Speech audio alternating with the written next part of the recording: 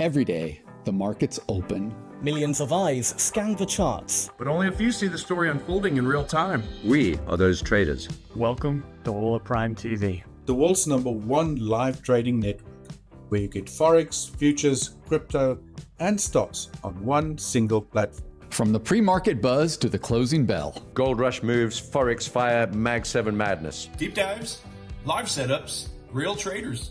No filters, no fluff. because we don't just talk about markets, we trade them. Hola Prime TV. Trade, watch, learn, live. Can't stop checking the charts?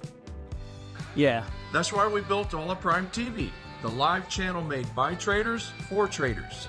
it's fast, it's raw, it's real. And it's the only prop TV that trades as hard as you do. We don't just stream charts. We live them. We are traders. Hola Prime. Trade with transparency.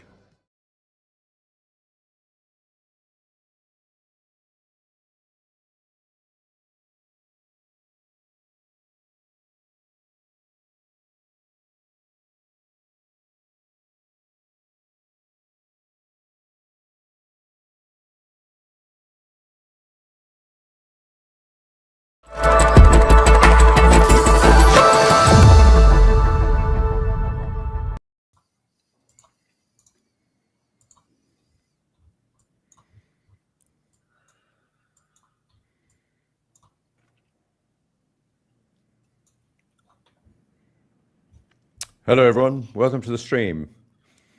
Hello, Paulie. Can you hear me? All right. I Yes, can't yes, I hear can you, hear you. unfortunately. Yeah. Interesting. All right, we have a small problem.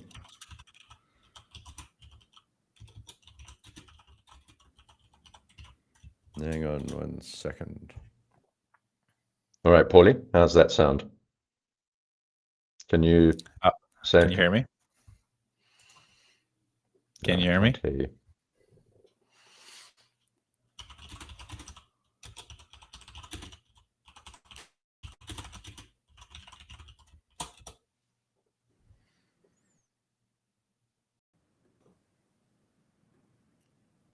Paulie, try one more time.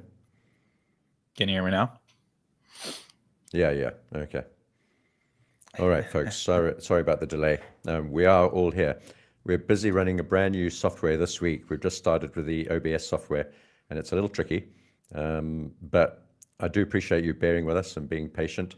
We'll try and get through the stream today with as few technical issues as possible. So welcome to Monday morning. There's a lot going on, folks, and perhaps we can just flash up my charts straight away, because I'd like to quickly have a look at the major moves that are going on the week, will happen over the weekend and in pre-market. So if we can just flip those up, and as soon as that's done, which I don't know when we'll be able to tell, we'll have a look at them. So Nasdaq and the S&P moving up quite strongly, gapping up over the weekend. I'm not sure if we can see my charts. Let's probably not. There we go. Okay, charts are up. Thank you very much. So yeah, massive gap up actually, and not only a move up in pre-market, as you can see today on the Nasdaq, but a massive gap up over the weekend, and actually about 350 points. I was watching this with some interest because I am long from these two lows at the bottom here, and the fact that we've got a weekend gap means it might need to be filled. It's not a contract gap or anything like that, but it doesn't mean it has to be filled immediately. And of course, we're now heading up towards my targets. The first red blob at the top here at the channel line and the top 200 period Bollinger Band, and then a little bit later on, I think we could get slightly higher. Actually, it's not a lot higher, but fractionally higher up into the green blob further into the rest of this quarter and this year. And that's all the way up at about 27,000 and some. But first target, we're almost there. Can you believe it? After, waiting for such a long time, all these days, going back to, I suppose, the end of September, we're now finally broken out of this range, heading up towards the red blob. So that's kind of roughly my first target. I think we could tag the top 200 period Bollinger Band and or this red channel line. Let me show you where the red channel line comes from. And it's simply just, it's the major channel within which we've been trading for multiple years now. We did clear out through the bottom with the tariff sell-off and the Liberation Day panic. We then followed that up with a Zweig breadth thrust, which has driven us beyond that point of collapse and much, much higher. The target for the Zweig breadth thrust, and it happens about, well, it's happened 5 times. This is the 5th time ever. And the target is normally sort of equal to the dip that we achieved on the, on the dip down. That's roughly up at the green blob there. And then on the S&P, a similar sort of thing, not quite as vigorous perhaps, but also gapping up quite beautifully and above the important line. We actually did move up quite nicely on Friday on the S&P and closed up above the resistance level pretty strongly. And we've now gapped up along with the Nasdaq. And once again, I've got some further targets up above with a blob over there at about 7.2-ish, but I think we could get much higher. And I actually have an overall target in mind of about 7,800 for the S&P towards the end of this year or potentially early next year. Now, we did see that there was a big deal, or there's some hype about a deal that Trump has made with China, and apparently we'll hear about that on Thursday, but it looks like the market's already priced in a fairly good outcome for that meeting.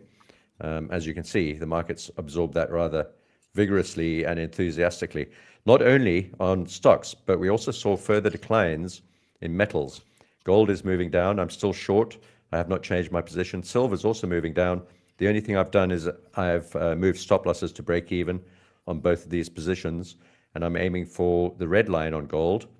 And actually, I made quite a statement last night. I think we'll get down to 3,500 on gold. I'm pretty convinced of that now. And I think if you look at that symmetry, we've got an equal path up to the triangle, equal to the path out of the triangle. The triangle's right in the middle. These big symmetrical or geometrical patterns, not symmetrical, often act as price magnets once we've broken out of them. And it's not uncommon for the price to come all the way back down and to retest this area and to gather liquidity and support. I did think, however, that we could reach these 2 gray lines before moving down. We're now below the trend line, below the 20-period moving average. We're not below the last swing low that we achieved on the 22nd of October, but certainly heading down that way. And I thought we could get back up to the 618 or the 786 fib where my gray arrows are. We may still do that, of course. We might just bounce out of here. We could even get as low as the 50-period moving average, all the way down at about 3,700. I don't know. But the way I'm playing this is I'm holding on to my 2 short positions here, and I will be covering the entire position with a hedge once we get to 4,000 round, and then I'll reassess. I think 4,000 is a reasonable area for us to get back to before some sort of reaction. And very often the market will react to big round numbers like this. And of course, everyone on YouTube is talking about 4,000. So I guess it's already in their minds, the YouTubers at least, maybe not the institutional traders. Maybe they've got 3,500 in mind like I do. I think we could get down there, but we're going to have to bounce in this region and range. And once again, as I said, the possibility of us actually moving all the way back up to 4.3 or 4.2 to reach those 618 fibs and to release those longs that got trapped at the top there. And some of them I'm imagining are institutional or market maker longs, or there may be options plays tied up into this region as well. So I think I think there's a big danger of us revisiting there, but we may not have to. And so I'm going to remain short. Same on silver. I'm now Mr. out James. of platinum. Yes. Oh, you Yes. can hear me. Good. That's good. Awesome. Yes, I can hear you. I think we're all back now, so I think everything's fine. Okay, wonderful. Awesome. I didn't even know you were gone, Paulie. I didn't notice. That's what happens when I get on a rambling monologue. I get oblivious to. Beautiful. I'm glad that you're back with us. That's wonderful news. So someone asked me this morning, a couple of hours ago, about platinum. I think it's probably going to move down. I don't have a position on this. I've allocated these funds elsewhere, Bitcoin actually, to be honest. So I'm not going to, I try to divvy up my money, into the best possible places that I think that there are good trades available. And so I have a limited amount of money, like all of us do. And I'm not like the US government. I don't just print more money, in other words, generate leverage on my trades and hope for the best. In other words, borrow money from the broker or the other traders around who are associated with the broker. I try to trade with what I've got most of the time. I do have a little bit of leverage on Bitcoin right now, but only about 1.1. Let's have a look at this while we're here, while we're talking about leverage and Bitcoin.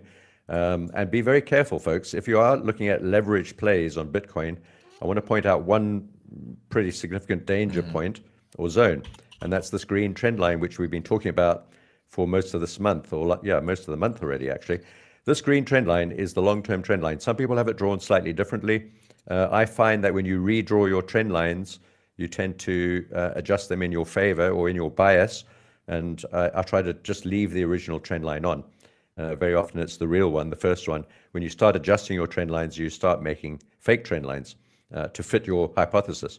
So we don't want to do that. We've broken down through the trend line. I said we would never break down through this trend line, or at least not in the near future in the coming years, but we have done. And we're retracing back to the underside of that same trend line, and we actually rejected from there this morning. So be careful of that level. It's probably not the time to be adding leverage on, and you should be long already from lower points and using the momentum of the market to generate profits rather than over leveraging. But there is always a place for leverage, of course, in trading, but just don't add it on at the wrong time. Right now, underneath this trend line, it's not the time to go gangbusters. I will add another tranche on here above 120,000, and I'm aiming for various spots above us, denoted by Fibonacci extensions. And my main target is all the way up here, the big red one. Let's make it red, because I'll probably be exiting there, so why not? So the big red arrow is, I think, where we could get to by the end of the year. And that would follow the natural gradient of this path, of this chart, up into that area, probably around about December, actually, and we could extend this further into the next year as a rally. But I think generally what's happening, folks, and we spoke about this on Friday, I don't want to waffle on too much about the plays that we've got on, because we've got lots of plays on. But I think with CPI coming in fractionally lower last week, and with this idea that we may get 2 more rate cuts this year, it's Fed week this week. Wednesday, we're going to find out what, it's going to be probably a 0.25% cut. And we're seeing this big asset bubble. We spoke about this on Friday. We're going to see, I think, and once again, it's probably not a popular view, but I think rather than a deflationary collapse in the markets, we're going to see an inflationary bubble.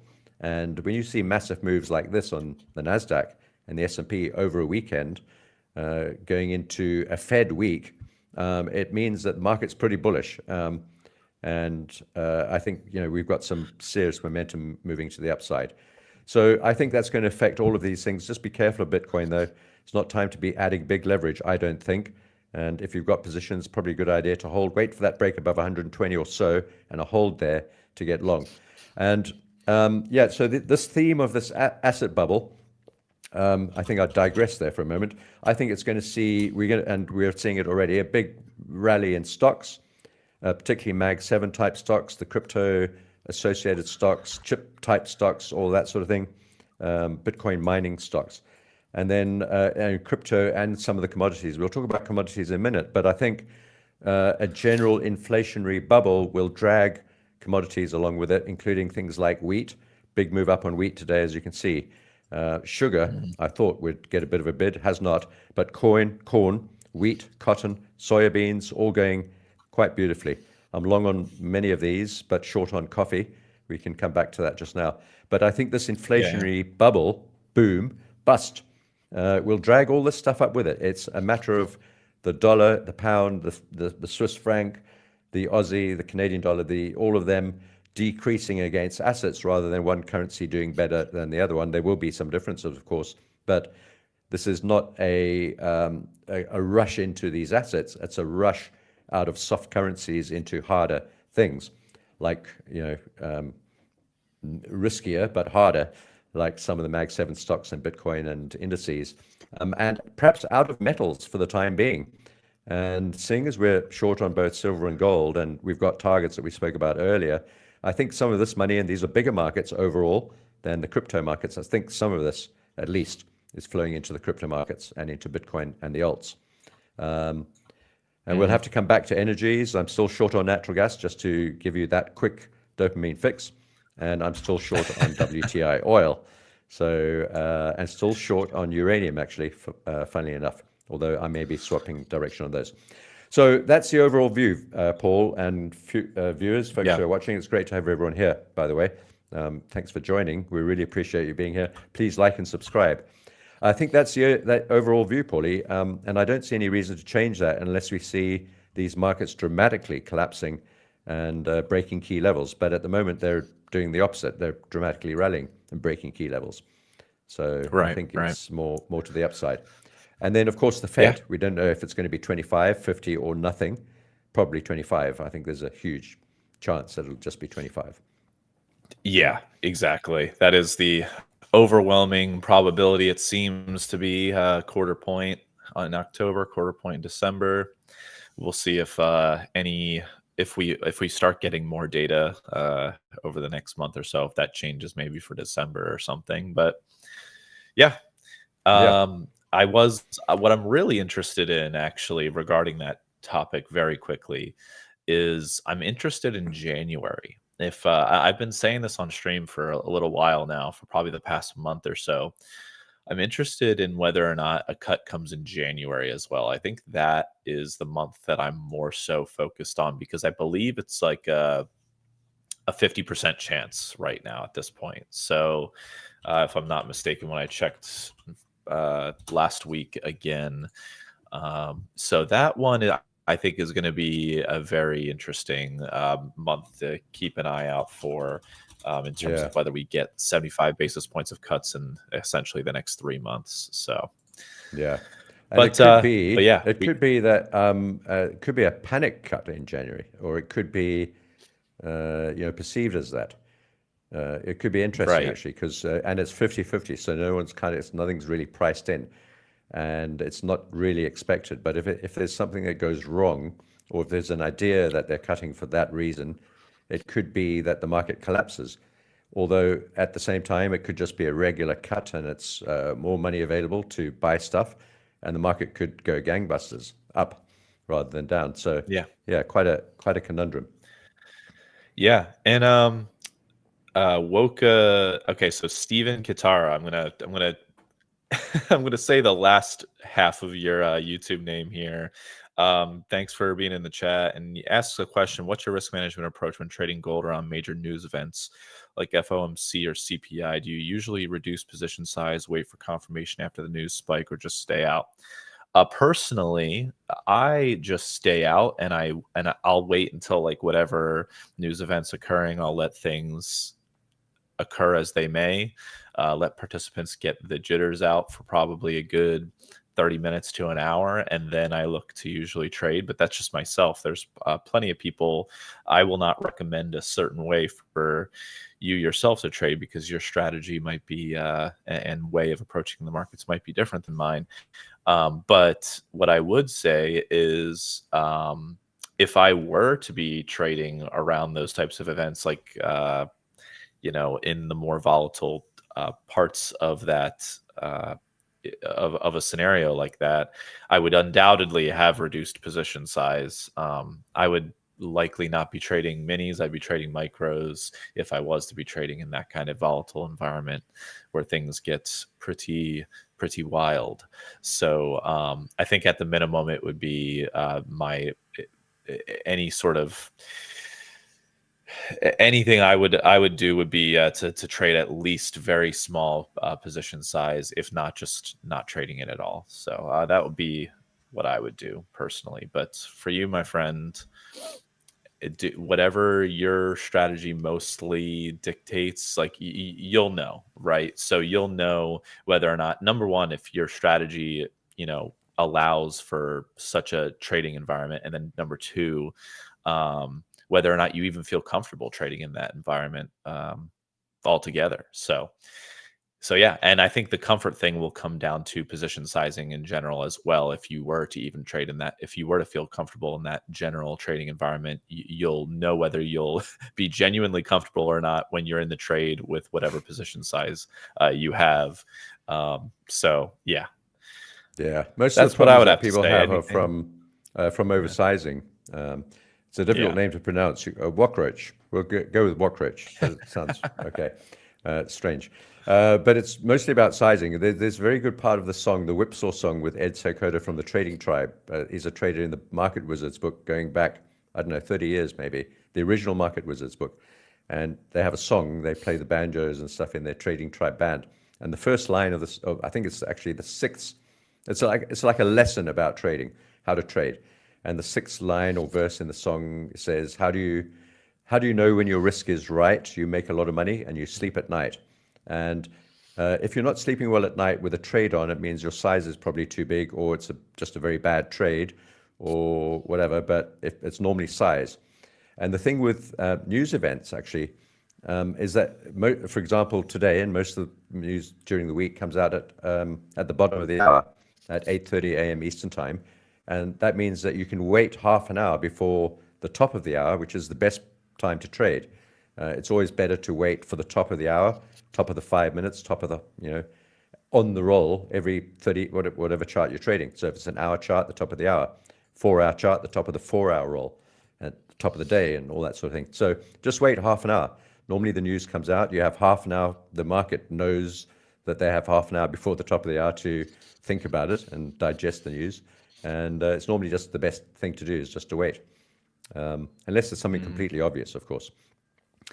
So, Paul, I think that with the stock indices, it's going to be very difficult to set intraday trading ranges. So I'd be interested to see what you've got there. But of course, we've got that massive weekend gap below both the S&P and the Nasdaq. You hit it right on the head, James, for sure. A very, unfortunately, a difficult situation. We can, okay, we're switched on my chart. Sweet. So I'm on the ES right here, and I'm on the 30-minute chart. We're gapped up and 30 points or 40 points above previous all-time high / previous day's high. So for me, unfortunately, this is kind of what I'm going to be looking at going into the cash open. I'm going to draw a couple lines here. Well, first of all, on the open of 6 p.m. Eastern on Sunday nights, the low of that opening 30-minute wick here is 68.65 3/4. So I'm just going to keep an eye on that level first as the low of this overnight here. Obviously, I will keep an eye on the high as well of that wick candle, 30-minute candle, 68.90. And really, unfortunately, for my situation, like you were mentioning, we're above all of the previous day's levels that I have in terms of value area high, point of control, value area low, etc. Previous day's high. So I think that there's two things that I'm going to look for. It's one, on the open, I'm going to see whether or not action becomes super bullish to the upside. And let me see if I can get my blob here. Super bullish to the upside if we can, in the cash open, break above the overnight high, come back down to it, maybe hover around, settle above, and then look for a continued run upwards. Or if we're just going to start essentially climbing back down to overnight low, see if we can't break below the overnight low to then revisit yesterday's either previous day high or value area high, which is roughly the same. It's like they're within like 3 points of each other. So basically 38.40, that rough area, that's where I'd be looking for a retracement to if participants really want to start filling in that sort of gap, as some would call it. So yeah, that is genuinely going to be the situation that I'm going to be looking for all the indices, essentially. So for the NQ, it's going to be something similar. You can see, though, on the NQ, we're a little bit more bullish off the rip here. We've already broken above that 30-minute wick high and low of that candle. We've already broken above the high, apologies. So if I draw it out real quick, we basically broke above it at about 1 a.m. this morning, came back down and tested it at 4:30 a.m. Eastern this morning, and we're already off to the races. We've been stair-stepping the entire night. So Nasdaq's a little bit more bullish. ES could start following suit soon. Who knows? But I do like that stair-stepping bullishness of the Nasdaq for sure. And then lastly, the Dow. Let me see here. So the Dow. So this is the interesting thing, right? Sometimes what you see between the Dow, the Nasdaq, and the ES is you'll see the Dow going down, the Nasdaq going up, and then the ES will be right in the sweet spot of the middle of both.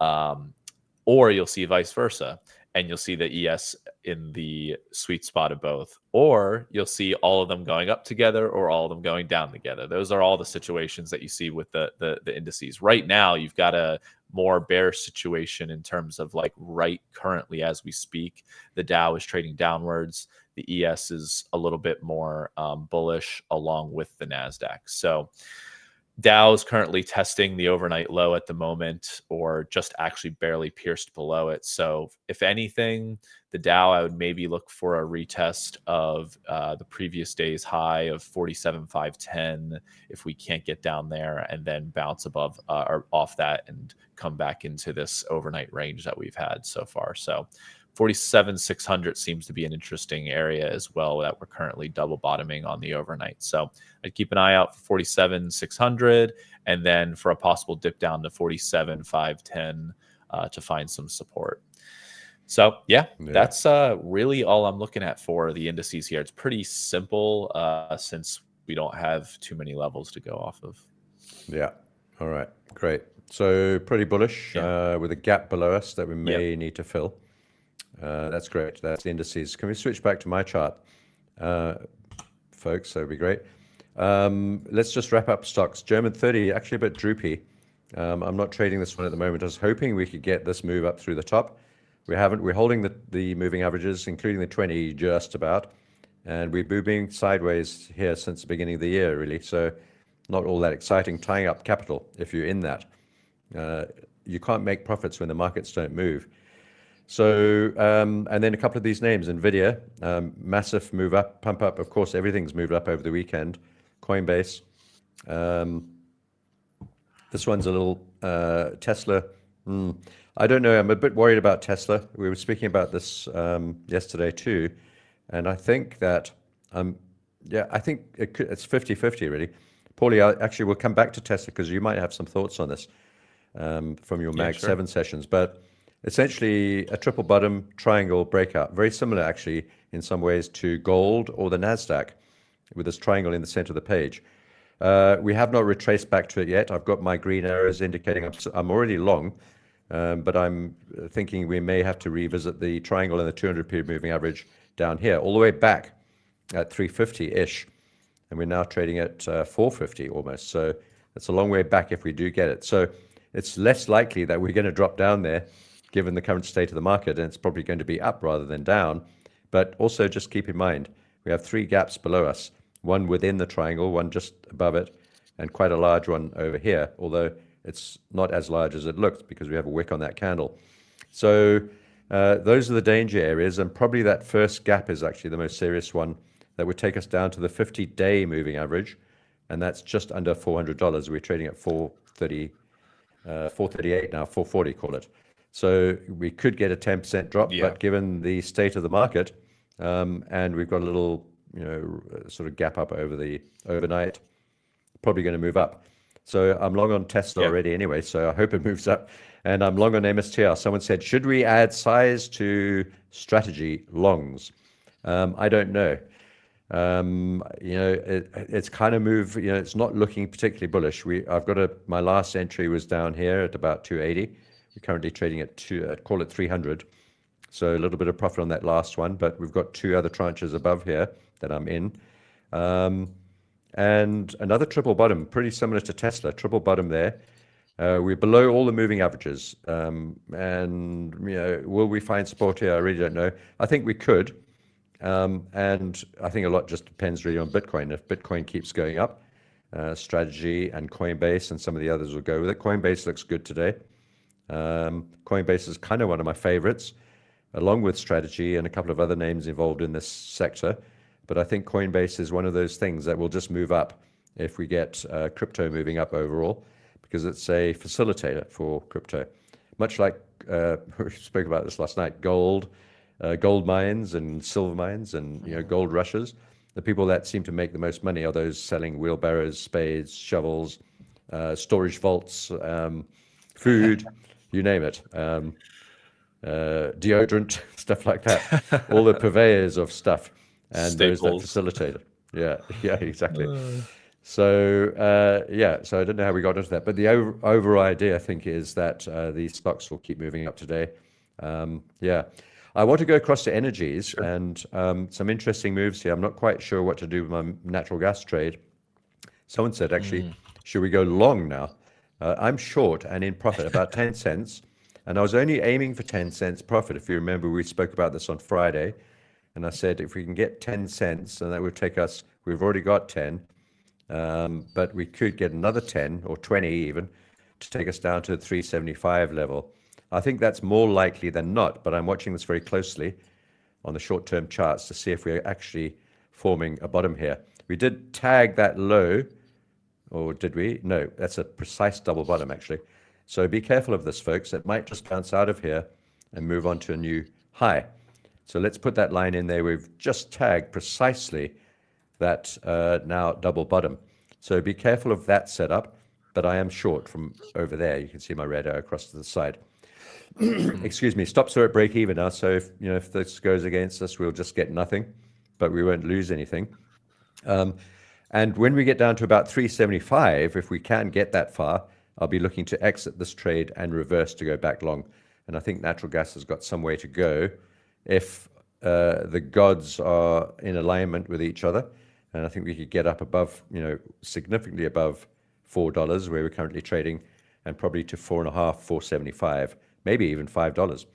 So, but some things will have to happen for that to take place, and we'll need a demand surge, or a problem with supply or weather or war or transport or something to break before we'll see this moving up into those very, very high levels. But it is possible. So keep your ear to the ground when people are talking about war, the Henry Hub terminals, shipping, weather, all those sorts of things that affect natural gas. And it's a little bit precarious. Actually, on this day chart, you can see it does look like we've got to come back a little bit, doesn't it? That's a massive, it's not a candle, that's a gap. But I don't think it's unreasonable to expect us to come back down to 375, which is the key level on natural gas. And also, it's interesting that we just gapped right over it.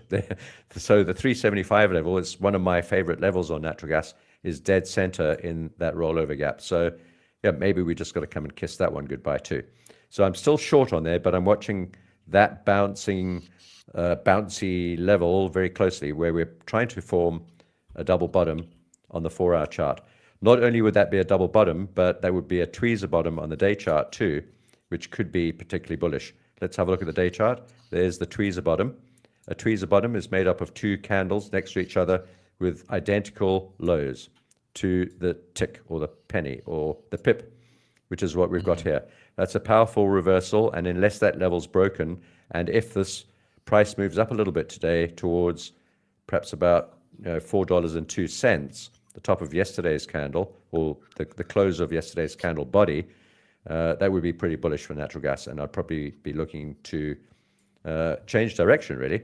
And I'd be able to get out of that trade with no loss, maybe a small profit at the same time, the short trade. So, yeah, I like that a little bit, not greatly, but I like it a lot more once we know how this double bottom here at the $3.90 is going to work out. It is ticking up as we're speaking, which the shorts won't like. And then just to wrap up, just below us, we've also got WTI, where I'm short too. And we just got underneath that Moab level, Paul, and try to reject. You have the same levels more or less on your charts that I do. And I've got a yellow line across the center of the page, which I've called Moab. Let's make that smaller. The mother of all breaks. And pretty similar to what we've seen on a couple of instruments, including the dollar, one or two other things where we've had a significant level, flat bottom, breakdown. We've seen this on on oil. But oil, as I keep on saying, it's a dirty old instrument, and it trades in that manner, as you can see. It's definitely not a clean trend. And so we'll continue to look to sell on the rallies and possibly buy dips. I haven't bought dips very often, only a few occasions. But yeah, selling into rallies, and that's what we've just done. So we had that bit of a kerfuffle there with Trump threatening or placing, I don't know what, whoever knows these days, tariffs or sanctions or whatever on Russia to do with oil. that drove the price up, but only to the Moab breakout level and the 50-day moving average. That's the red line that we've just reached. And tried a small attempt at a reversal with what looks like a one up, one down candle pattern, which is just a 2-day doji, really, with a wick high and a wick low spread over 2 days. That's normally a pretty good and reliable reversal pattern for most instruments, but specifically oil and gas. And I think this is going to move down. So yeah, short on oil, short on natural gas. And I expect actually one of them will work and one of them probably won't work because they often trade in opposite directions. So I'm not normally in the same direction on both of them. So one will probably bomb out and the other one will do really well. I don't know which. Yeah. No, I think I'm actually right there with you. I am also more short biased on both of these because, again, I mean, just me going directly into crude here, WTI crude. I also agree right there with you, that Moab line of sorts. I have that marked off still, and we technically in the futures here have broken back below that. So we got back into that area, we consolidated within it, and then broke back below the area. So I right now, actually, in the futures, we can. Oh yeah, we have my screens up. Sweet. So yeah, right now as we speak, we're actually getting right back into the area that I've highlighted, and we're testing the previous day's low, or we're trying to break into the previous day's range essentially to possibly get back to the value area low of Friday's regular trading session. So I am, generally speaking, because of where we are likely opening up here in a little bit below yesterday's value range, I am bearish. And also I am just looking for some sort of resistance here at this general Moab area, as you would say. So, but, that could change if we do see in the intraday here, if we see, let's say, so right now we're trading at 61.46.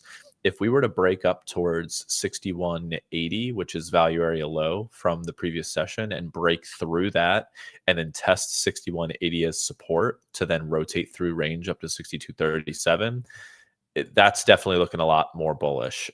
So I'd be looking for the break above 61.80 and then support at 61.80 for a long, if that were the case, if things were starting to look more bullish. If I see like a small pierce through 61.80 to then pull right back through it and consolidate below 61.80, I'd be looking for continued shorts. But currently, as we stand right now at 61.47, if we were to just see sellers come in right now and reject this current area, I'd definitely be looking for shorts to the downside. So generally speaking, though, this current setup at the moment is looking more bearish than bullish, in my opinion.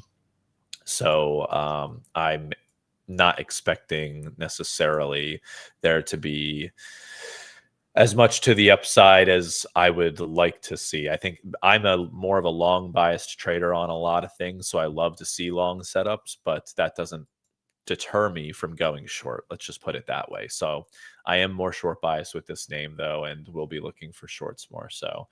Cool. And on nat gas, I unfortunately, you'll see on my screen here, it still is showing the November contract. It's not rolled over to the December in Project X at the moment. So what I will do is I'll show you. I do have a the Henry Hub rolls over on Wednesday, Paulie. Yes. Yeah. Exactly. So I do have I have the December contract charts shown on my other software that I have here. So right now we're trading roughly at $3.95, which I have drawn out on the blue line here. And I kind of want to just zoom out really quickly. I want to do the 1 hour because it's a lot easier to see. But yeah, so this blue line up here at 395 is right. Essentially, we traded right up into the 410 area at, or actually, we traded up. Yeah, roughly 410, which is about right where the top of this consolidation area, when the yellow bubble here, where we got up to it before making that break back downwards. So now that we're trading at about 395, what I'm expecting is, okay, well, we found a little bit of resistance at the 410 area where we had previously consolidated and failed, continued to fail downwards. I'm looking for, again, just like you were saying, a little bit more of a pullback. And for me personally, I'd be looking for more of a pullback, at least into the $3.60 area to $3.50 area where we had previously seen some resistance. So that's kind of my thoughts on the shorts for now. Is if we are going to continue short here, 350 to 360 range would be what I'm looking for. But on the intraday, I can't provide too much, unfortunately, because there's only so much I can show you guys here since the rollover hasn't occurred on Project X. But for the December contract, what I can say is the previous day's regular trading session low was $3.91, and in the overnight, about 42 minutes ago here, we did retest that low. So we are currently showing some support at $3.91. Maybe if we break below that and then we pop up back to it to confirm resistance, we could then see a little bit more. That could be an area to possibly get short at to see a continued downside move. So $3.91 would be my target area of interest to possibly get in or out of a position. So okay, cool. Yeah, it's a bit of a tricky one, natural gas right this minute, but as we're speaking, it's moving down. We're at 390 on the futures on the December contract already. Just dropped down as we're speaking. So wow. Yeah, I think yeah, I don't know. Let's see if we can break this level. We're at the level right now at 390. Let's see, while we're on stream, we've got another 15 minutes to go. So maybe that'll break while we're talking. And then also bear in mind, we've got this 20-day moving average just below us. So that's another good target. Natural gas loves to trade around the 20-period moving average on the day or the 4-hour chart. This is the 4-hour chart. You can see how it respects the 20. We're well above it on the 4-hour. We may need to revisit that. And on the day chart, we're even further above the 20. And this is the problem, you see. So that's the big rollover gap. And there's the 20-period moving average way down there. It'll catch up quickly. But, the price might actually be more eager to get back down there rather than the price going up towards it. So we'll see. But folks, ask us in the chat. We've got a 15-minute window in which you can ask us anything you want. There are a couple of questions coming through, and I'll try and answer one or two of those, and Paulie can too. Sure.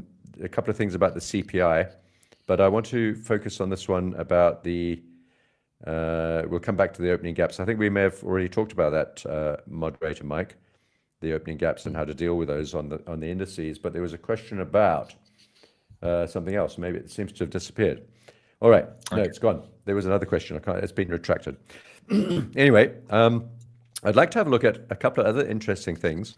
And the first thing is currencies. Now, you'd expect with all this stuff going on in Bitcoin and gold and silver, massive rallies crashing back down, bit of a bid under Bitcoin, huge weekend gaps up on the indices. You'd expect that the dollar would be involved in this somehow, but it's absolutely not. This is the dollar on the day chart, and in fact, the last week we've been in a range between 99.1 and 98.7, so 40 pip range on the dollar for an entire week, whilst all this other chaos is going on. So it's quite clear that these are not currency plays per se, and we're not seeing currencies moving dramatically against each other. The dollar has not collapsed or rallied against any of the other majors or its basket of other currencies, including the euro, the CAD, the Aussie, the NOK, and everything in the dollar index. The Japanese index has dropped down a little bit, so a bit of weakness in the Japanese yen. But you can see the euro, the pound, the Swiss franc, and the Aussie even. The Aussie's got a bit of a bid. We'll talk about that shortly. But none of it's really moving very much. So what this indicates is that all of the currencies, the fiat currencies, are simultaneously losing ground against some of these assets that we've been talking about. So they're not gaining ascendancy against each other. They're losing ground against assets. So quite interesting. The only one that's actually doing quite well, and it's not surprising, is the Australian dollar. This has ticked up a little bit against the US dollar, and it's one of these commodity currencies, commodity countries, and we've seen big price increases in some of the platinum group metals and the precious metals, utility metals, energy metals, and it all comes out of the ground in Australia, quite a lot of it anyway. So it's supportive of the Aussie dollar. We've seen a similar supportive nature on other currencies like the CAD and the Rand, South African Rand, and the Aussie dollar. I think we've got a good chance here. We got long, very fortunately, right at the bottom of this double dip down here above the 200-day moving average, and we've moved up quite nicely. So I got long at 64.50. We're currently trading at 65.50. So, okay, it's not a massive move up. It's 100 pips. But once we get going, and if we can clear this trend line and get above it and bounce out of there, I think we've got a chance of moving up to 0.75, which is quite a good rally on the Aussie. That would be about, almost 1,000 pips, really. And that sounds unreasonably ridiculous. And that would take us all the way up to here. But you can see overall, it's not unrealistic to expect that the Aussie might trade at 0.75 and then, trade in this region for a while, something like that. So I think this is, amongst what is the best of a bad bunch, I suppose, as the Aussie dollar has a bit of a chance. I don't like any of the other currency plays. I am short on the dollar yen. I'm embarrassed almost to admit it. Short from there. It's a small position. And I was hedged, actually. I just unhedged this position. We got hedged on the breakout through this top here. And we came back in. And I thought, okay, well, that's it. It's done its thing. And it's coming back down. But it bounced off the 20-period moving average back up towards, and looks like it may be heading up to the channel top, where I've got this other red line drawn in, supposing that we might get something like this. So, yeah, I'm out of the money. We've moved a long way from my entry point. It's a small position. I've just unhedged prematurely. And if we break up above that level, I will re-hedge and expect this to move up to the top of the channel. And then we'll see what happens next. Top of the channel, 200-period Bollinger Band, and that's around about 155. So, yeah. So my point is, all of this stuff's been going on, but currencies against each other have done very little. A little bit on the Aussie, but that's about it. We've seen these huge moves up in stocks. We've seen massive moves in metals, up and now down again. We've seen Bitcoin, Ethereum, XRP, Solana, all moving up, but not the dollar and not the pound, not the euro. They're all just hanging out, doing their own thing. Big moves on energies too. So there is, and perhaps we can come to softs and grains, Paul. We've got, if there are no other questions on the other instruments. But before that, and I know you're quite interested in some of these commodities, as most traders should be. I like trading commodities, a very useful thing to do. Couple of charts here, very interestingly. VIX, remember we said the VIX might not get above the red line. It did actually, very briefly, but it's back down here again, and I think we are going to have to dribble further down. And I think the VIX will actually give us the idea or the direction for the rest of the year, and I think this is kind of already fairly accurate. And I drew this squiggly line in here about 6 months ago. I haven't adjusted it, I haven't changed it, and I still think that this is the most likely scenario. So towards the end of the year, VIX dropping down to very low levels, maybe into January even, and then a massive bounce out as we see the S&P, the Nasdaq, etc. turn around. I put this sign up here 6 months ago as well, and I'm leaving it there for now. So S&P bears, not allowed, not allowed, not just yet. Maybe towards the end of the year, as I said, but we've got to get the VIX coming down into the block. And it's also a good reason why I never bought the VIX at this level. Everyone's saying, go long the VIX. Well, we could have made some money out of it, but I was waiting for the dip down. So just a couple of interesting charts. Also, this Bitcoin gold chart, we looked at this, looking absolutely beautiful. And I think this is the real chart for Bitcoin, indicating its strength against another real asset rather than a fiat currency, that being gold, probably the most direct and popular comparison. A massive rising triangle, ascending triangle, and we're approaching the end of it, the apex, the exit point. And once we get into the corner, we're going to have to either exit up or down, and I think we're going to exit through the top. Target will be set by the approach into this triangle, in other words, the flag or triangle pole, pennant pole, and that will take us all the way up to around about 200 ounces of gold per Bitcoin. And we're currently trading at 20, so 10 times higher than we're currently trading. 10 times the current price on Bitcoin, about $100,000, takes Bitcoin to $1 million against the US dollar. That's assuming, of course, that this chart does move up and that the gold US dollar relationship doesn't dramatically change in the next 3 to 6 months or so. I don't think it will. I think we'll consolidate on gold from here on, at least for 3 months. We're not going very far from where we're currently trading, I don't think, on gold for the next few months. So yeah, interesting. Just these are just general insights which are useful to look at when you're looking at the market. What's gold doing against Bitcoin? What's Bitcoin doing against the dollar? And so on and so forth. And then on softs and grains, as I said earlier, I think we could get a bit of a bid on some of these, including things like wheat and soya, cotton, corn, the sort of staple commodities. This one's probably the best chart today, and this is wheat. It looks like we don't have to get down to the green path any longer. We've now broken out through this triangle. It's not the best triangle because it's only got 2 touches prior to where we are currently trading. But what I do like, and everyone knows this, is when we gap up over a trend line, that trend line has been invalidated. There's a reason we didn't stop at the trend line and we gapped right over it. It's because that needed to be dealt with one way or the other.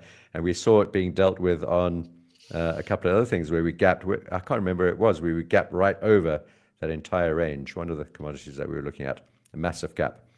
What was that actually? A huge gap. I'm trying to think. Right over a triangle or something like that. I can't remember. Yeah. But yeah, so I think that's a general theme, Paulie. I think we're going to see a lot of money rushing out of fiat currency, sort of devaluation of fiat currencies, and that money flowing into assets, including commodities. And I don't think it's going to last too long there. I have an idea that we're going into a 3 to 4 month blow off, and after that, it's going to get a little painful. But I think there are chances here on commodities too, not just on some of the hard assets. Right. You got anything and I think Sean, I think something interesting is that actually you were talking about wheat, and Sean May in the chat was looking for a little bit of thoughts on wheat. I guess a little bit more in-depth thoughts, but you kind of did go over it already. So, but if you have anything else very specifically on wheat that to go over, I guess Sean would. Yeah, Sean. I think that just the,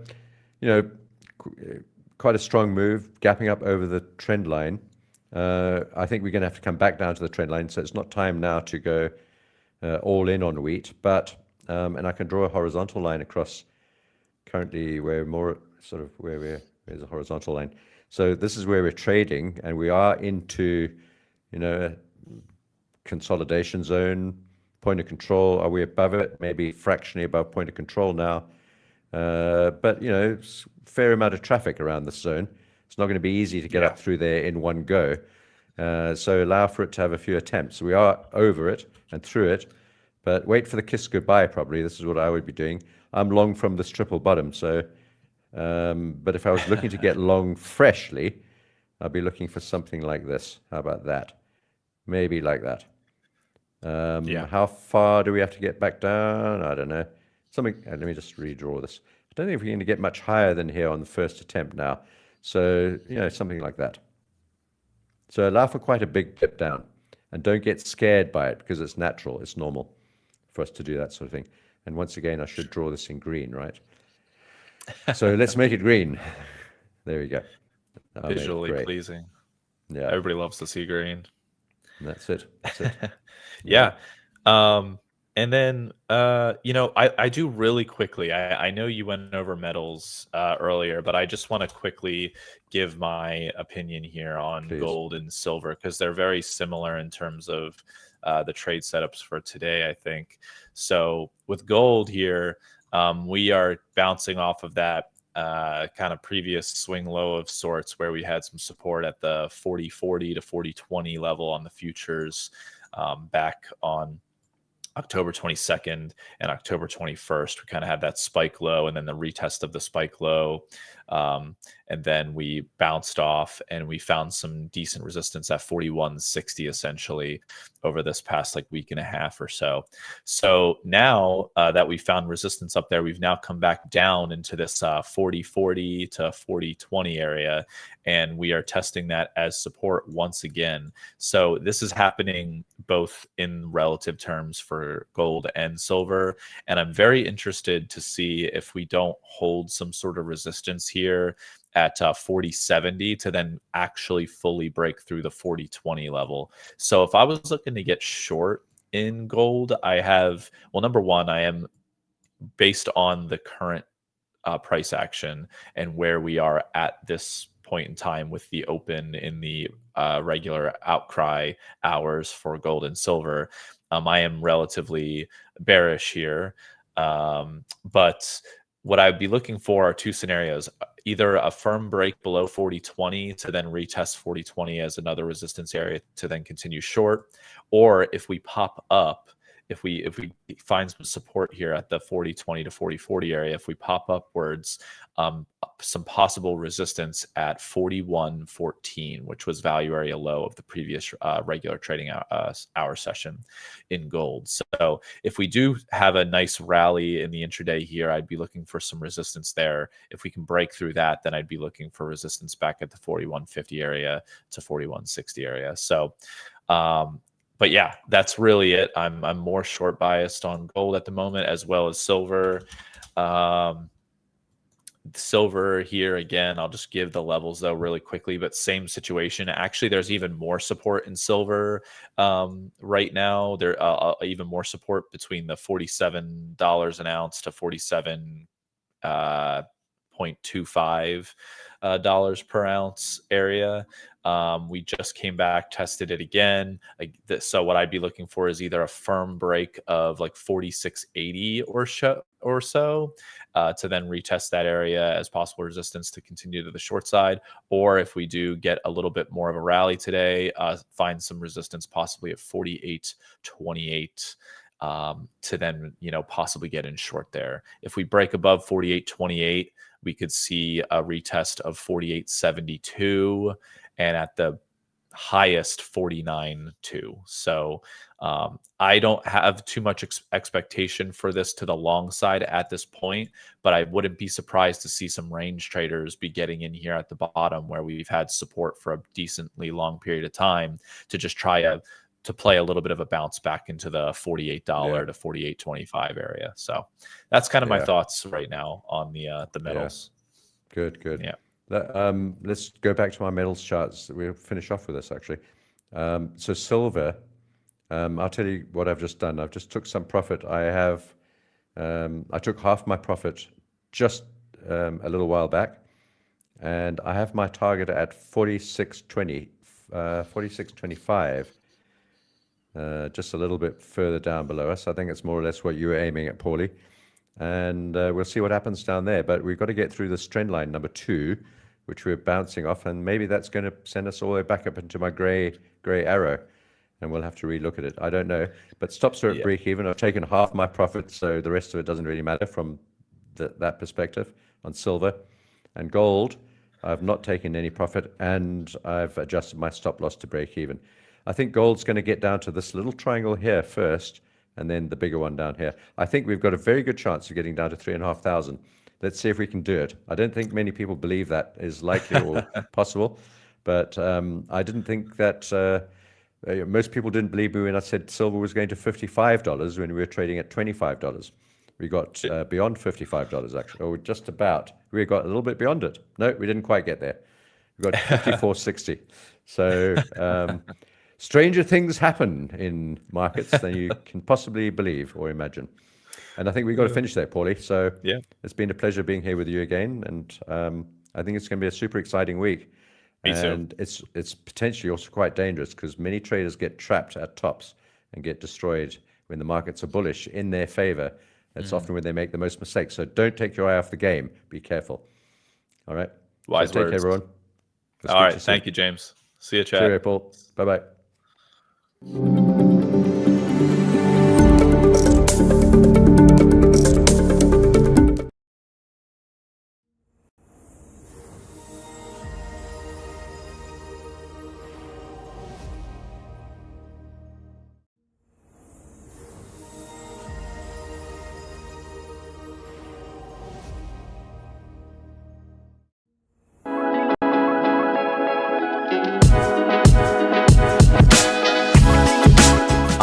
I'm Daryl, one of the coaches here at Hola Prime. Join me as I unwind after a long day of trading and coaching.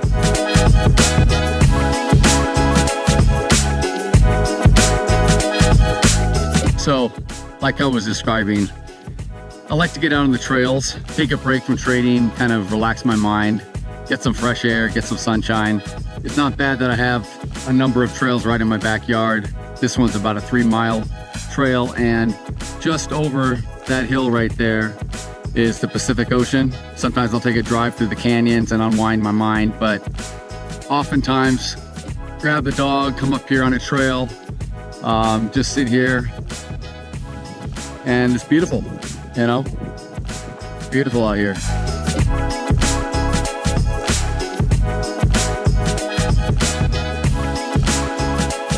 Every trader sees the market differently, and if you've been trading for a number of years and haven't had much success, instead of continuing to learn and research and add more, I would suggest maybe trying to unlearn some of the bad habits and removing some things that hold you back. Oftentimes, being simple in the markets is best, and it's only until we can remove and take away the things that we keep repeating that cause us the errors and the mistakes. Once we remove that, we can start to move forward, build some structure, and get profitable. I find that successful traders trade within themselves. They know their boundaries, they know what they're good at, they know what they're not good at. Just kind of finally forged away and had the discipline to stick with it. It's not trading the markets that's the key. It's truly trading ourselves.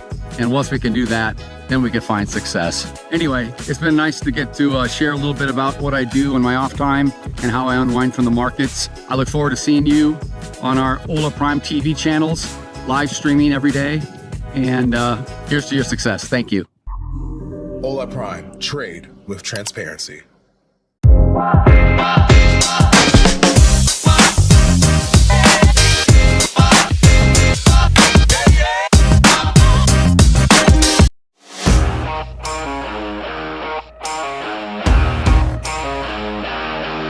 Hi, I'm James. I'm one of your coaches at Hola Prime. I've been trading for about 30 years. Can you believe it? Seems like an awfully long time. But in that time, I've learned a lot about trading the financial markets, and I've learned the best way to trade the markets. By dawn, I chase waves, chase dogs, and sometimes chase my own sanity. Trading, like surfing, is all about timing. Wait too long and you miss the move, and jump in too early and you just wipe out. If you're a new trader and you're struggling with your trading, I think you've come to the right place. I'm really looking forward to meeting you and helping you with your trading. I'm approaching a stop street now, and I'm going to have to stop. Emergency brake if there's traffic coming. And that's one of the things you've got to learn in trading as well, as how to keep safe.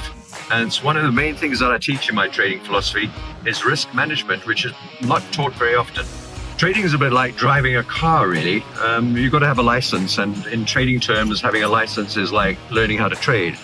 And once you've learned how to drive and got a license, learned how to trade, you've got to get good at it. And my philosophy is to teach traders how to trade properly using the tools and techniques that they should be using. My specialty is swing trading, and it's a bit like riding the waves. I've been a surfer for a very long time, and swing trading is not much different. You've got to find the sets and catch the right wave and get out of the wave when it's time. And swing trading is a bit like surfing. When you're surfing, you've got to find exactly the right position in the surf, and swing trading is exactly the same. A lot of people ask me, how did I get to where I am today? How did I learn how to trade? And how can they get to where I am themselves? I think the best answer to that is to get educated, learn how to trade. And there are all sorts of resources out there for you, including fantastic resources here at Hola Prime. Hola Prime. Trade with transparency.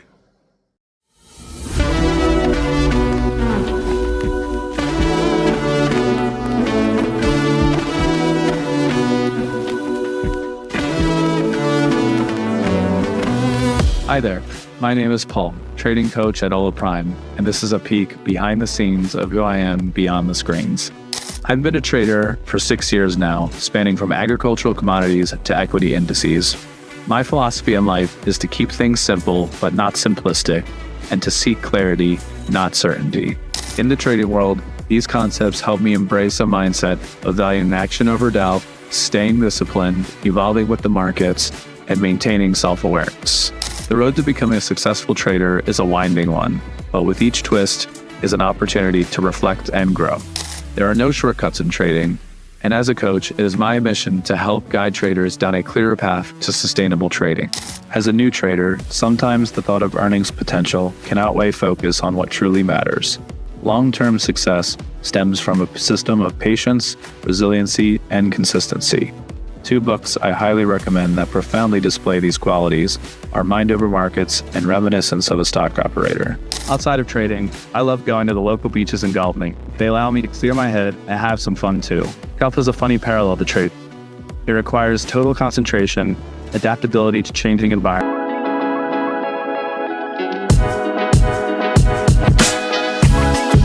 Hi, I'm Daryl, one of the coaches here at Hola Prime. Join me as I unwind after a long day of trading and coaching.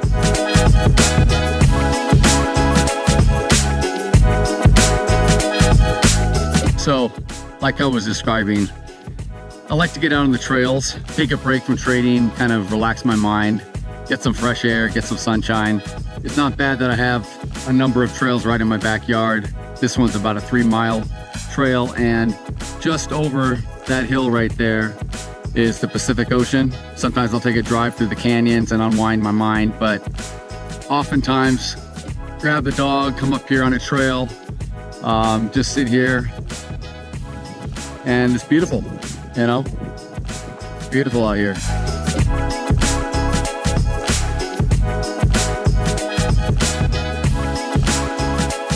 Every trader sees the market differently, and if you've been trading for a number of years and haven't had much success, instead of continuing to learn and research and add more, I would suggest maybe trying to unlearn some of the bad habits and removing some things that hold you back. Oftentimes, being simple in the markets is best, and it's only until we can remove and take away the things that we keep repeating that cause us the errors and the mistakes. Once we remove that, we can start to move forward, build some structure, and get profitable. I find that successful traders trade within themselves.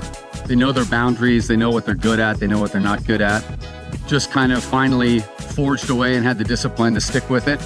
It's not trading the markets that's the key. It's truly trading ourselves.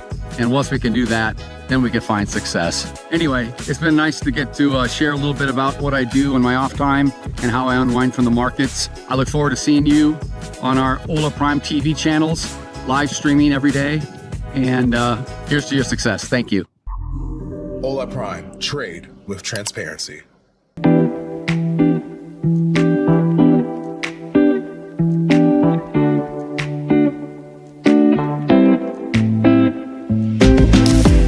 Hi, I'm Sam, one of the coaches here at Hola Prime. And in this video, I'm going to give you a short glimpse into my life beyond the charts. Outside of the charts, I love to cook. Anything with fresh local ingredients has a thumbs up for me. And when the weather's good, I like to go out, have a quick jog, keep myself healthy. I started trading almost 15 years ago, and believe me when I say, it wasn't an easy journey. There was a lot of ups and downs, mostly downs at the beginning, and it took me, I would say, almost 10 years before I could actually call myself a trader. Personally, I like to travel. I like to go to different places, see different cultures, meet new people. I also like a good spa day, you know, just sit there by a pool, relax, get a massage. You know, you can see from the screens behind me, it's just a lot of stress, a lot of digits, a lot of moving, a lot of fast moving markets. You can't spend your whole day in front of a screen. You will burn out, and sadly, you probably won't be as successful as if you just relaxed a bit more.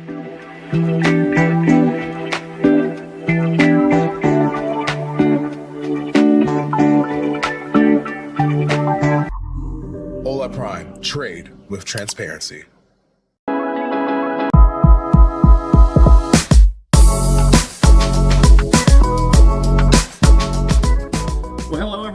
My name's Tiger. I'm a coach here at Hola Prime, and I wanted to give you a quick little glimpse into who I am, both inside and outside of trading. So let's check it out. So I've been trading now for going on 11 years, and that first decade of my trading was all about technical analysis. And really over the last few years, though, I've really dug a lot deeper into fundamental analysis and sentiment analysis, seeing how the bigger banks and institutions are trading so I can ride their coattails, so to speak. They're the ones making the money. So I've just kind of looked at trading like Edison and his light bulbs. He's went through thousands and thousands of different different prototypes in order to find the one that worked. Look, one of the things about trading that people get wrong is they think it's an overnight get-rich-quick scheme. So, you know, for me personally, all the hard work was done well before I even picked up trading, and it all had to do with reading some good books. So, one of my favorite books right there, The Magic of Thinking Big by Dr. Schwartz. And as you can see on there, the chapters, best way to read this book is read chapter 2, 12, and 13, and then turn around and read the whole book. Powerful, let me tell you. And I'm sure you caught that above my bookshelf. One of my biggest things that I love doing is bowling. I'm a very competitive bowler. Bowled a lot of perfect 300 games, so they give me these nice little trophies whenever you bowl a perfect game. Got another one for an 800 series, basically bowling 3 games of 800 or higher in a 3-game series, so it's like a 250 average. Pretty good stuff, but yeah, competed national tournaments, state tournaments. I've won a lot of them, so bowling, that's one of the top hobbies that I have. Outside of that, I love singing. I like to I like to go and belt some tunes, whether it's karaoke or just singing in my car, some carpool karaoke. But other than that, listen, on the weekends, I love nothing more than just to hang with my girlfriend. She's an awesome, incredible woman, and she kind of balances me out because she sees how hard I focus on trading. So it's just a very good reset at the end of the long, hard week of trading to just get away, just step away from it all, go enjoy each other's time, and prepare for the next week. So that's a bit about me. Yeah, just let us know how we can help. Just remember, it's not a sprint, it's a marathon, okay? The basics of trading are quite simple to learn. It's just all the nuances that take a while to really master. So just keep that in mind.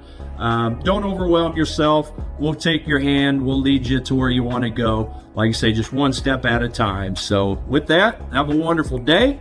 Look forward to seeing you in a session soon. Hola Prime. Trade with transparency.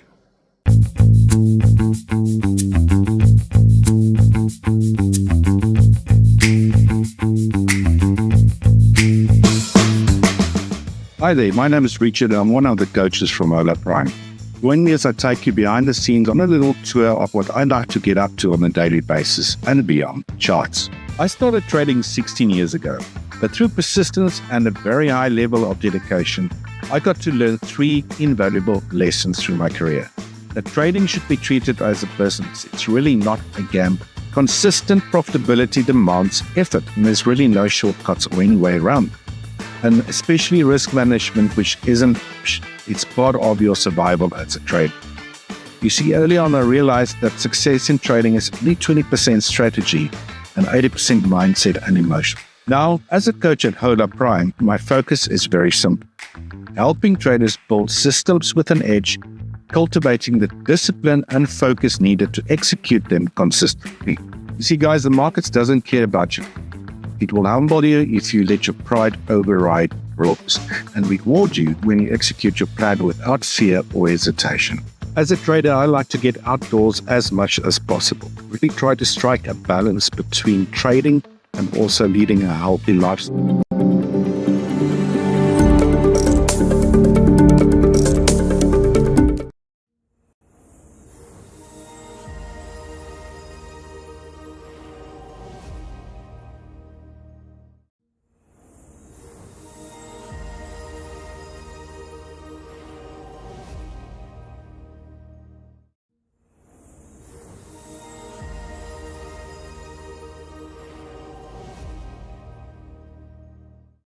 We're live. Are we live? Sam is Welcome, here. welcome. Are we on? All right, What's everybody. going Yes. on? What's going on? Apologies for that delay. I didn't realize that the clocks went back for me. So I was Yes, they did. Oh my They God. did. I was That's like, I correct. still got They an did. hour, and all of a sudden everything's blowing up, and I'm like, Oh, oh, the that's clocks exactly went right. back yesterday. Oh. Yeah.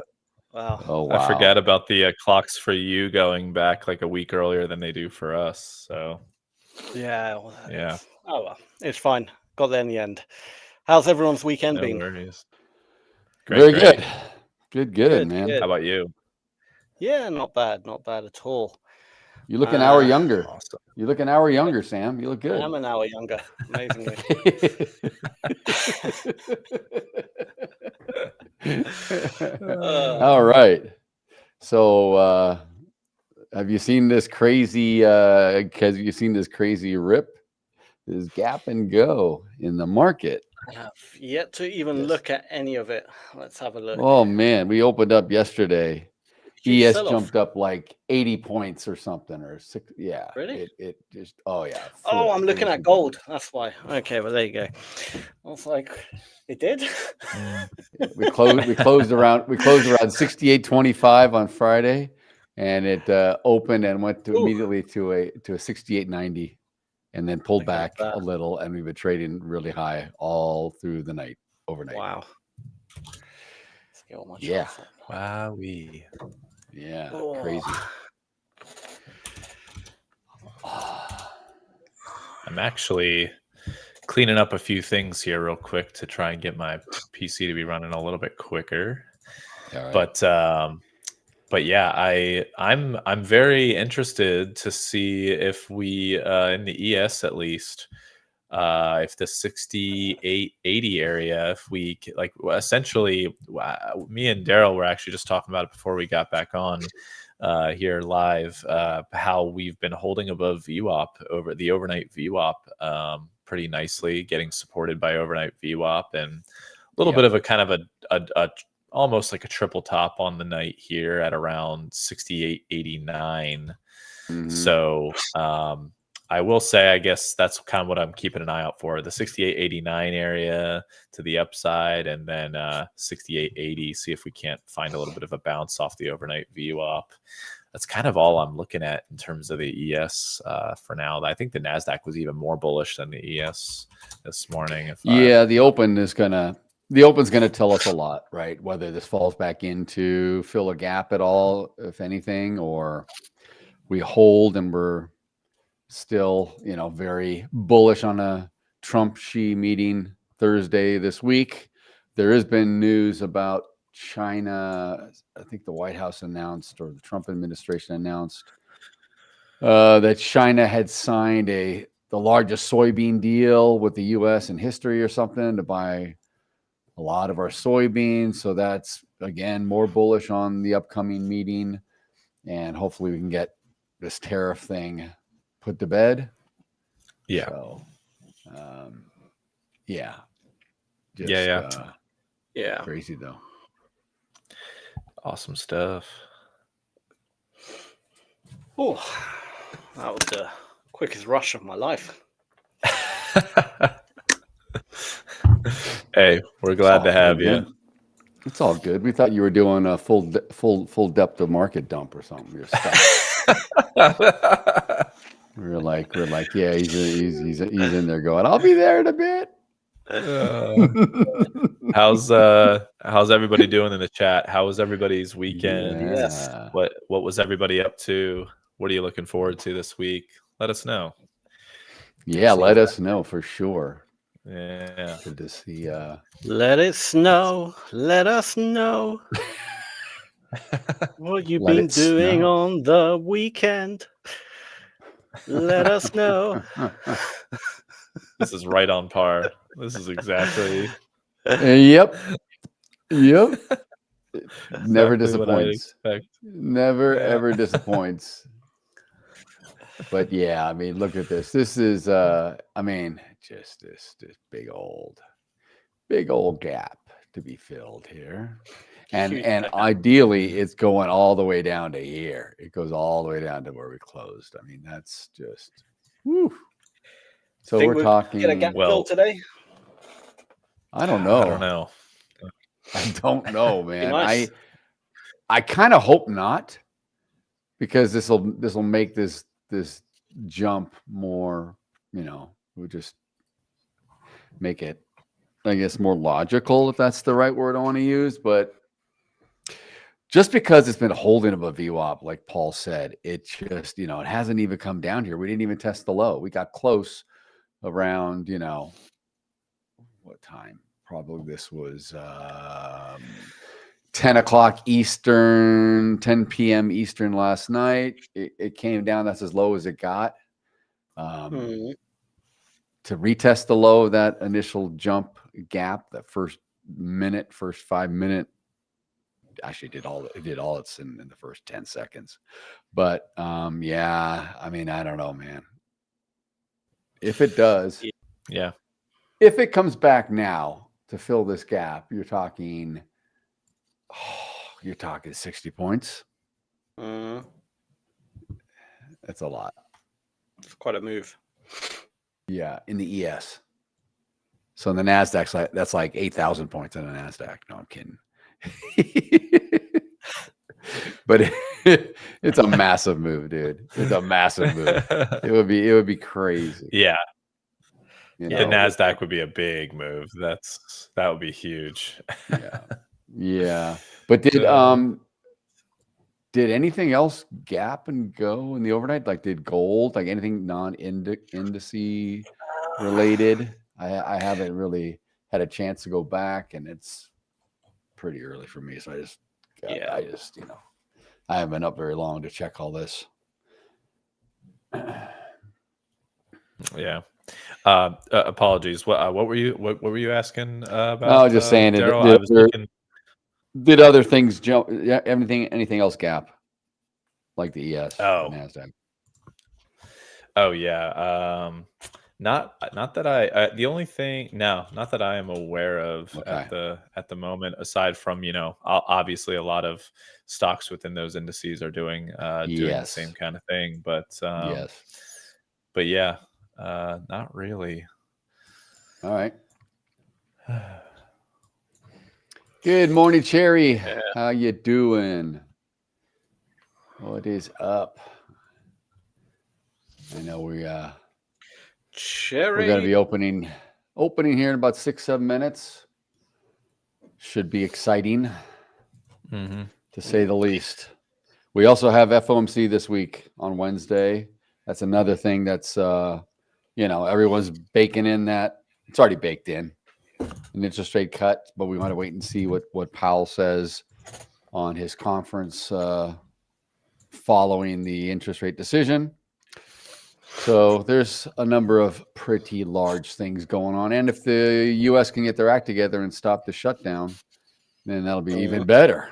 My God, it will just be like a triple whammy. So we have to wait and see. But the market is, I guess, for lack of a better term, feeling good about itself.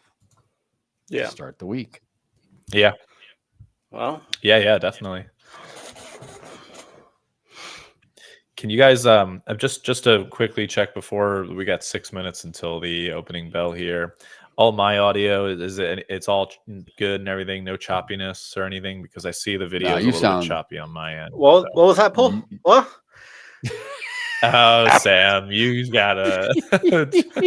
Actually, Paul, you sound, and I think this is the new software. You sound better than you normally do. You sound cleaner and better than you normally do. I probably do too. I guess. No, you sound great. The new software. Good. Yeah, everyone sounds very good. clean. Even Sam sounds good with his singing. Of course, always sound good. Yeah, absolutely. Yeah. Absolutely. Just looks like my video is a little choppy for some reason, so I'll have to get out and get back in later on in the stream or something, or it may have something to do with the green screen. Sorry for that. It may just for you. I think maybe that may be why. Maybe. All right. Maybe. Let's fire this puppy up. We got 5 minutes before we launch. I mean, I see nothing really in terms of the NQ. I don't think it's going to be, unless we push down. I really don't see much opportunity for me. Obviously, well, the way I trade. The thing is, if we go higher, trading day, we're back in outer space. We're in no man's land, all-time highs, right? So I want the gap to be filled. I know. So we got darkness to the top and darkness to the bottom. Really is what we have, because it's just a full complete gap down, and we've got outer space never been traded to the upside. So pick your poison, right? Yeah. The best thing to do is to sit and observe for real this time. Do not front run anything. The powers of observation. Yes. Good morning, Tom. How you doing, man? Waiting for a liquidity sweep. There's so much down below. The gap is also resting below. Yeah, I know. I know it. Major gap. No, New York Open time is the Look at same, that. Cherry. Yes. U.S. doesn't change daylight savings until this coming weekend, so we're on the same right now.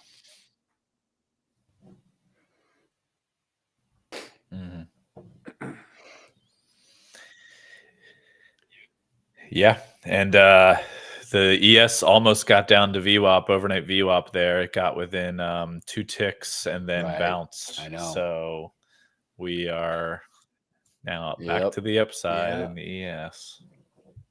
Yeah. But there's not a whole lot of liquidity sitting in the book yet. It's just, I mean, it's there, but it's not huge.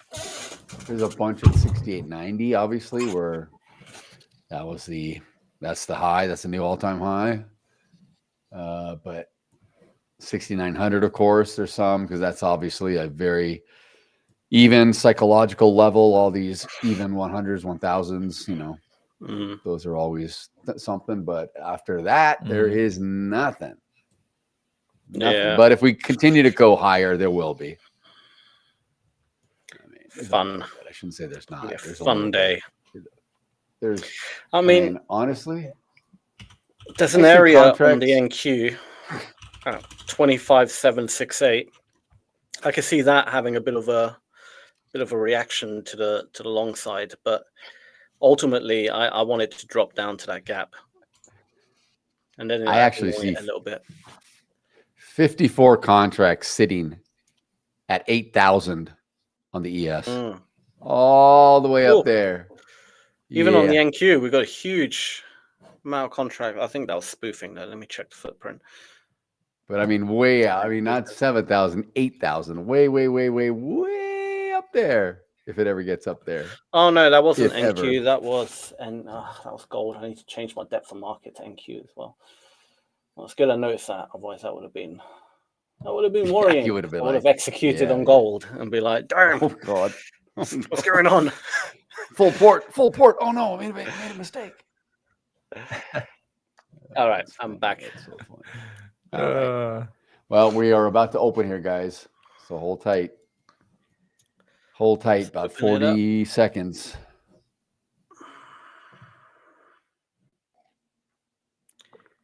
Dun, dun, dun, dun, dun. Tom says, spot on with your assessment, Sam. That's the first time I ever heard that. Wow. I'm in the same thoughts. If it doesn't sweep lower to move higher, my 90 mins in the market is to observe. Absolutely. It's the best way to do it. Yeah. Yes, for sure. I think everyone just needs to hold tight 5 here. seconds. Let's see what happens.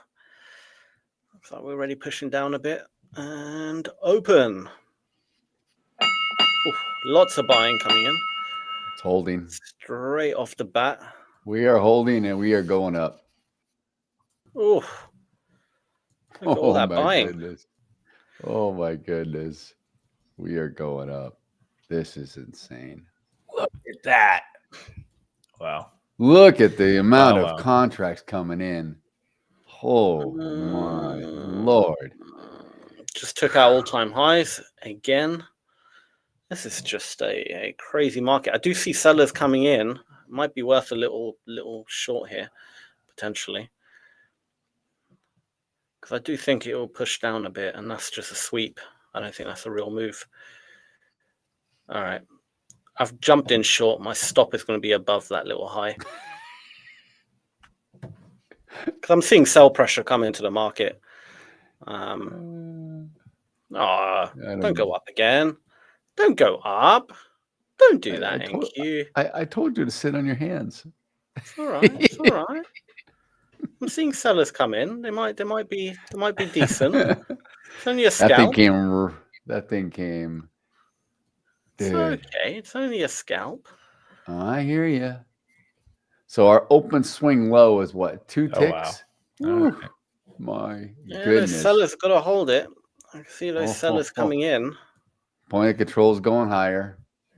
Point of control is now at 60. They're not biting, are they? 68, 86. They're not sticking. That's the problem. Whew. Yeah, not really. Oh, there's a big absorption happening, actually. I do think it will push down. I might get stopped out just because my stop is so tight, but I do think it will actually push down because I'm seeing huge contracts getting absorbed here. I don't think it's a terrible. I may have jumped in a bit early, but I do think we're going to have a bit of a push down. It's just lots of trap buyers are, and all the buy pressure that came up here just went from big numbers to instantly small numbers. So, I mean, there's a lot of people are selling there, absorbing those buyers. Whether they got follow through to push us down, that's the big question. All right, we've got a bit of sellers coming in. Here we go. Come on. Let's push that down. I had a very tight stop. I mean, a couple of more ticks, I would have been out. But it's all good. All right. Bit of sell pressure coming in. That's looking good. 100 contracts. Very nice. They're getting absorbed, but it's okay. I'm going to let these sellers try and push it down. I'm either going to get stopped out or we're at least going down to take out that low here. I don't care. I'm not getting out early. In this one, I'm letting it run. Because I think if we break below this big opening bullish candle, we've got a nice push down coming. So, and the buyers they're loading up quick, but it's all right. It's all right.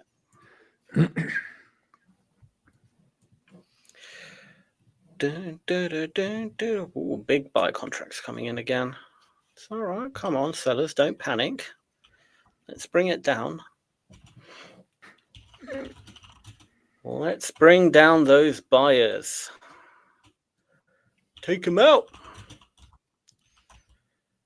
Karate chop them. Karate. Wow. Oh, these buyers, they are obsessive. They're like a clingy. The market on open numbers, Sam, weren't that strong. In fact, there was some negative, but it's just the fact that it's just the sentiment, man. It's just. Yeah, I mean, there's going to be, everyone is buying. Everyone and his dog is buying right now. There are Labradors out there buying.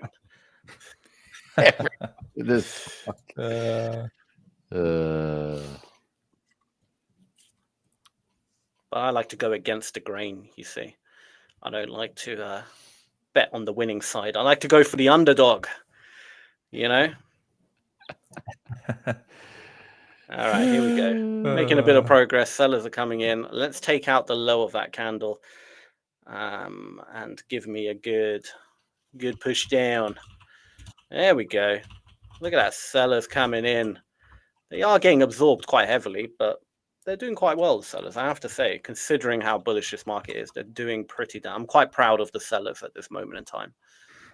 I'm very proud of them. Let's break below that candle. Below all those opening buyers. Here we go.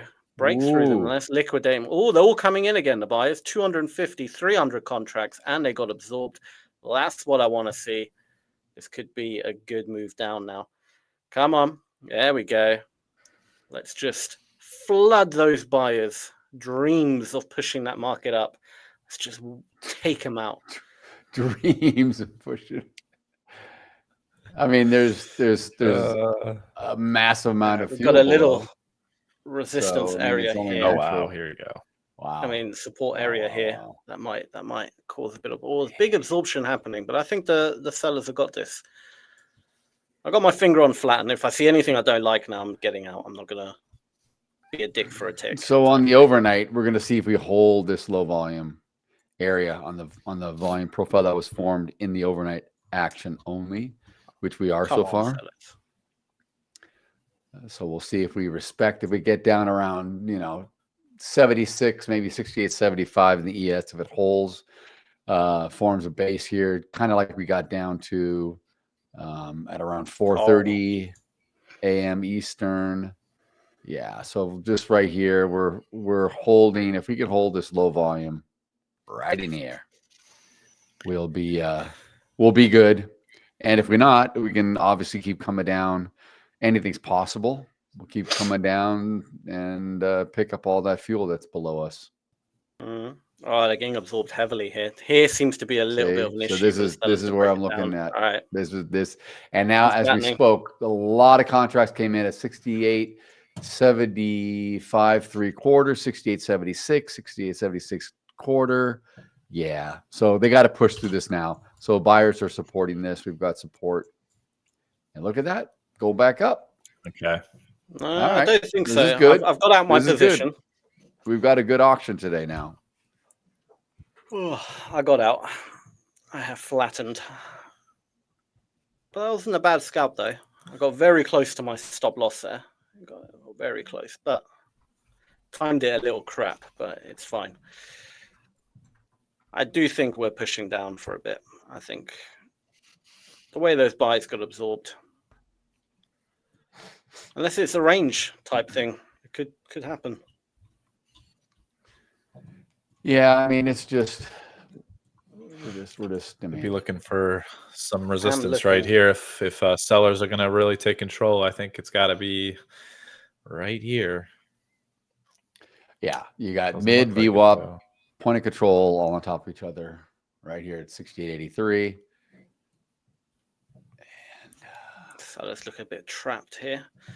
Let's see if they release themselves from that position or if the buyers trap them. I am looking to go short again if the footprint tells me. That would be a good place to go short if you. I don't blame you right here if it can hold. But if buyers can get back, doesn't look bad to be honest. But there are trapped sellers on the last candle, so I don't want to. Yeah, buyers are coming in. Buyers are coming in, Sam. I wouldn't go short yet. Yeah, no, I'm not yet. Yeah, they're pushing not yet. See if they can get up to 68.90 again. Test that all-time high that was made in the immediate 1 second open yesterday afternoon in the Asian session.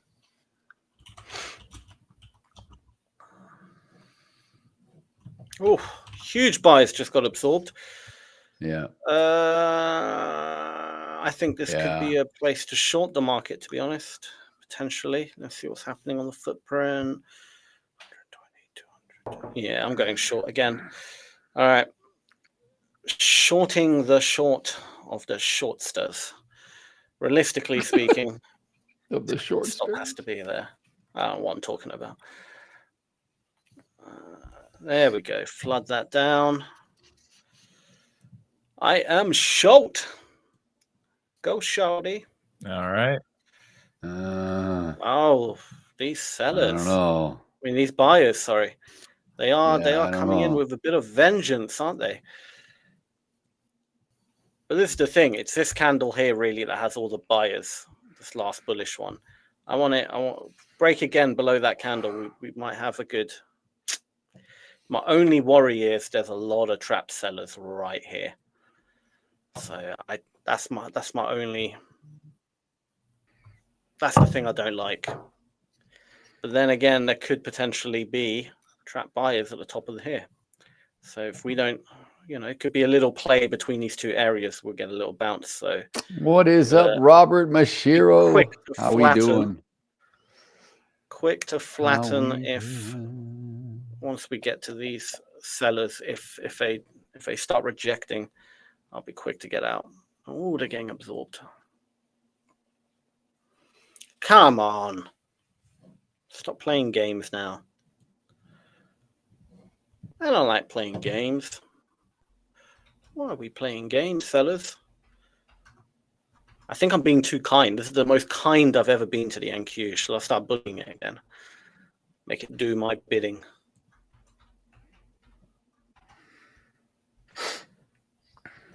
Damn you, NQ. Buyers are holding in the ES too. It's strong right here. Now. Oh man, the worst, NQ. Let's see if they get rid of these buyers. I need to take a peek. I'll be flattening if they do. At the docket, because I think we got some stuff coming. Some sellers coming in. There we go. Absorb them. All right, now make your move down. Flood down, sellers. You trap those buyers again. Flood down. Make that move. Make that money. Oh, nice, yeah. Nice. Come on. Oh, don't get absorbed here. These buyers are defending. Don't let them defend, sellers. I haven't heard you say the word yet, Sam. It's a what day? It's a range day. No, I don't know if it is, to be honest. Come well, on. it's acting like it is so far. We're at the heavy buyers. Let's see if they absorb. Let's see if they defend. Man, they're in this area. Are they going to defend or are they going to get overwhelmed? It looks like they might get overwhelmed here. They're coming in. Don't you dare. They are defending. Wow, buyers are big. Getting out. I'm getting out. I'm Buyers taking are my money. big here. Come on, flatten. Boom. Not a bad scalp. So we're holding this. We're holding this low volume, and we're just rotational. We can't get above much more than where we've been, and we can't. We're just kind of in this area. Whew. Damn. So that was decent. If I was to get short in the ES or the Nasdaq, I suppose it would have to be below these. I'd have to look for a breakout. I mean, like the ES, it's got to break 68.75, and I'd play the breakout with a tight stop to the upside. It would be purely a momentum play because I don't know how far down we're going to go if we'd fill the gap today at all. Now, do I think we'll fill the gap? Of course, at some point we will. Doesn't have to be today. Doesn't have to be this week. We could just be off to the races. And if we get a China deal and we get great things out of Powell this week, we can just leave this and just be gone and just continue to climb. So, you know, I just want everyone to realize we don't always, you hear the moniker all the time. Oh, gaps always get filled. Gaps get filled. Yeah, they typically do. But the timing is the crucial part of it. What people don't talk about is the timing. It's not like it gets filled that day, that hour, right away. You know, could be gone in a few weeks. It comes back, and then it'll get filled. So right, exactly. Yeah. So just try to not let that get in your head too much. Like, oh, I know they always say gaps get filled, so it must get filled, and it probably will get filled, but it just may not happen right now when you want it to. See, on a normal day, yeah, I quite like a day like this because on a normal day, 2 good trades up, I would be done. I'd take my money and I would walk away. And I'd be like, oh, that was a nice, quick trading session. Didn't have to wait around much. Saw the opportunity. Call it a day. So, are you? Yeah, if you're tired too, Robert, don't trade. I mean, if you're not, if you or you got up and you're not prepared and you want to rush it, you want to just open up the screens, you're just anxious, that's not ever a good sign. At least for me, it's never been a good sign. There's few things that I can point to that I have discovered about myself that I almost invariably never work out in my favor. And that is if I, for whatever reason, sleep in, don't want to trade, like if I'm not on stream here and it's just another day and I'm like, yeah, I'll get up later on and I'll check the markets, and I'm not prepared. I haven't mentally done my work. I haven't done what I normally do in the mornings to get in a state of being that I like to be in. And I see something like today and I get up and I'm like, oh, we gapped, and look at all this action, price action, and you jump into this. It never is good for me. That's just me.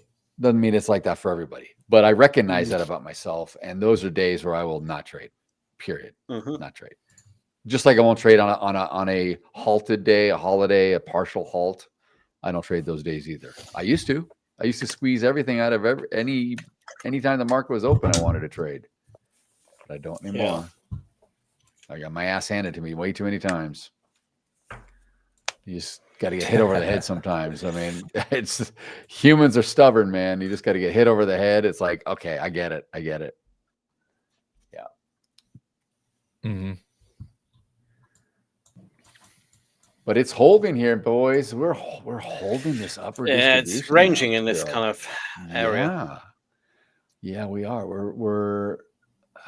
I'm just going to put a little channel in here just for the viewers, just to see kind of where, since we open, let's see, right there, boom.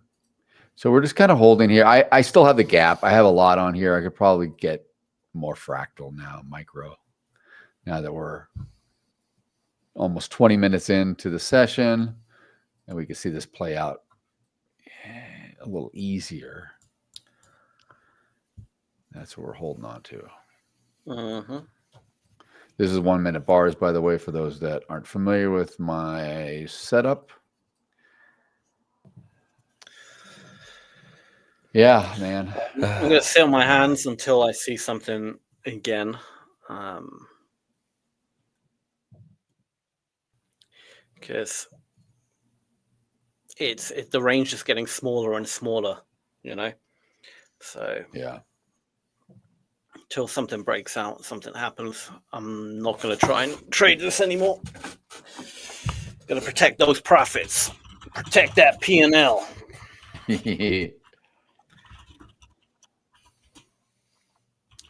P&L protector. They call me. They call me the P&L protector.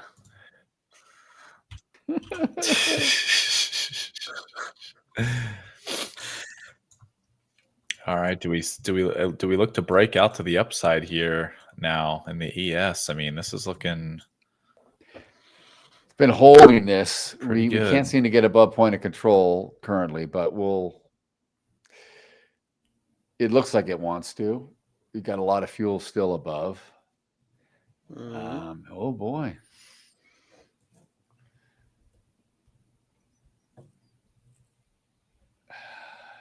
It's early.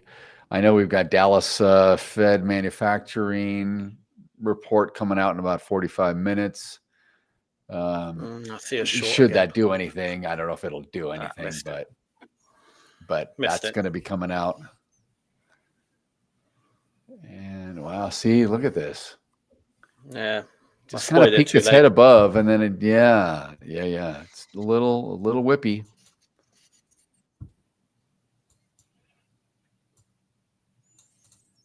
Oh, that's annoying. That would actually been a decent short. Really nice again. Same exact setup. A few trap buyers, sellers came in strong, pushed it down. Yeah, I don't know. Yeah.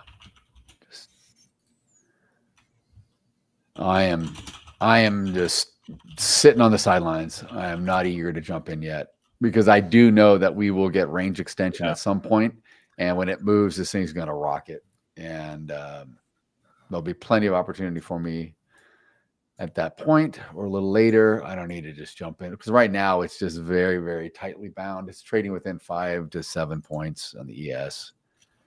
And it's not really rotating above point of control. It's almost like it's coming up to point of control. That's the resistance, le resistance, and then it's pulling back, going back down, and it's holding very strongly above, currently above the 68.78 area. So I don't know. Indeedio. Yes. Indeedio.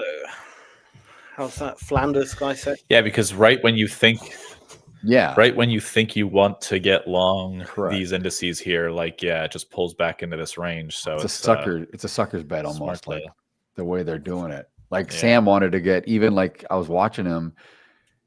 I'm kind of using you, Sam, as my confirmation of sorts this morning. I gotta, he's like, yeah, use me for something. But use me. Yeah.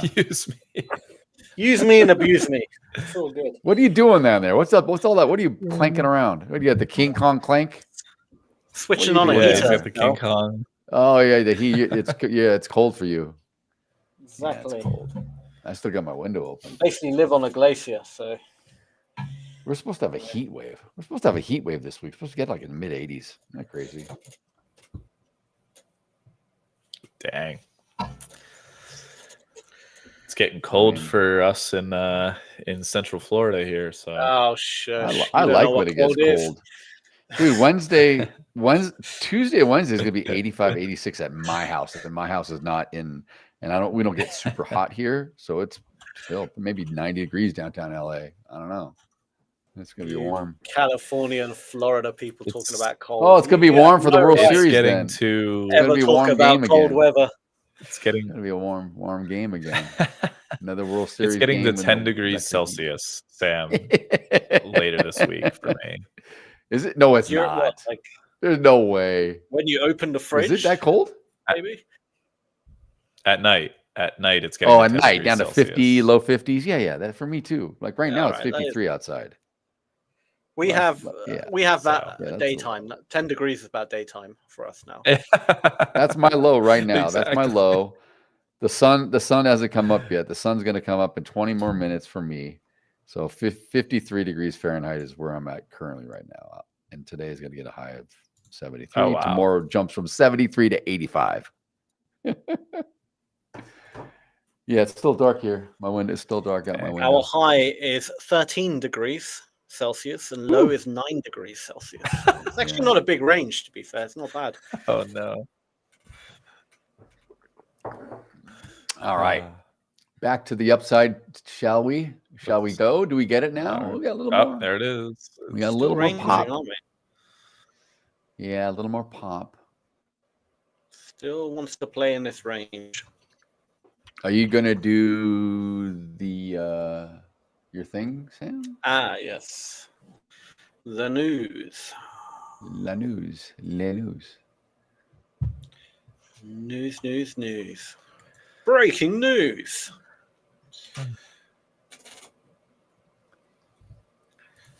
It is cold in Florida. It may jump up. Yeah. The sun has not risen in California. That's correct. It has not yet.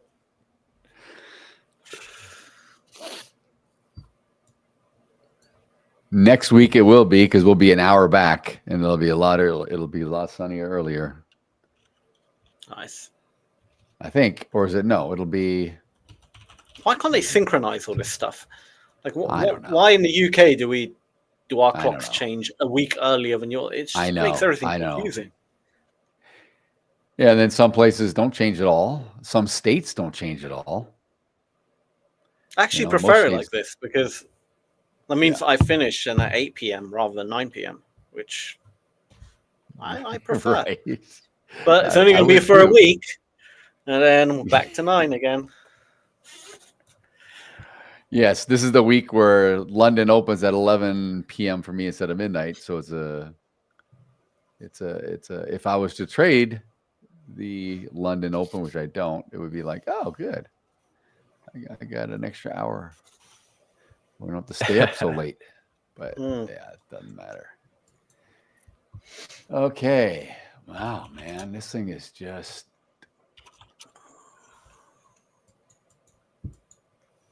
I don't know. It may stay like this for a while.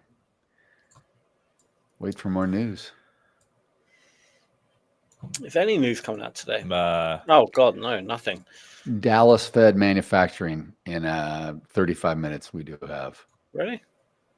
Yeah. I don't have that on any of my calendars. What's going on? That's because you're not a Texan, man. I see. For the Aussie dollar, we had here we go. Governor Sandra Bullock. Governor Sandra Bullock. Wow. Go stop. For the Aussie dollar is speaking.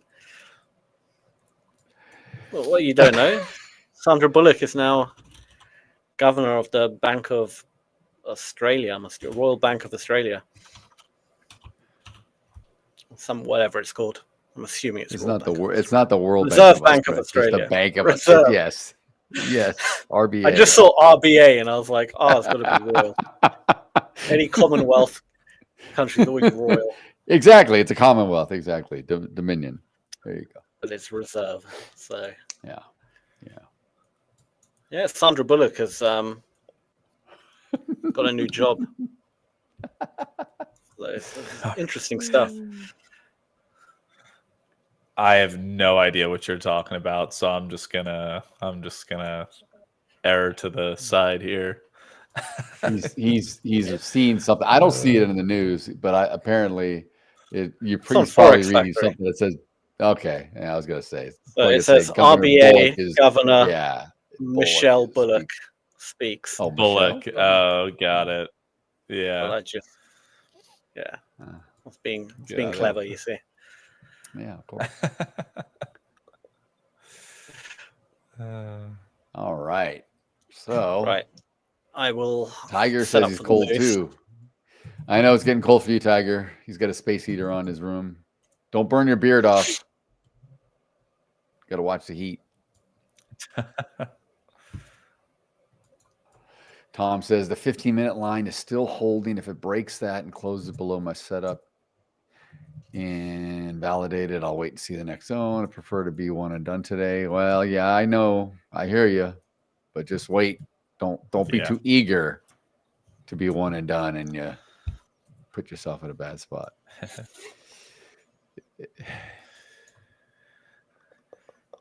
Well, I'm looking for a little bit of a. We're going up here. A little bit of a breakout. I did. Yeah, I think we're going. I got a small. Got a long. One position long here. Yeah, I'm long one contract on the mini. Here we go. We're finally holding point of control. Can we get the 68.90 at least to test? I may jump with you on this one. I might. No, I won't, because when Sam does the news, I'm going to go get coffee, and I don't want to be in a trade, so I'm going to wait. Good idea.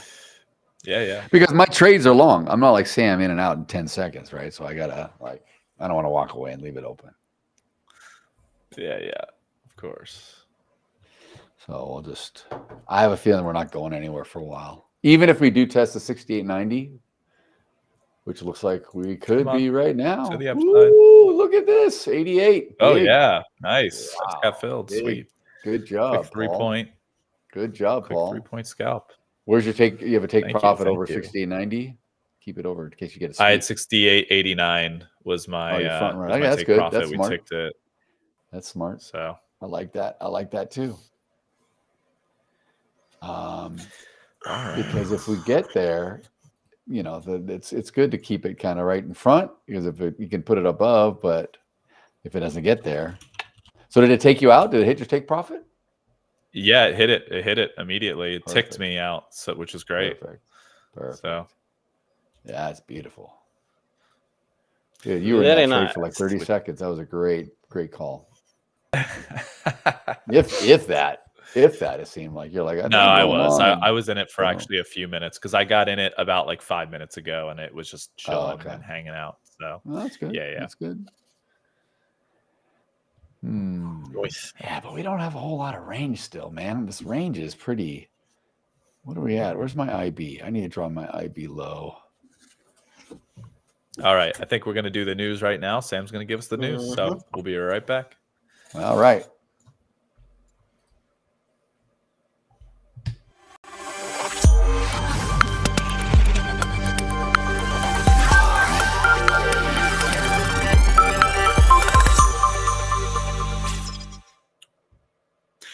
Good day, everyone. The US dollar is starting the week a bit softer as traders bet the Fed is about to cut rates again this week.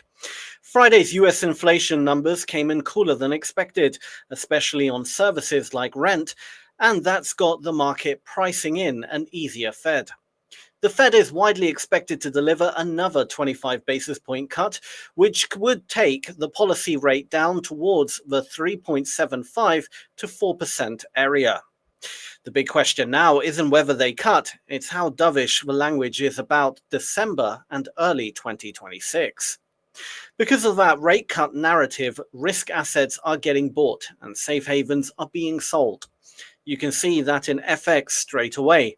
The Japanese yen is under pressure again, with the dollar pushing back towards recent highs against the yen as traders keep selling traditional havens. At the same time, the Australian dollar and other pro-risk currencies are catching a bid on optimism around US-China trade talks. Markets are treating this like, if trade tensions cool and the Fed is cutting, we want growth, not safety. Sterling is stabilizing after 3 straight losing sessions.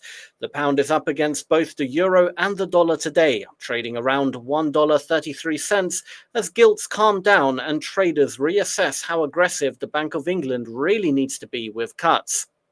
Right now, the market is pricing roughly a 2/3 chance the Bank of England does cut before year end. But it's not a done deal, and a lot depends on the next inflation prints and the November 26th UK budget.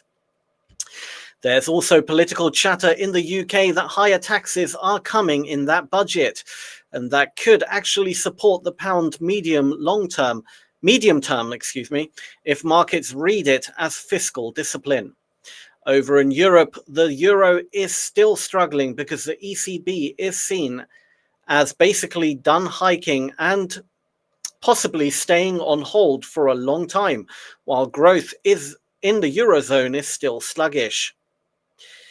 So here's the headline for Forex. Weaker dollar on Fed cut hopes, pound catching a bounce, yen still getting bullied, and Aussie and Kiwi finding strength on global risk appetite. Turning to futures and the broader macro tone, equity futures in the US are green across the board this morning. S&P 500 futures are up close to 1%. Dow futures are up about 0.5%. Nasdaq 100 futures are leading with gains over 1% as tech and biotech catch flows. Part of that is earnings. We've got big tech numbers coming this week, and the market is basically assuming no recession, lower rates, and AI is still printing money. Part of it is M&A hype. Big deals are feeding this animal spirits are back story. We're also getting a global risk bid from politics. The US president is saying publicly that a US-China trade deal is close and that tariffs could be delayed. Anytime you hear tariffs delayed and China deal progressing, stocks go bid, yields drift up, and volatility leaks lower. The VIX futures are down again, which tells you traders are pricing calm, not chaos. Now let's talk about commodities, because this is where it gets spicy for future traders. Gold just had one of the wildest weeks we've seen in years. Spot gold ripped to an all-time high earlier in the month, then dumped roughly 6% in one day, the sharpest single-day drawdown since 2013, as traders took profit. Into today, gold futures are down again, roughly 2% on the session, as traders rotate out of safety and into equities ahead of the Fed. That move in gold lines up perfectly with the weaker yen story and the stronger equity story. Money is leaving panic hedges and chasing growth. Oil is slightly softer this morning, with Brent crude futures off about 0.5% after a big 8% pop last week on supply concerns and sanctions headlines. So energy is cooling a touch, and that takes a little pressure off inflation expectations going into the Fed. Yields, US 10-year Treasury yields, are back around the low fourth, roughly 4.03%.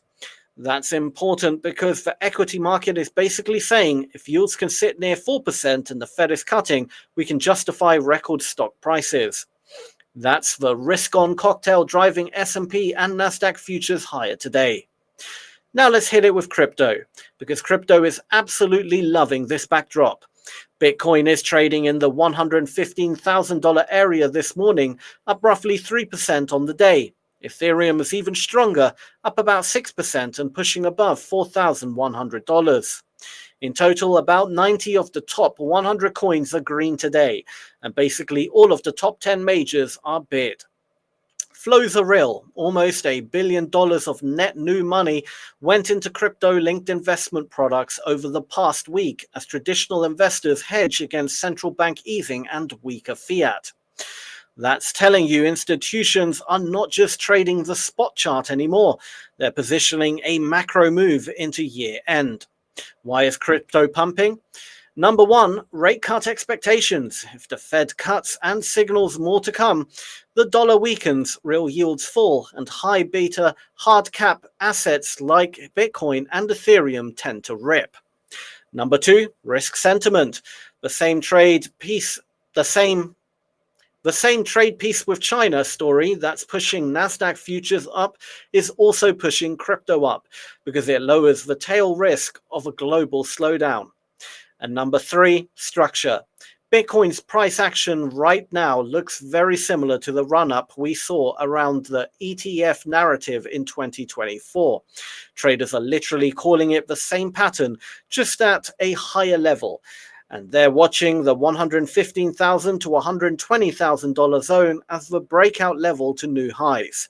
If Bitcoin clears that $120,000 resistance with momentum, a lot of people are openly talking about a straight expansion leg higher into new price discovery. So here's your punchline for traders today. FX markets are rotating into higher yields and risk currencies and fading the dollar because they think the Fed is about to ease. Futures, equity index futures are green, volatility is bleeding, and yields are just above 4% as traders price soft landing plus rate cuts. And gold is getting hit because nobody wants to hide right now. Crypto, Bitcoin and Ethereum are ripping on the exact same macro story. Lower rates, calmer geopolitics, and massive fresh inflows. And the calendar this week is huge. The Fed in the US, the ECB, the Bank of Japan, the Bank of Canada, and all that lands in the same week that the US president is pushing a US-China trade deal narrative. Translation, we are in a liquidity mood. If the central banks deliver the cuts the market already believes in, risk could blow even higher into the month end. If any of them blinks hawkish, this entire everything rally can get slapped very fast. That's your market brief for Monday, 27th October, 2025. Right now, we're back to trading with myself, Paul, and Daryl.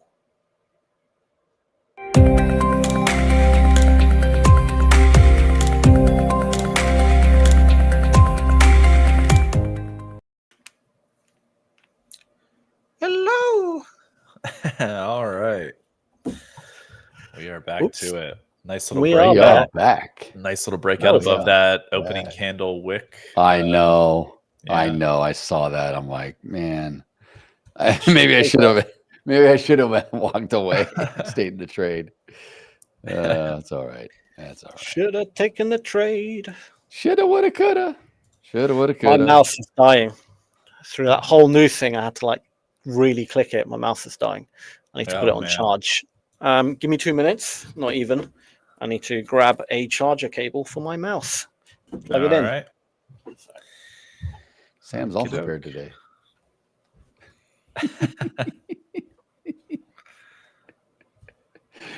All right. So, man, look at this. Wow. We're going to the upside. It looks, going to 6,900, I think. I am getting long. I want to be long.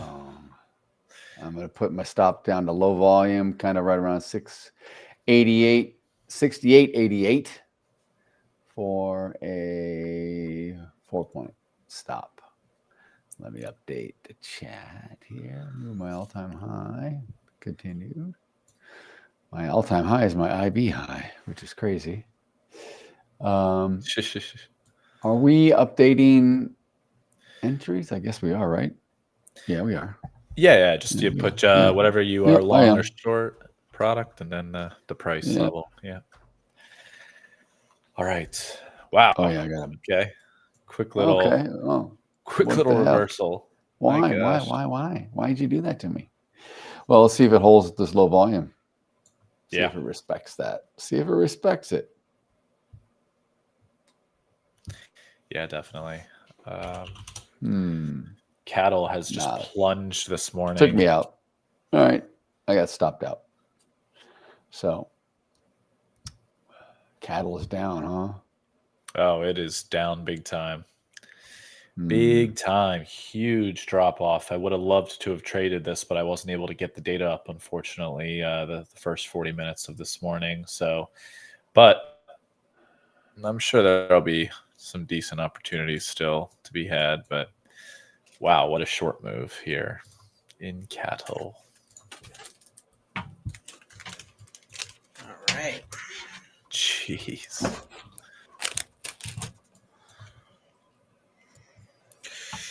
Let's do it this way.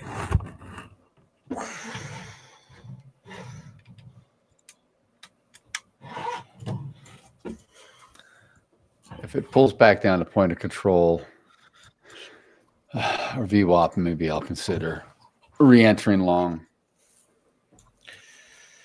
All right. Sellers are strong, though. Sellers are strong right here. So annoying. How do I do this? Stop moving about. That works. All right, cool. It's the one annoying thing about these wireless mouse, because you have to charge it like once a month at most. But when that day comes, it's like, why? Why? This is not the Apple mouse where it has its charging port at the bottom. Do you know that? What a stupid design. Mine uses batteries. Mine uses batteries, but I just put lithium batteries in it. It lasts a long time. How wasteful is that, Daryl? So wasteful. Why? Terrible. Terrible. I don't have to recharge with a cord. You've got batteries in yours. It just happens to be rechargeable batteries. See, same thing. That's true. Don't lecture me on this is powered by nuclear. On the environment, my friend. This has got a little nuclear reactor. You can see that's why it's blue. It's got a blue light in it. Yeah. Oh, wow, plutonium powered. Awesome. That's what this mouse is. Yeah. Mine is inside. I have a trackball. Mine's inside. Do you still have a trackball mouse? Yeah, I do. Aren't they like old school? Oh, look. Oh, wow. Oh, one of those, right? I thought you meant at the bottom it still has like a heavy ball. Oh, no. No, laser I laser, just use my thumb. I use my these are right. I'm with you. Yeah, I don't have to drag it around anywhere. I just go thumb crazy, man. Yeah. All right, silver is supposedly dropping, according to Yo11. Yo11. Yeah, it is. It's dropping right below the area that I was looking at for support here. If we were going to show support, we've dropped below that area. I wonder if it holds. We'll have to wait to see if it breaks further and then retests this 46.80 area and then continues to the downside or not. So keep an eye on it. Same thing with gold. Finally broke below that spike low from back on October 21st of 40.20. Essentially, we've gotten as low as 40.12 on the day. So have to keep an eye on those for sure. Yeah, man. Lots of stuff is moving, you know. Yeah. Just. It's all because Sandra Bullock is speaking.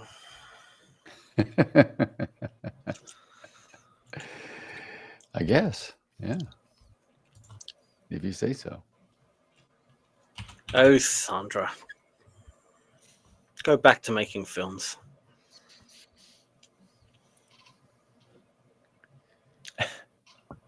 Stupid.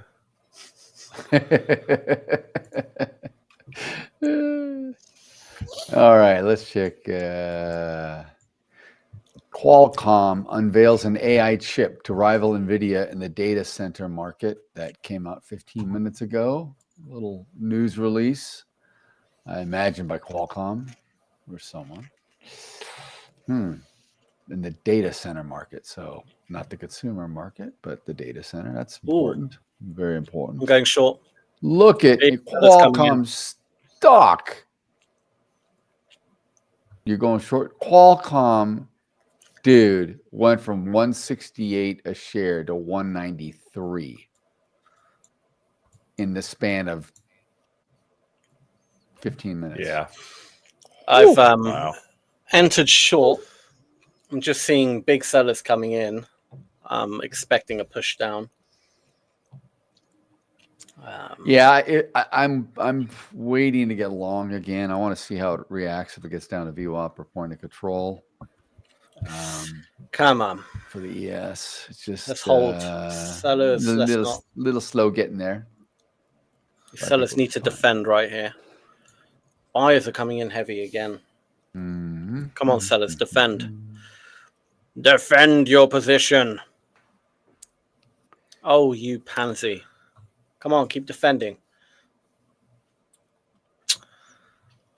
There we go. Keep defending. Come on. Hey, defend.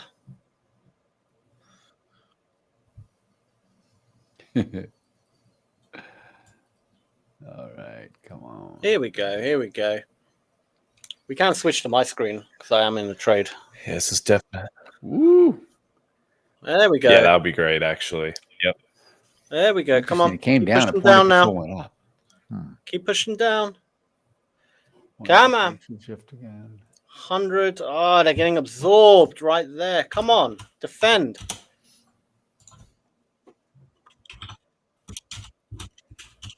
Wow. Defend, boys. Oh, this is a battle here. Come on, sellers. Oh, they're getting absorbed. Defend that area. Come on. Come on. Here we go. I'm short ES. That push. All right. Well, unfortunately, we don't have your screen is it up not? yet, Oh. but hopefully they can switch it soon. Yes. No, 83, still, I messaged okay. to switch, 48. Oh, come on. Come on, Keep a sellers. nice tight stop. Let's get down to low of day. Below the IB. Oh shit! I'm not sharing because I unshared during the news. It's my That's bad. Don't worry. It's all right. Yeah. Let me quickly share. Got it. All right, my screen's up. You can switch to me.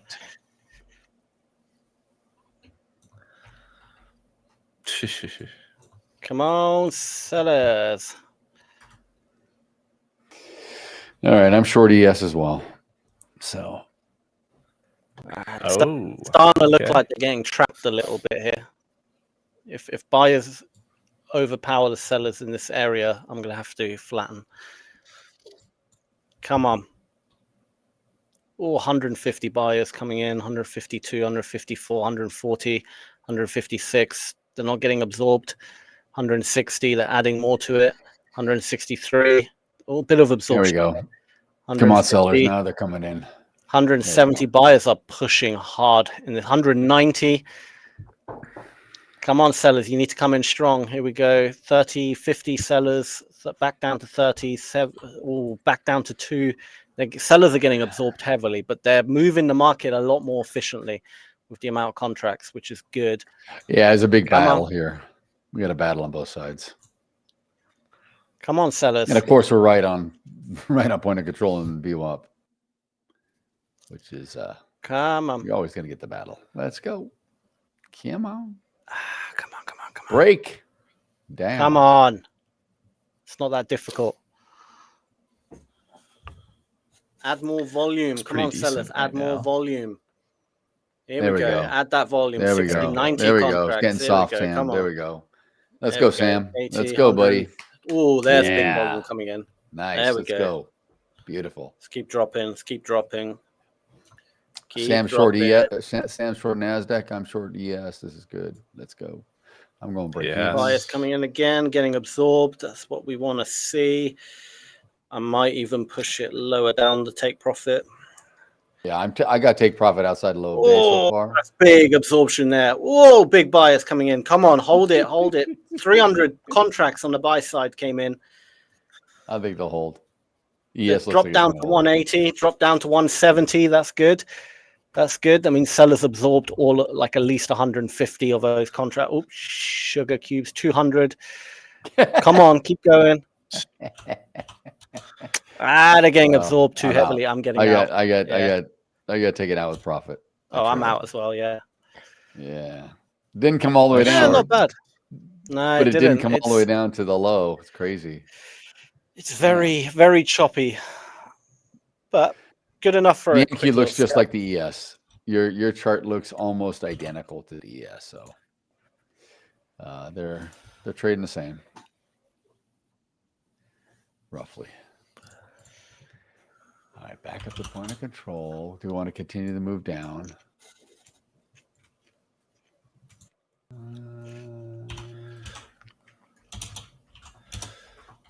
Dow, interestingly enough, is a little bit more in the middle of its daily range. So it's a little bit more neutral. Yeah. Than the ES. Well, we're in the daily. We're in the middle of the daily range too on the ES now. It's not a big range. It's only a 14.5 point range. Actually, we're getting below those heavy buyers. I might go short in again. Yeah. And have my stop. I know. Above I was thinking about that too. I was thinking about we're that breaking as well. below them. I'm gonna have my stop here. It's a bit big, a bit bigger than I want it, but it's fine. Well, those buyers have come back instantly again. 113 buyers dropped down to 89, which is good. A bit of absorption, dropped to 60, back to 89. Oh, back up to 130. Buyers are adding a lot of volume, but they seem to get absorbed quite quickly, which is good. So I'm going to keep shorting. Got my finger on flatten just in case. I want to see that. Look, if 300 signed contracts on the buy side couldn't really push it up, I'm quite happy that the sellers are going to be able to push this down. Oh, come on. I'm short the Dow with a very tight stop. But yeah, I'll update the position board. There we go. Bill sellers coming in again. Absorbed quite quickly though, from 130 contracts to 49. So there's a lot of buy absorption as well, which isn't great, but might have a bit of a not a range, but a bit of a battle here. There we go. But I think the sellers have got this. I think the sellers have it. They seem to be the most efficient side of the market at the moment, which is good for us. Well, good for me. Come on.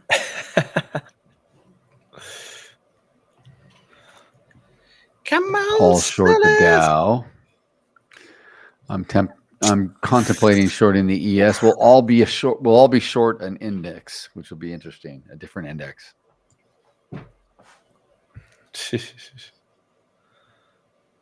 Basically the same move, a different instrument. Sellers look a bit trapped. Here. Yeah, I can't get short here on the ES. It's coming. I don't like it.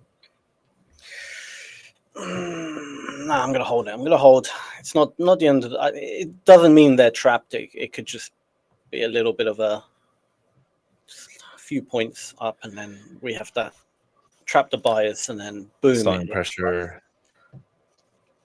Yeah, selling pressure on the Dow was super weak there for a little bit, so I wouldn't be surprised to get taken out of this at this point.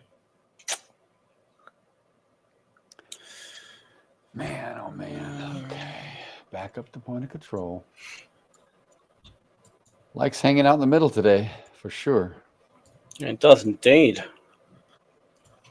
Just keeps it's not terrible. I mean, there's a reason it's a reason it's called point of control, because that's where all the volume's at. But I mean, boy, it's like a magnet here. Ridiculous. It doesn't want to get too far. Let's see. Can we come down now? Come on. Go down now. Really want to see 5 minutes to Dallas Fed manufacturing, just FYI, if it means anything to anybody. Okay, it really has to start defending at 847. 847 is where the big sellers came in. Where's 847? Okay, so the top of this area. Really got to see some defensive play happening here now. If we don't, come on, go. 200 buyers came in. Still at 195, 212, 194, 200. Oh, they got trapped. That looks like they might have been trapped now. This might be the move. Right here, buyers came in. I'm short. I'm short right now, yes. Yeah, it looks good. I might even add another contract, to be honest. That looks quite good. I'm adding. Go, go, go. Only a 5-point move, though. Oh, don't let them out. Don't let them out so quick. Come on, keep them trapped. Yeah, keep them trapped. Double bottom. Come on. As soon as I Come get on, in. keep going. That's it. Sellers coming in again. 69, 70, 77. Ooh, back down to 25, 13. They're getting absorbed quickly. Go. Getting absorbed. Come on, don't let those buyers out of their position. Oh, man. 85.25. Don't let them out. Really Unfortunate. tight. That's really tight stop. Don't let them out. 81. Don't let them out. Oh, they're getting absorbed. Come on, don't let those buyers out. Don't you dare let them out now. They're almost letting them out. I was at a 1-to-1. I was at a 1-to-1, and I moved my stop to break even. Essentially, I might get ticked out in a. There it is. Come on, ES. There you go. it is. Let's go, ES. Here we go. Go. There Beautiful. it is. Yes. Come on, go. Let's go. Keep them trapped. Come on. Oh, the sellers are getting instantly absorbed at the bottom there. They are. They are. Yeah. Go. The book should get Go thin now. here, Paul, in a minute. This is a dangerous, I just got dangerous stopped out. Dang area. it. I'm Break even. at a very bad price point here. This is I've got a bad position because where my entry is where all the sellers are trapped now, which could indicate I am inadvertently trapped. But at the same time, the sellers are defending their areas quite well. There's going to be a bit of a play between these two areas. It might be smart for me to potentially get out and jump in at a better price. Nah, I think the buyers. This is where it has to defend here. This is where the sellers are, but my stop is literally in the area. Nah, let me get stopped out. It's fine. I can jump back in at the moment. Yep, that's fine. I'm out. This is where the sellers need to defend. If they don't defend here, nah, buyers are coming in way too strong. It's not going to happen. Oof. Yeah, it's holding. They came in too ES strong. is holding. ES is holding right on the other side. I'm trying to wait and stay in this trade for the Dallas Fed print.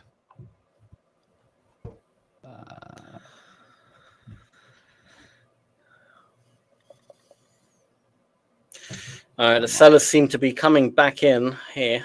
Now we've got sellers, 120, 130 contracts. Let's see what happens. If they push down, no, they're getting trapped instantly. They're not.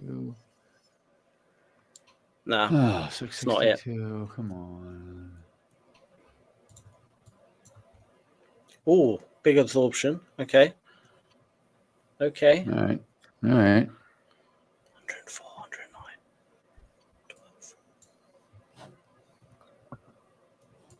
12. Oh, might not be a bad sell again. Yeah. Wow, the NQ really rocketed there. Yeah, it did. Jeez. I'm looking at it compared to everything else. I'm like, wow, okay. Well, yeah. ES is not doing much.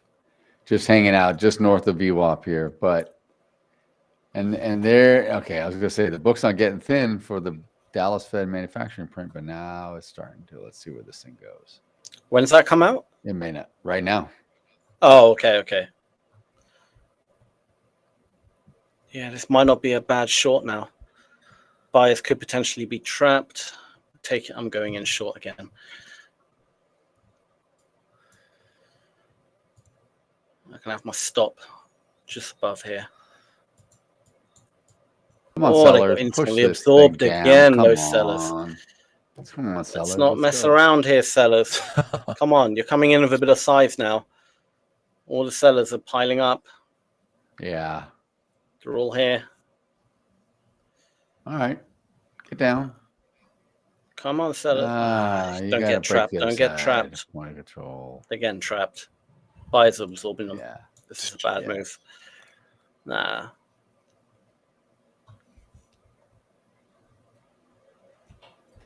Let's see what the Nah, it's not happening. It's not happening. Not here. All right, that's fine. We'll let it play out. If it stops me out, it stops me out. Woohoo. Previous minus 8.7. Forecast was minus 7.8. Came in at actual minus 5. So that is I Okay. think that's good. Here we That's good, right? The closer we get to zero, the better it is on this. This might be data, a decent short here. Might be a decent short They opportunity. just get absorbed. It's not going to happen. Just get through. Yeah. The Dow Not looks happening weaker yet. than the ES and the Nasdaq. Punch through. Let's go. Break on through to the other side. Break on through to the other side. Do, do, do, do, do, do, do, do, do. I'm seeing it again. There we go. If I jump in, will the sellers just get absorbed the moment I jump in? This is the problem. But they have been. Yeah. Why not? You gotta keep. Sometimes you just I held that keep short, pressing. guys. I held that short the entire time. Can we get through the other side of? Oh, they got absorbed instantly. Same shit. Sorry, but same bollocks happens every time. Oh no, buyers are getting absorbed now. Okay, all right, buyers, that's good. Get absorbed now. We need to break past this big bullish candle here because that's got all the buy volume. If we break below that, sweet. We want to take him out now. Come on. Let's go. Come on. Let's go. Let's go. Sellers Let's go. are trapped again. All the sellers came in right here. Why are you getting trapped so quickly? -5. I think we're okay. I think we're okay in the ES. It's a bad move, man. It's bad. We haven't. Volume is tested dead low. the low. We tested the high. We extended to new all-time high. Let's get down to the low side and test that. Come on. That's terrible. No. What are you going? Why are you doing this to me? Let's go. This is not happening, sadly. I don't think it's going to happen. At least not yet. Yeah. Right. That's the key. At least not yet. Sellers are just getting eaten up. Really start. Yeah. I know.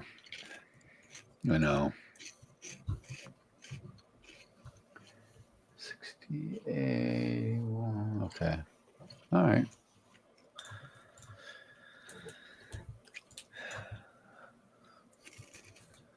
It's funny because the Dow is actually just ranging right now. It's in a 30-point range, while the Nasdaq's breaking out and the ES is trying to break more to the upside here. But the Dow is in a genuine range at the moment over the last, let's just say, 15 minutes. So it might be lagging and then break out of this little range to the upside along with the S&P and the Nasdaq.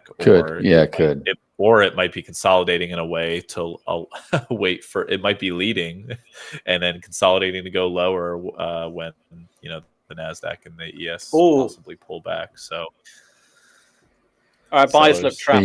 Jumping in again. Buyers now finally look trapped for the first time. But I gotta. These sellers can't be absorbed now. They have to actually bring in some size and not get absorbed. Jumped in early, but it's fine. I'm trying to front run it. Come on, ES. All right, let's not release those buyers now. Let's keep them at the top there. Let's keep all those buyers trapped at the top of that wick. Let's make a sharp move down. Come on. Oh, come on. Let's go. Oh, wow. Okay. See, yep. Breaking out of the range in the Dow now to the upside here. Yes, too. Oh, these buyers are coming in again. 89, 85, 79, 92. Come on, stop refilling. 99, 109, 90, 107, 133, 113, 123. They keep refilling. 150. Huge buying coming in now. But they're not doing a lot of damage, which is good. No, but it's a slow melt up. In the ES, it is anyway. Yeah. Come on. Any moment now. Come on. Come on. I'll hold it a little bit. 50, 70, Wow. 500. Oh, those sellers got it. Okay, that's interesting. That's very interesting what I just saw. Ton of sellers entered here. So that could be... Okay. But I mean, we got a ton of buyers right below them, literally. But sellers at the top, buyers at the bottom, and there's a massive little play happening between the two now. Sweep here. See what's happening here. This is interesting. There's a bunch of sellers came in now. Now they're building up. Now we're starting to pour in above the 68.90. Okay. See if they can knock it back down to point of control, at least on the ES. Here we go. There we go. All right, get below those buyers. Get below them. Come on. Get below all that buy pressure. There we go. All right. Wow. Let's do it. Come on. Come on. Get below. You had your little rotation up. Let's go back down. Mean revert. Other side. Get down to 68.80 possibly. Just to get to the other side of this. Dang. Buyers absorb it very quickly. Yeah, 150 buyers jumped in. Yeah. Oh, drop back down to minus 34. All right, sellers just absorbed a ton of buyers right here. That's good play. That's a good sign. Surely there's an iceberg up there. I've definitely seen an iceberg right here. Let's hold that iceberg. Let's hope that iceberg sticks and holds. I might even jump in with another contract. Yeah, I'm jumping in with another contract. I'm going to put my stop then above that iceberg. It's a bit big, but it's fine. I need to expect those sellers to come in strong. Man. Where's my...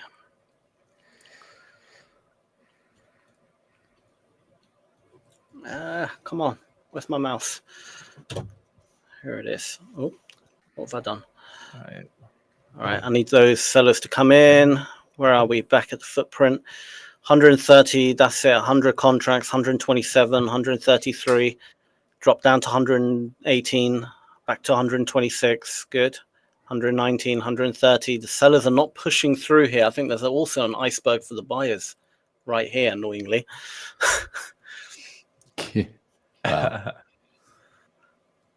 Unfortunately, the iceberg's not going to push it. It's just going to absorb. Well, yeah, I mean, like, you know what I mean? But I'm hoping buyers give up a little bit in the presence of an iceberg and absorb that buy pressure so it doesn't go any higher.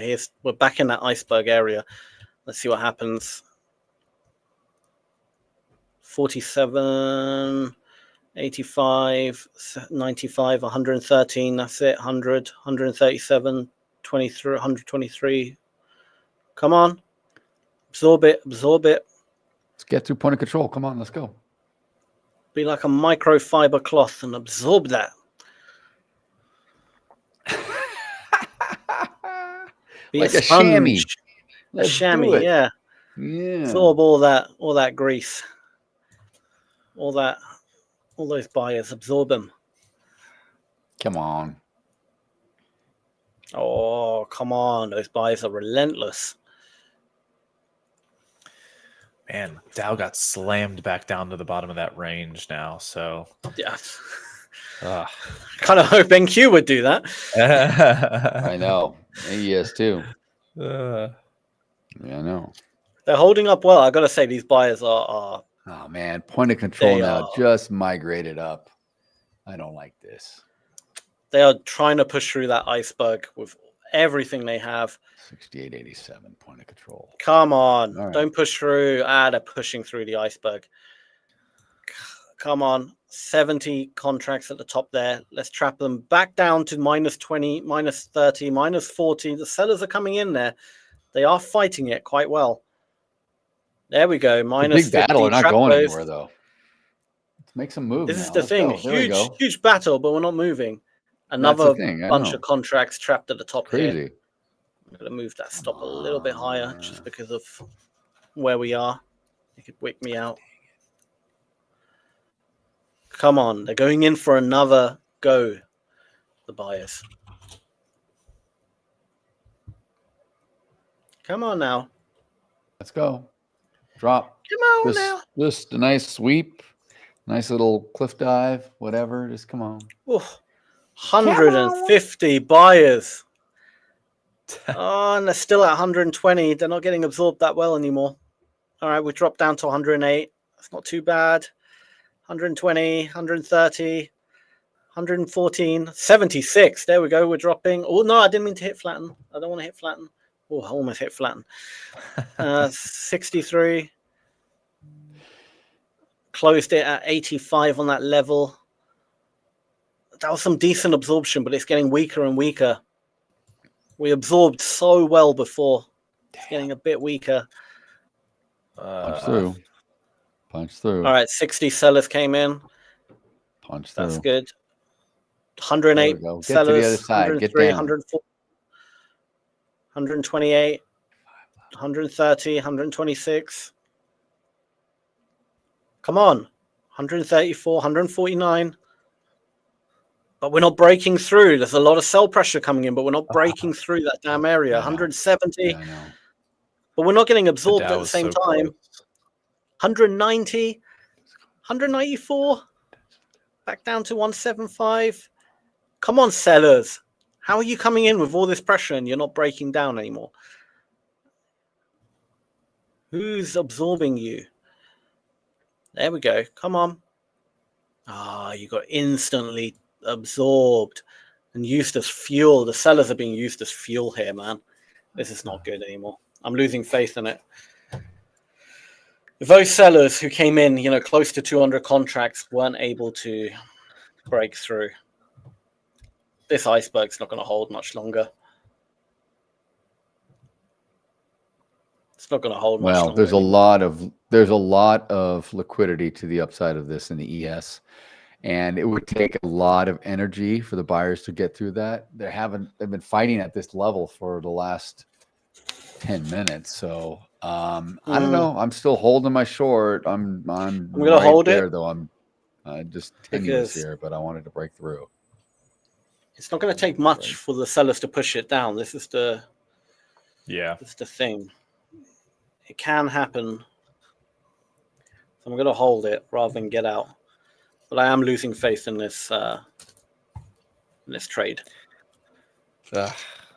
I feel like I feel like things are so 50-50 at the moment. I mean, I want to take a trade short in the Dow to anticipate, essentially be kind of a little bit more anticipatory when the Nasdaq, I should say if the Nasdaq crumbles, because once the Nasdaq crumbles, I think a lot of the bigger tech names in the Dow will really start coming down. So but I'm not going to get short at the bottom of a range that we're in the Dow. No, so if anything, I'll get short at the top of the range and give it, but look at this. Oh, look at this. Yeah. Oh yeah, look, 200. everything's going up now. Now it's all going. Yep. And look at this now. Look at this. It's a sweep. Totally. Instantly absorbed those buyers. Totally. I'm jumping in again. God, it's struggling to get above though. I hit sell. Look at this. It's a sweep, I think. Oh, come on.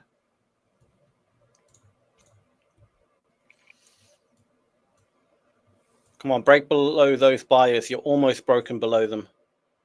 200 sellers have come in. I think those buyers have exited now, potentially. I don't know. The Dow or There's the ES. lot of sellers. There's strong. a lot of sellers up here in the book, though. In the ES, there's a lot, and they haven't made headway. So, Sam may be right. They may start to push through. Buyers may start to either exhaust or give up a little bit here. I think that's all we that's need. We don't need a lot, right? It doesn't need a lot. No. It just needs. Just come on. They are still getting absorbed. We went from 200 back down to minus 150, which is not great, but I can see it. I can see the play happening. I can see it happening. It might not happen this second. It might happen in a couple of minutes, but at some point. Right. I want to. No, the absorption in the ES is the same as what you're describing in the NQ. So the absorption is there. Oh, here we go. See, now here. So is this just buyers backing off here? Because I don't see sellers pushing down. This is interesting. There we go. Get through point of control. Let's go. There it is. Come on. Come I don't know on. You can do it a has little to break more. below here. Here's Break where all below those 85. God, damn come sellers on. were, buyers were I'm absorbing. telling you, man, it's just This area here is where all those damn buyers were. If they don't, sellers can't break through here, I have to get out because then that's it. But we need to really like cleanly break through here now. Yeah, No and we're where we are in the ES, we're right on the new point of control that moved There up here to the highest point. So come on, let's break through. Buyers are trying to come back in again. Sellers keep adding that pressure. Come on. Come on, don't get absorbed. This is a battle. Oh, sellers are coming in though. Big sellers are coming up top. I'm waiting for Sam to say, "Oh, NQ, you're the worst." It is the worst, man. It is the worst. I'm going to hold it. I'm going to hold it. It's going to be a bigger move here. It could be a much bigger move. I'm still holding my short too. These damn buyers, man. Relentless. I'm worried. There's a lot of sell volume at the bottom here. I don't like it. Why? Why push down and then instantly get trapped? Look at that. Are you going to release all those buyers at the top now? But they're having a hard time getting above this. So, I mean, they're really struggling to get above. Like really struggling. They are, but there's enough. There's more buyers than there are sellers. They're just relentless. Yeah, I understand that. People don't really want to be selling. Everyone wants to be buying. So even though it doesn't take that many sellers to there's your sweep. Down, there's your seller. Come on, push down, push down. They're still struggling to break. I know. Still break. Struggling. Come on. We need a nice, good sweep to. That is some big volume coming in now, and they're still struggling. Down at 68.80. That'll be beautiful. Oh, nice little... they're getting trapped left and right. How can this be possible? Come on, add the volume. This is getting ridiculous now. There's nothing even there. Like that iceberg should be gone ages ago. Just break through it. Freaking Titanic, that iceberg. Actually, no, do the opposite. No. We want to be the iceberg, and the buyers need to be the Titanic. Titanic, right. All right. Well, actually, I don't mind if we sink here. There's no point. Doesn't matter. It doesn't matter. Is this the curl over here? Are we going to see the curl over now? Oh, these buyers are taking them. Michael, look at them. Look at them. They're just like, I'm going to buy every opportunity. Let's buy, guys. Look, it's time to buy. I want to buy everything.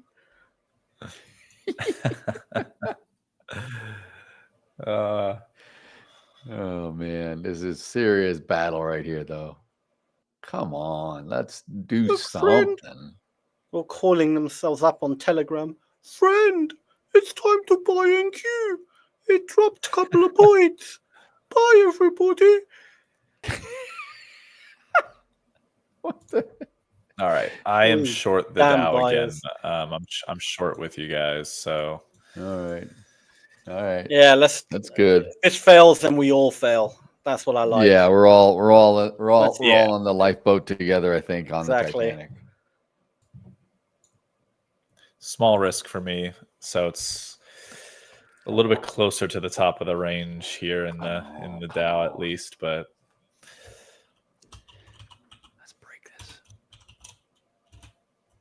Oh, come on. You want to. Let's go sellers. There's a whole bunch of fuel to the downside. Just grab them, and then you guys can come back. Exactly. Just do a nice little... Buy it. Let it drop down a bit more. Nice rip. Nice sweep. Then you can buy Push through right here. Get below VWAP. Let's get under the 85. Every opportunity. Oh, look, guys. Dropped a couple of ticks. Buy. Dropped a couple of ticks. Let's buy. Hilarious. There we go. Damn dip buyers. There we go. Get below. Finally. Nice. Come on, a bit more. But we need more. I want to see more than this. Yeah, I want more. I'm getting greedy now. Come on. The We need greed. a lot more. No, we need a lot more. Keep going. on. Get down to 80. Break the range. I want Break the range. all the way down. PlayStation That's 5. the Come low on. of day. Get my IB low, man. That'd be beautiful. Let's go. We got a long way to go, though. I mean, it doesn't sound like a long way to go, but based on how this thing's been trading this morning, it's a struggle to get 10 points down. Yeah. Like 10 points should be nothing, right? But boy, just retest the low. All right. I made mine break even now. So again, we're in a break even Dow trade here. We'll see if it can finally break. I don't believe in the break even. It's all You're or asking for nothing. lots of breaks there, Paul. You're asking for a break or the break even or the breakdown. So many breaks, so many things. The achy breaky heart. Someone got a break. Let's go. Get down. Come on. Let's go. Good. This is good. Come on, ES. Get down. Volume's dead now. Come on. There you go. A bit more volume. Only There 30, you go. 93. There's the Contra. seller. Oh, Go. absorbed to 40. Come on. Yeah. Oh, that absorption. There's all these damn buyers coming in again. Ah. I think that's it. I feel like this could be it. Yeah. That's not it. I'm out. So I'm I it. filled at the bottom of the range on the Dow there. So it was a quick like $100 trade. There's the sellers again on the challenge account, but come on, sellers, break through. I hope for Daryl that we break through to the downside. I think we will. I think we will. Let's just get down there. Come on. Oh yeah, come on. Do it. Let's go. Daryl's the last man standing now. I'm always the last man standing, unfortunately. Every time. Usually. I know. The last man standing. Come on. There we go. Break it. 82. Come on.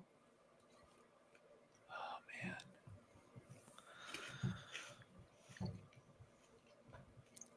We could switch over to my chart, I guess, as I'm in the trade. Yeah. Go for it. Let's go, peoples. Let's go. Drop down.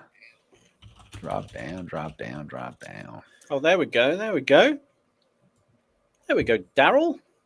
Let's go. Get it down to 80. This is what I'm saying. Get now. I mean, not even break even yet. This is ridiculous. If it holding all this time. All right. Yeah, this looks good. This looks good. Come on. Even if I need to flatten out, I'm okay right here. But yeah, I think we're going to punch through finally to the 77 and test the low of the day. It's not that far. Come on, you got 4 points to go. It looks like a crazy distance here. Like it just, oops. It looks like a crazy distance on this chart. It's only friggin' 4 points. Let's do it. Like, what are you waiting for? Come on, sellers. Buyers back out of the way. No, don't do this. Don't do this. We'll stay at 85. We'll stay at 4 point stop. I don't like where my stop's at. My stop's at VWAP. I think it'll turn down. I think it'll turn down. That selling block volume came from 68.89 down to 68.85, so maybe that'll provide some resistance for you, Daryl. Hopefully, I see it. Let's go. 600 contracts sitting there, so let's go.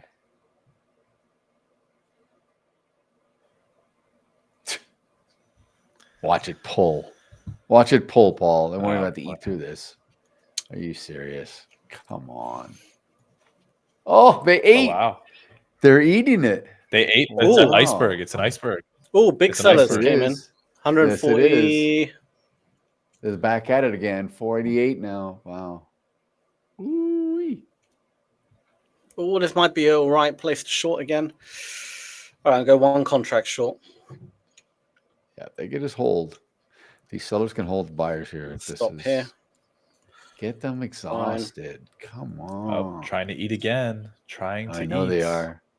Still doing a good job. Oh, wow. Ooh, Okay, got did. through it. No, I think it pulled. I think they pulled a little at the end. No, it did not.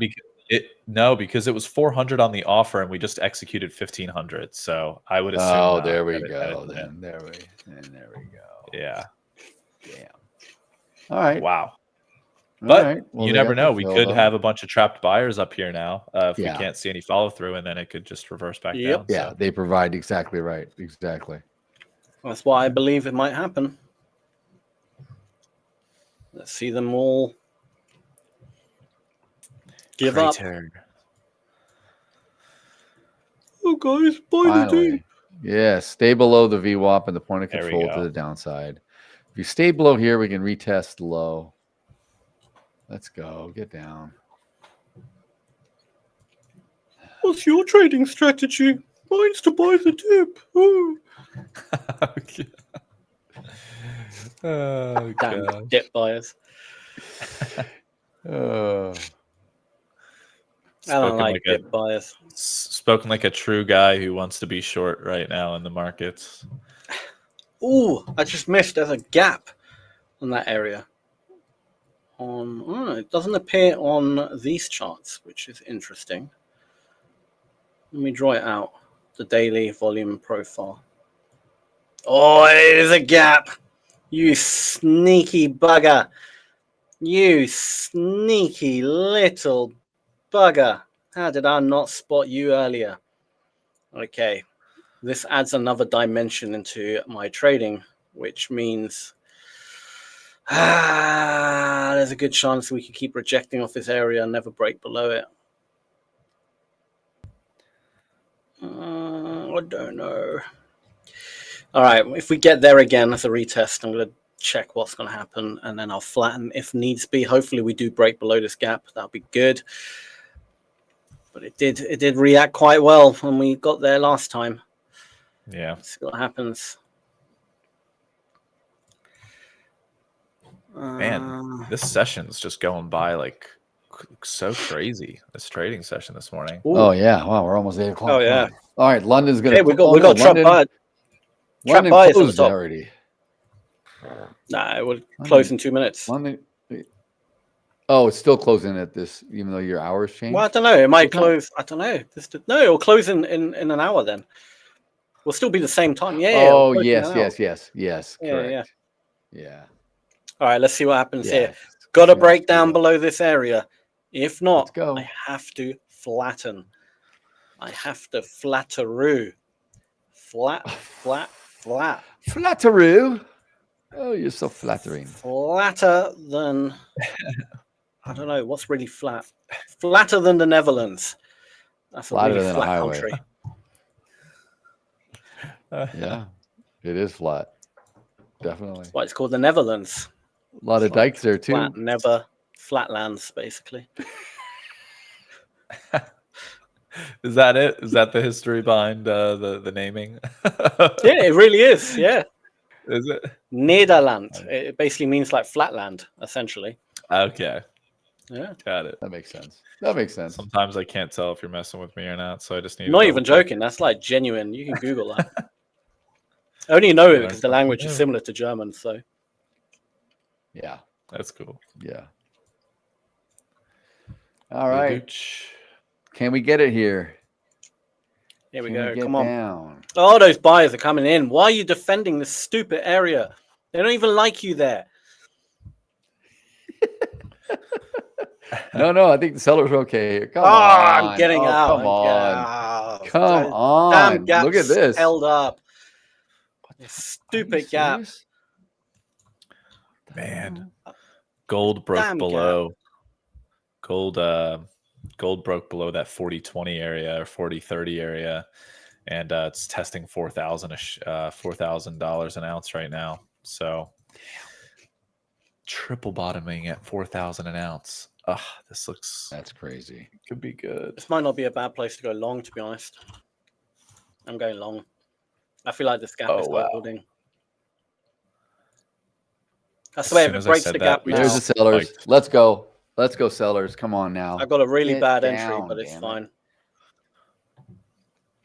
God, come on. Damn. You guys haven't been down here since frickin' almost an hour. Oh, Jesus. They played this. They've been playing this little 8-point range. I mean, 7 to 8 points in the ES for an hour. crazy. Yeah, I don't like this. That was a bad price. I need to wait for a better price. There is so much liquidity on the buy side of gold. The DAP. Gold? Over the next like $100 an ounce. Like from 4,000 to 3,900, there's a bunch of levels that have like 200 to 245 contracts on the bid. We could see a big move lower to sweep up all that liquidity. I wouldn't be terribly surprised. I mean, we've already been moving down a nice bit today. So, wow, gold could be a crazy one. Gold's always crazy, to be fair. Yeah, see, nowadays Tom, that's good good for sure. Smart move, Tom. Smart move, man. Very good. Yeah, great idea. Good idea, Tom. I would be doing the exact same one. When I was up 1,300, I would have. Wow, when I was up 900, I would have left in the real world. I would have walked away and enjoyed my time. This is what overtrading does. Yeah, it does. Yeah. You always end up giving it back eventually if you keep trading. It's like cycles to market. You have the cycle where you make money, and then the cycle where you keep losing money, and then you make money and losing money. Hopefully you can just hold out through the losing cycle long enough to go back into the making money cycle. Come on, dude. What the hell?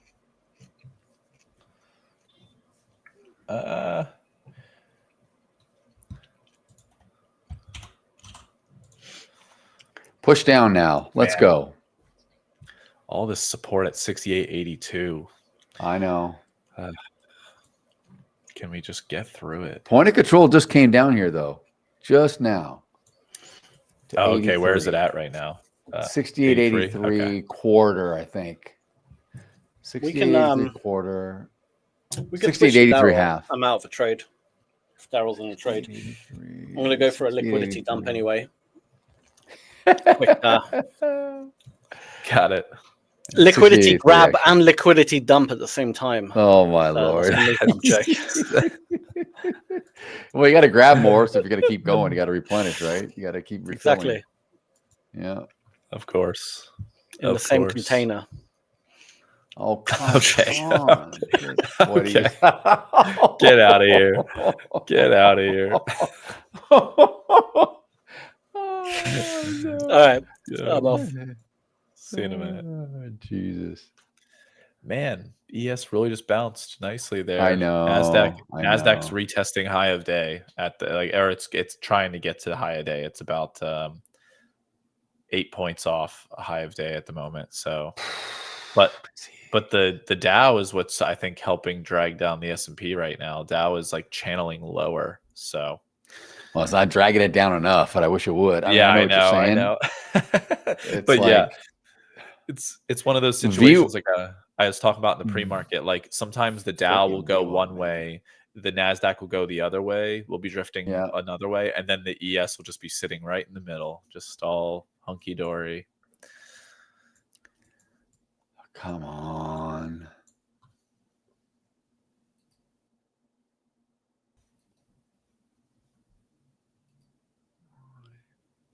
There we go. Come on. Can we hold? Can we get down? Can we get down? What's up, Robert Chicanik? How you doing? You're swinging the triple Q. You're living dangerously. Yes, you are, my friend. It's a dangerous day. Dangerous day for everybody. It is. It's a little crazy. A little crazy. It quite is. Come on, can we just break this support? It's trying. It's freaking trying.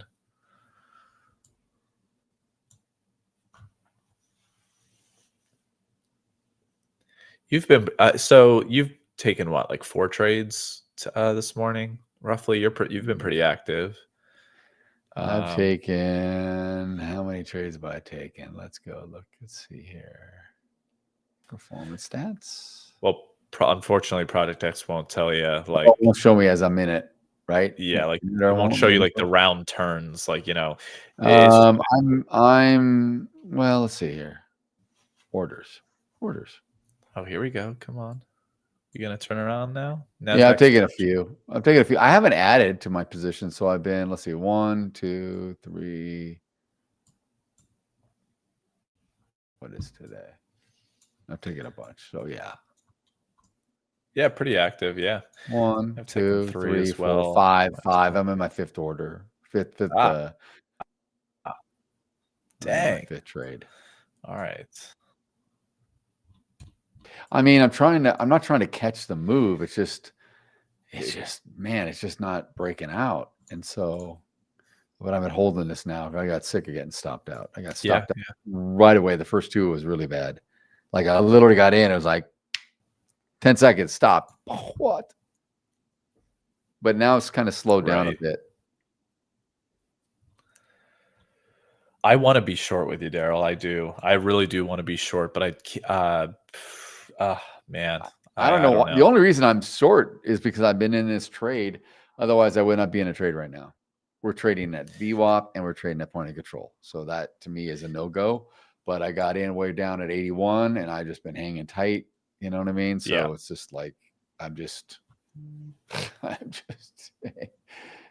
trying to wait and see if it retests the low. I think it will at some point. And it may be right when we get off the air again. It just may be one of those things where it takes us to this thing to move right when we get off our segment. But if anything, looks like it wants to come. Come on, let's go. I might look to get short the Nasdaq at some point here, if anything, which is interesting.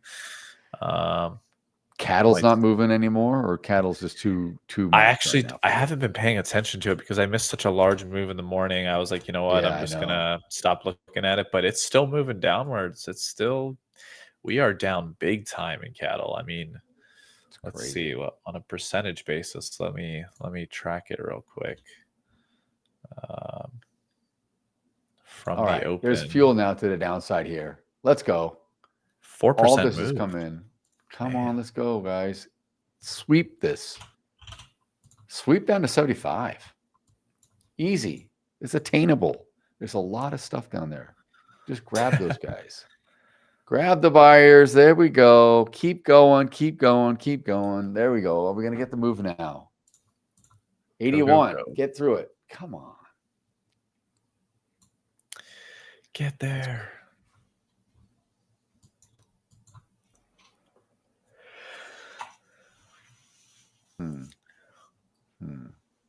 Yeah, like this is one of those. I'm hanging on to a $250 green P&L day at the moment, which is nothing crazy to mention, but it's like I'm red.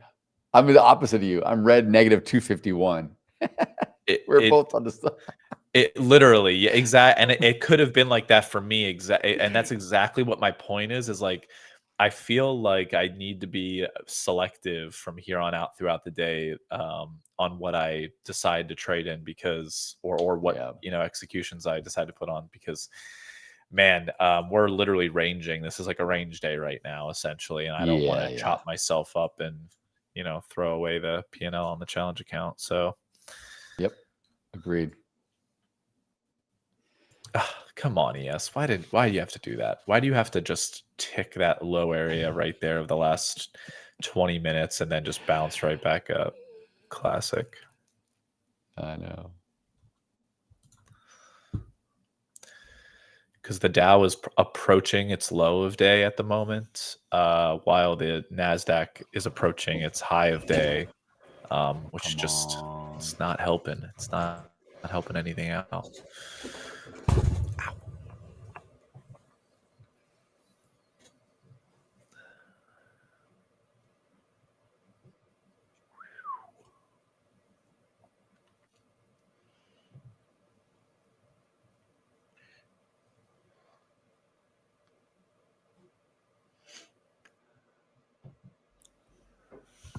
Come on. Now it's like a stalemate. Yep. Bomb.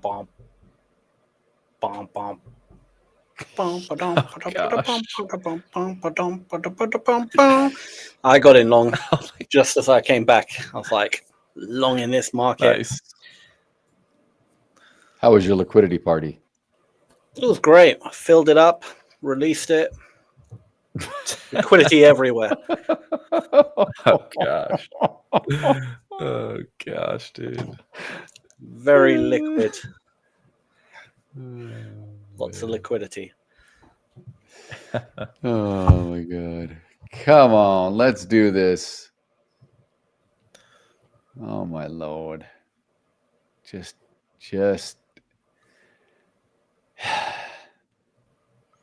All right.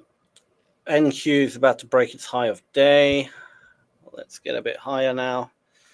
really. Let's not trap those buyers at the top. ES is nowhere near the high of day.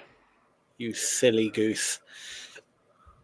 Yeah, that's what I was saying, Darryl. I was saying that the Dow is at the low, is testing low of day. Nasdaq is testing high of day. That's why ES is just right in the middle. That's, or not why, but like it's. Yeah, I know. There we go. Break through the high of day. Come on now. Let's keep pushing. I feel like I'm in a Darryl trade. This is a very Darryl trade. Yeah, it is. Yeah, you're just it's always hanging out. push it. Push it real good. Lots of buyers are coming in, but are getting absorbed at the high of day. There could be a bit of a pullback here, which might be not great for me. Oh, they're getting absorbed. Absorption. I got out.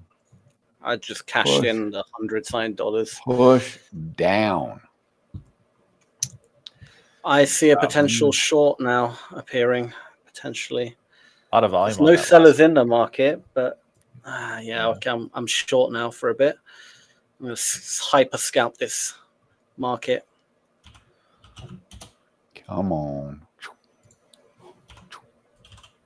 I've jumped in short again. Come on. Shout. Come on. Go shouty. All right, sellers, you need to come in now. Don't do this crap. Oh, you sellers are the worst. Every time you look like you're about to do it, you just fail. You're such failures. Has anyone ever told you that? You're a failure. Absolute failure. Oh, yeah. We need to check Russell, too. We need to see how Russell's doing.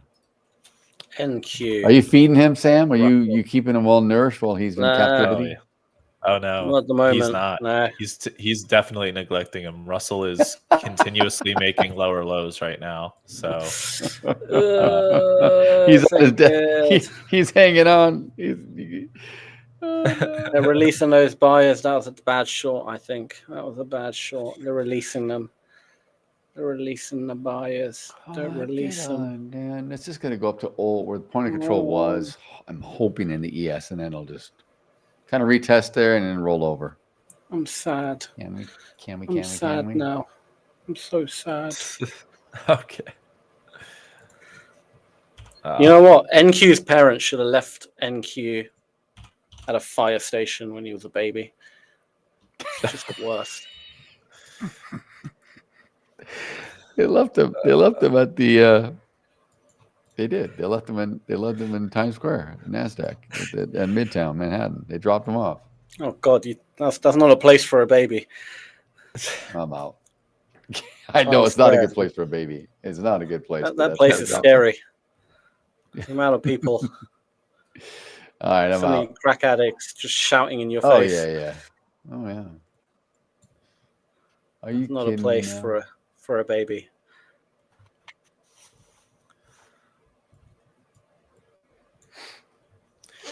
Come on, don't release those buyers now.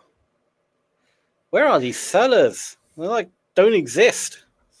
It feels like a very one-sided market all of a sudden. Just sellers are like, oh, I'm taking a break. Oh, that was good absorption. That was good. That was good absorption from the sellers there. Well done. Let's actually have a bit of follow through. I spotted that. Well done, sellers. You're very, very sneaky. Sellers are being very sneaky. They're like sneakily absorbing the buyers, like split-second absorption.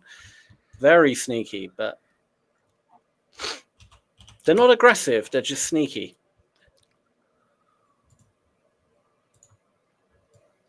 Man, silver made quite the move down. My goodness. Back down to, just ticked down to almost $46 an ounce. Here Come on, silver. NQ. Go back home. Go back home, NQ. Back to the fire station. I'll put a little fire truck or something where you were born. Okay. Where you were left by your parents. Where does he come up with this stuff? I don't know.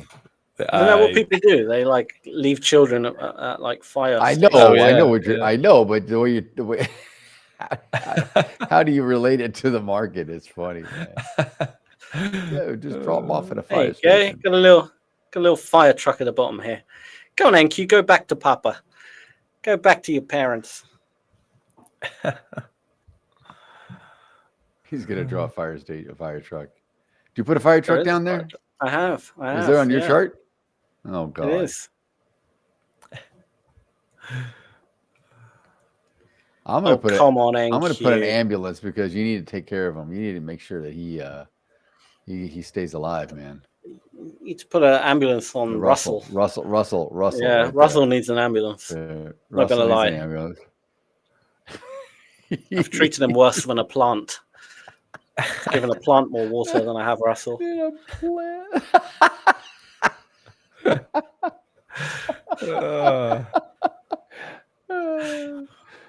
There we go. There we go, NQ. Let's go back down. Let's go back down to your fire station. I'm short. I am short. Yes. You know you want to see men on poles, NQ. Come on. Let's not pretend. Oh my God. What the? That's what NQ secretly likes. I'm not judging NQ. I'm not giving you the opportunity to, Oh, my Lord. I'll even throw in a calendar for you. Little special fireman calendar. Part of me wants to be long here. Yeah, I think I don't know why. Oh, I like this. I like what the back end have done with and the little P&L thing. Look on the actual stream, like the screen. I like that. Wow. I can't see. Oh, that's cool. Yeah. It's like the live updated P&L. Cool. Yeah. I'm loving it. Where are you seeing this? Cool. Loving it. Just like on the actual stream. The actual stream itself. Like look at yourself on the stream. Yeah, look at yourself. Oh yes, there we go. Beautiful. Very that's cool. even better. It's nice, isn't it? Oh, that's cool. Come on, NQ now. Let's break down. All right. I see buyers coming in, but they're not being very effective. This is actually a very good sign as long as we push down here. This is actually very, very good. Ooh, 230 buyers. They are struggling right here. Still at 216, 240, but they're not making much movement. This could just shoot up, but it could also plummet down. 250. Sam, back down to 230. It could go up, but it could go down. No, because it depends how. Oh, absorbed down to 140. There we go. Come on. That was a good 100 contract absorption by the sellers. That's what I want to see. Nice. Now we should get this nice move down coming as the buyers realize, oh no, NQ's going home to the fire trucks. NQ has seen those men on poles, and he's oh my God. Nothing will distract him now. He's I think NQ's about to make a little bit of a rally upwards. NQ. Don't you dare. He needs a Don't you dare now, NQ. Why were you getting absorbed? You were doing so well. You're not going to allow those buyers out of the position now. We both know that. Go to your fireman. Oh, you are the worst. Yeah. You are actually terrible. You are terrible. Terrible. You are the worst thing I have ever seen in my life. I'm going to leave Russell at a fire station. You'll never see him again. He's going to have a new name. You'll never see your baby brother Russell. Drop him off in some random place. I don't know, Ohio or some shit. Drop him somewhere where no one visits.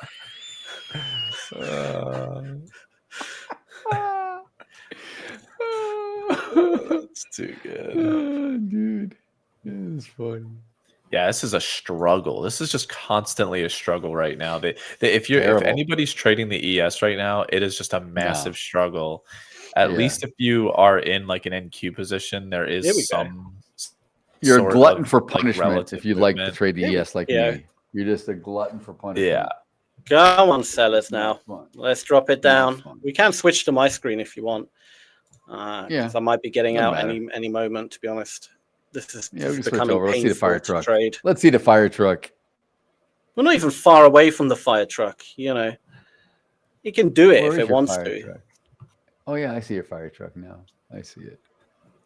Is my screen? Oh yeah, there it is. Come on now. These sellers are just being. These buyers are just being relentless. Yeah. They really don't want NQ to enjoy himself at the fire station. This could be a good reunion right here. You're gonna be nice to these buyers, NQ. Think about what they are doing. They are blocking you from seeing your adoptive parents. Oh, I am gonna have to start laying in on Russell the moment I get home. The shoe's coming off and the belt's coming out. The belt. Jeepers. I'm gonna give him some. Gosh. Come on. Do you really want Russell to pay for your sins, NQ? Look at those buyers come in. 150, 113, back to 168, 174. Here we go.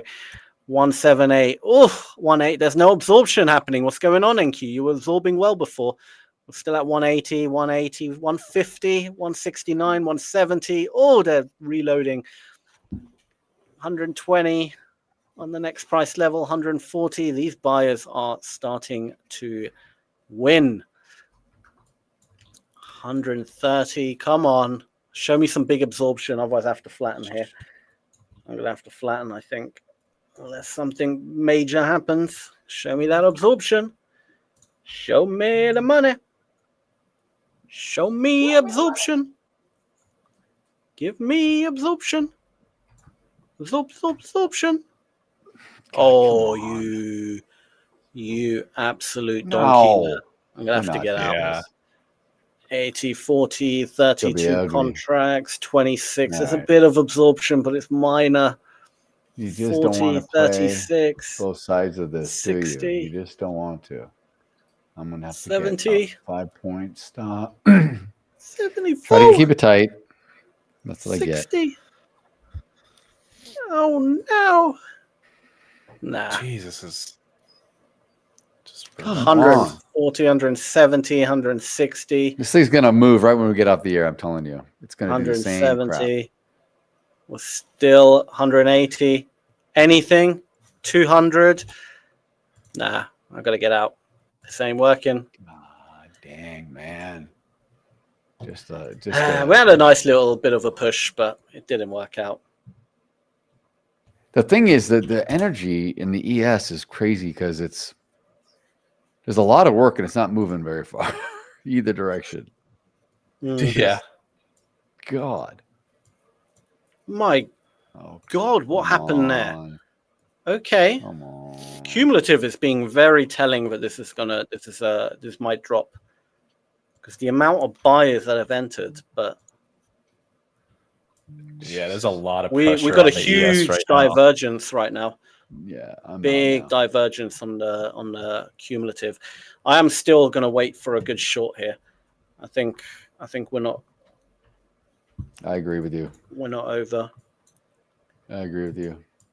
The thing about these divergence plays, you just never know when they're exactly going to pull out. Okay, 109 contracts came in from the sell side, 113, 130. I'm jumping in again. Come on. Short. I've clicked it. There we go. There's a bunch of sellers coming in now on the ES on the top, but yeah, see, they're coming in, but that's it's what I'm not seeing. pushing down. The NQ maybe. It's not really. Oh, they got absorbed. Oh, they absorbed. 200 for the buy side. We went, oh, that's a terrible sign for anyone selling. Ugly. This is ugly. But ugly. The sellers are still. All right, realistically speaking, if we break the high, then I have to get out. But so I can have a super tight stop. In fact, let me set my stop here.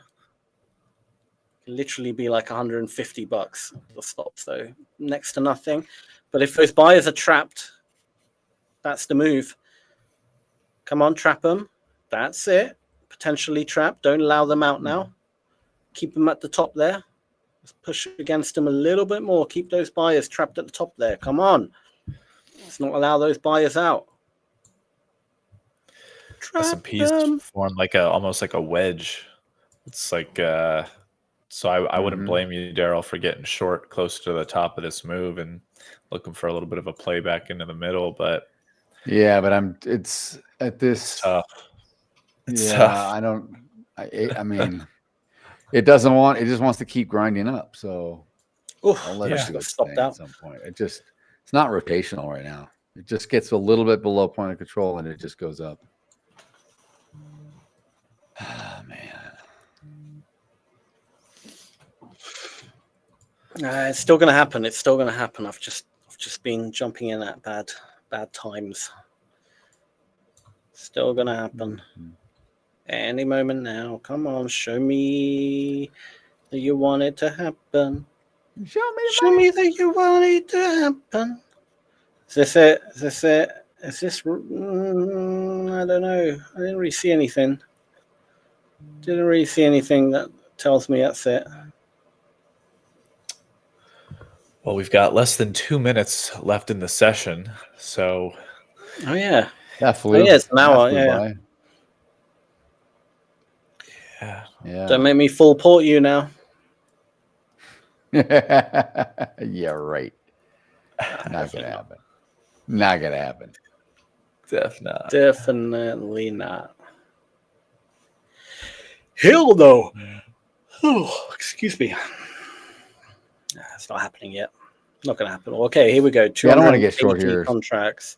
Paul, it just looks like it just wants to keep breaking through this. I know. This is 300 tough. Contracts. This is the moment of truth. Do sellers get below those massive buys that just came in, or are we trading? All right, I'm jumping in 2 contracts because that's the biggest amount of buys I've seen in a while. Come on. All right. If I can have a stop just above it, it's not a big deal. I will say, folks, real quick, since we've got 35 seconds left, we got Tiger coming on. Yeah, Tiger's going to be coming on to give us a little bit of a news breakdown here, and then we're going to have Chris with the Gold, Silver, and Beyond segment, and then we're going to have the Forex Fire trading session for about an hour, and then followed by me and Daryl doing the Mag 7 Madness session. So, and then obviously me, myself, and myself are no, I'm just kidding. No, me, Sam, and Daryl are going to be trading in the futures session at 1:50 p.m. Eastern to 4 p.m. Eastern. So stay tuned, everybody. And with that being said, we're going to switch to Tiger right now. So catch you guys later. Be safe on your trading. All right, see you. Take care, everyone.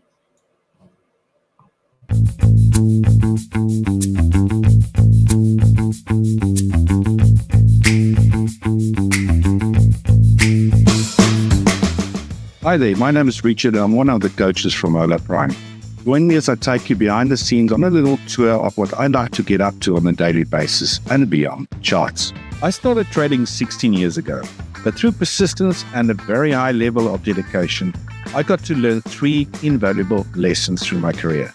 That trading should be treated as a business. It's really not a gamble. Consistent profitability demands effort, and there's really no shortcuts or any way around. And especially risk management, which isn't, it's part of your survival as a trader. You see, early on,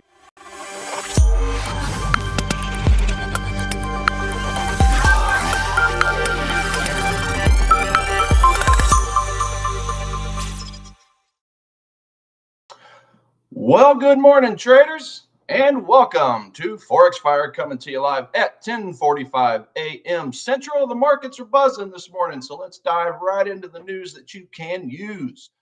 It has been a risk-on party from the get-go, fueled entirely by the blockbuster news that the U.S. and China are inching closer to a trade agreement.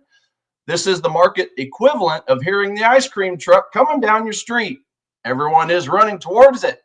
Equities are loving it, with S&P futures pointing to yet another record and the Nasdaq looking mighty magnificent. And of course, this party-pooping sentiment has put safe havens in the doghouse. Gold has taken a nasty spill, down over 2% and nervously sweating as it clings to that $4,000 level. Silver is also feeling the burn, hitting two-week lows. It seems the only thing getting hammered more than a nail this morning is the precious metals market. And now let's talk currencies, because the dollar is playing a classic game of he loves me not, with traders, of course.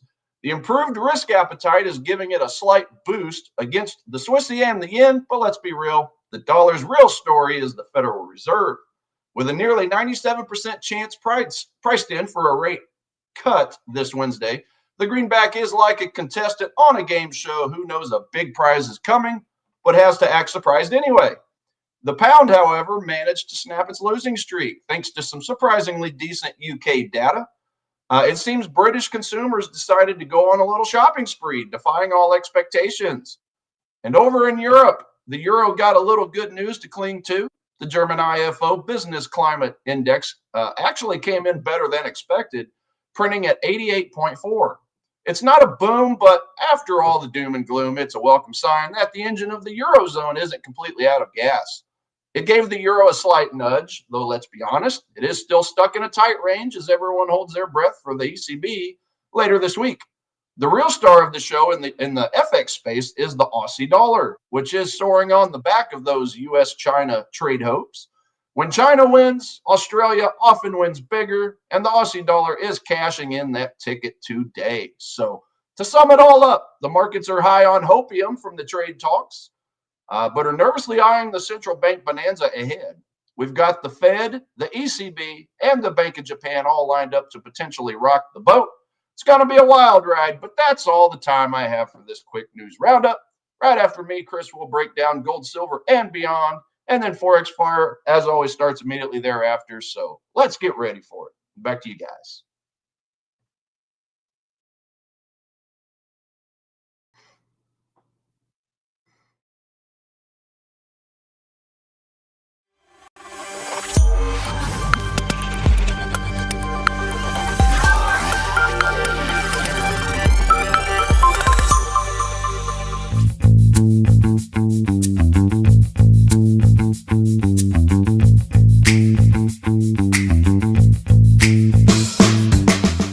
Hi there, my name is Richard and I'm one of the coaches from Hola Prime. Join me as I take you behind the scenes on a little tour of what I like to get up to on a daily basis and beyond charts. I started trading 16 years ago, but through persistence and a very high level of dedication, I got to learn 3 invaluable lessons through my career. That trading should be treated as a business. It's really not a gamble. Consistent profitability demands effort, and there's really no shortcuts or any way around. And especially risk management, which isn't, it's part of your survival as a trader. You see, early on I realized that success in trading is only 20% strategy and 80% mindset and emotion. Now, as a coach at Hola Prime, my focus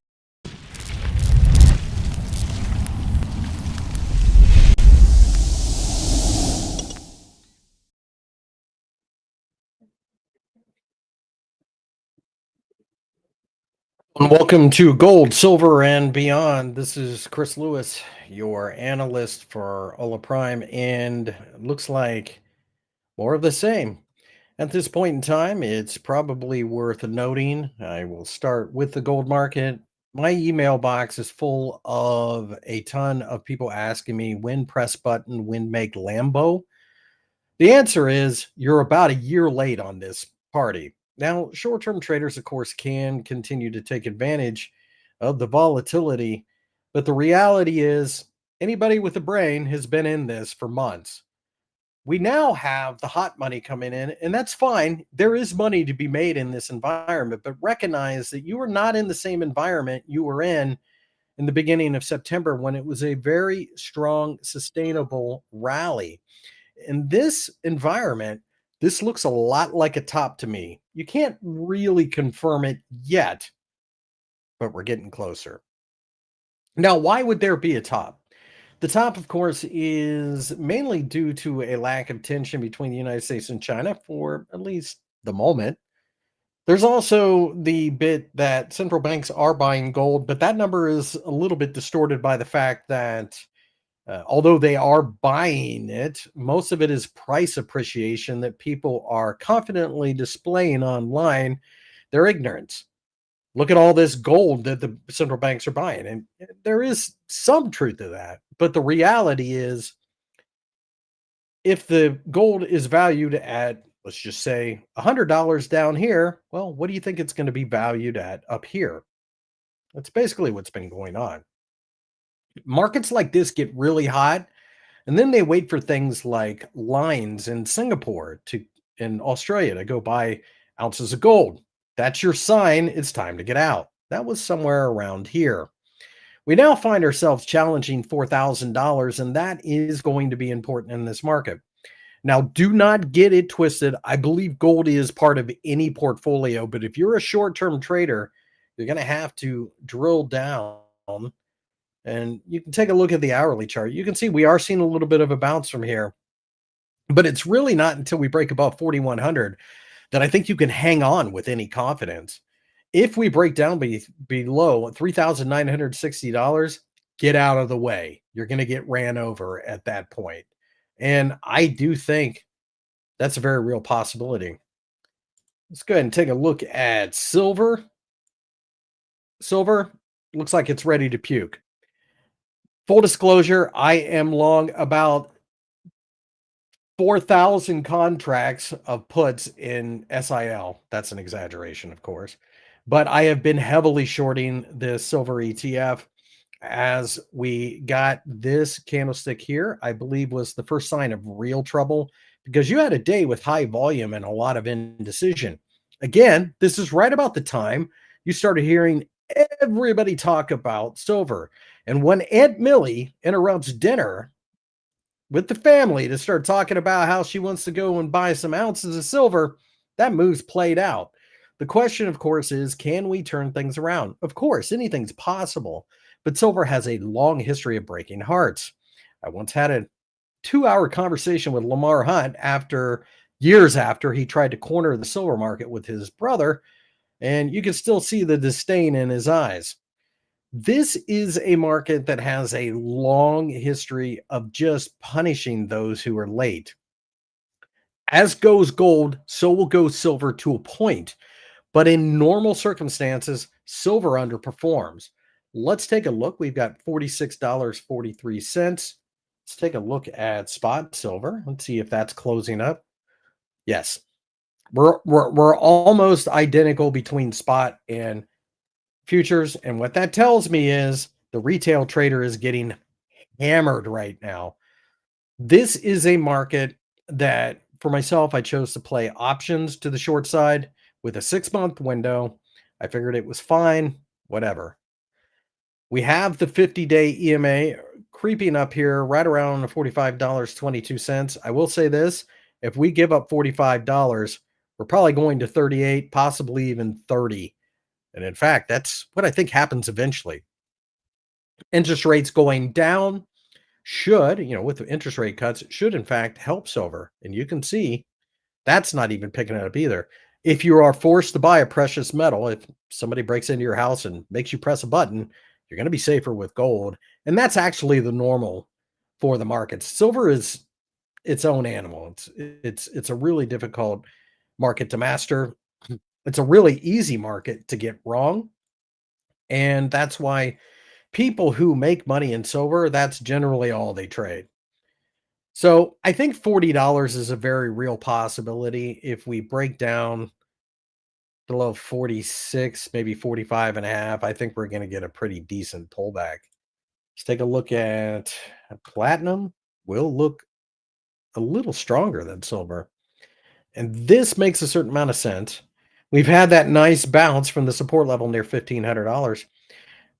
Is it bullish? Still, technically, yes, but I would like to see a break above that candlestick for Thursday, I guess, to even consider anything of size. Keep in mind, platinum is a different animal as well because it's based on automotive, it's based on green technologies, AI, that type of thing. It does have a little bit more of a use case scenario, but more importantly than anything else, there are a lot of closed minds at the moment. If we break down below 1450, I think the bottom falls out here. If silver melts down, the bottom could just pull out as well in sympathy than anything else.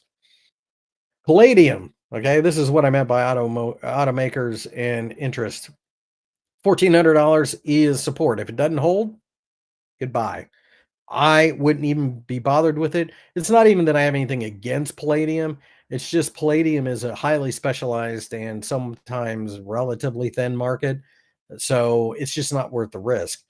In order of safety, gold is by far the safest asset out of these four metals. That's generally almost always the case. But we are starting to see a rotation out of hot money and gold and into things like equities. That's part of what's going on with this China deal. It's not just safety. Let's take a look at the 10-year note. You can see we're down, yields up just a touch, people running away from safety.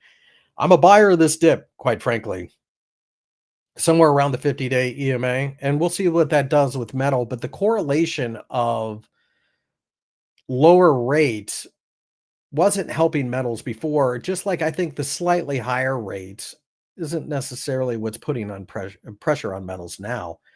I think it's run too far too quick, and we've got those support levels that we have to maintain. If we can't stay above those, we're in real trouble. Let's take a look at the Dixie and the US dollar. Through all of this, doing nothing. We've had a couple currencies gain on them on the greenback during the day. I think Tiger mentioned the Australian dollar, Kiwi dollar, Canadian dollar, probably up a little bit. The euro, the pound, nothing major. I have no issue shorting any of those currencies. At this point in time, I think some of them are meant to be shorted. Oddly enough, it's the emerging market currencies that are a little tougher.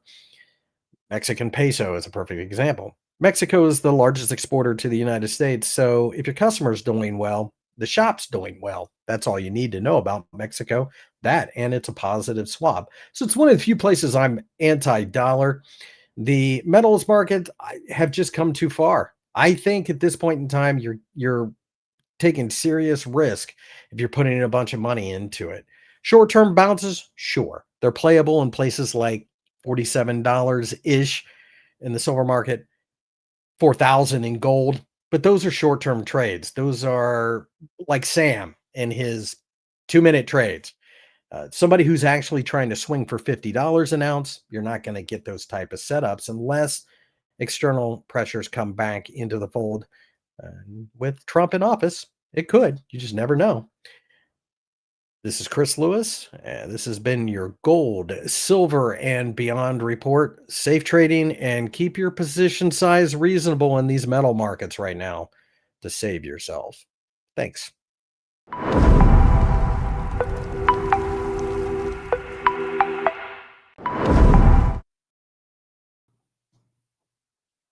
Hey. Hold on a second. I don't think I can hear you, boss. Let's see here. No sound. Oh, yeah. Yeah. Can you all hear me? Yeah. You can hear me? Okay. Yeah, I can't hear you, unfortunately. What do we got going on here? You're up. All righty. Well, till we get the sound figured out, I can definitely go take a check at a couple things.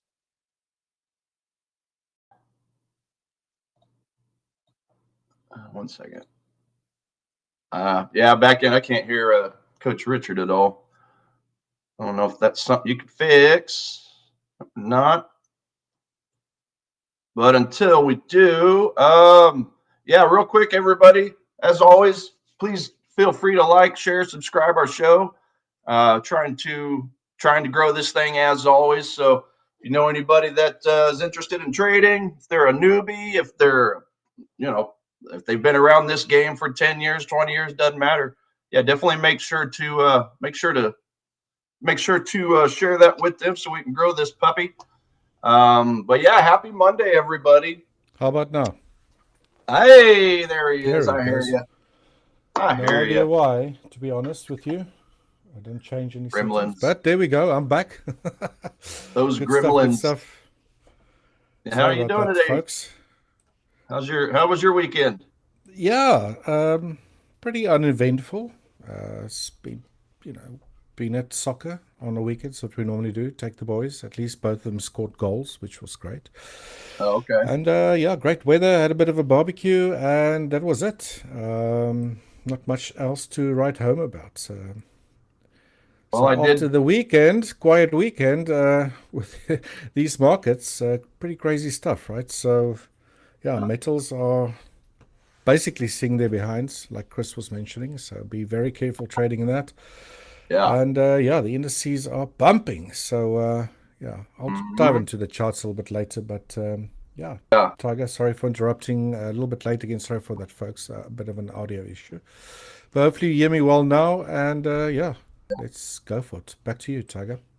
Well, I did take $133 out of the casino slot machines the other night. So oh, really? I can't complain about that. Yeah.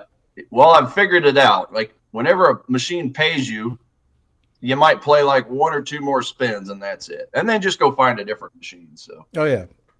I pulled out a single $20 bill and played for 3 hours on it. So gotcha. I guess I got lucky. I don't know. I was actually down to about plus 10 at one point.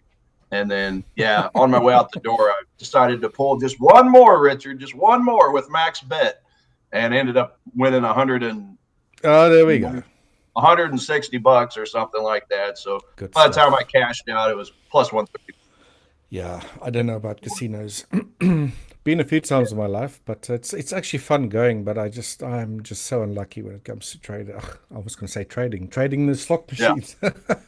Well, so I'm not much of one either, but my sister and nephew want to go, so figured awesome. Yeah, successful Friday night. Right, I think Tiger, my screen is showing, if I'm not wrong. Yeah. So I believe I could maybe kick us off. Sure. Yeah, absolutely. Right, guys, as always, I'll start here with the dollar index. And price has just been running sideways. And this has been since last week, Wednesday. So well, you can never be sure about what the direction is going to be, right? I still have a plan A and B. Plan A being that we could see one more drop lower, potentially an ending diagonal before we really start moving to the upside. Or obviously, alternatively, price could just, do this. Maybe this pattern's ended already. So not sure. I think the Fed rate decision on Wednesday will probably clear things up a little bit better. And so that's, probably why the dollar index is running a bit sideways, to get a bit more clarity. Sorry, I'm just getting messages on the side here. I'm just muting that at the moment. So we could probably get a bit more clarity of what direction is going to be like.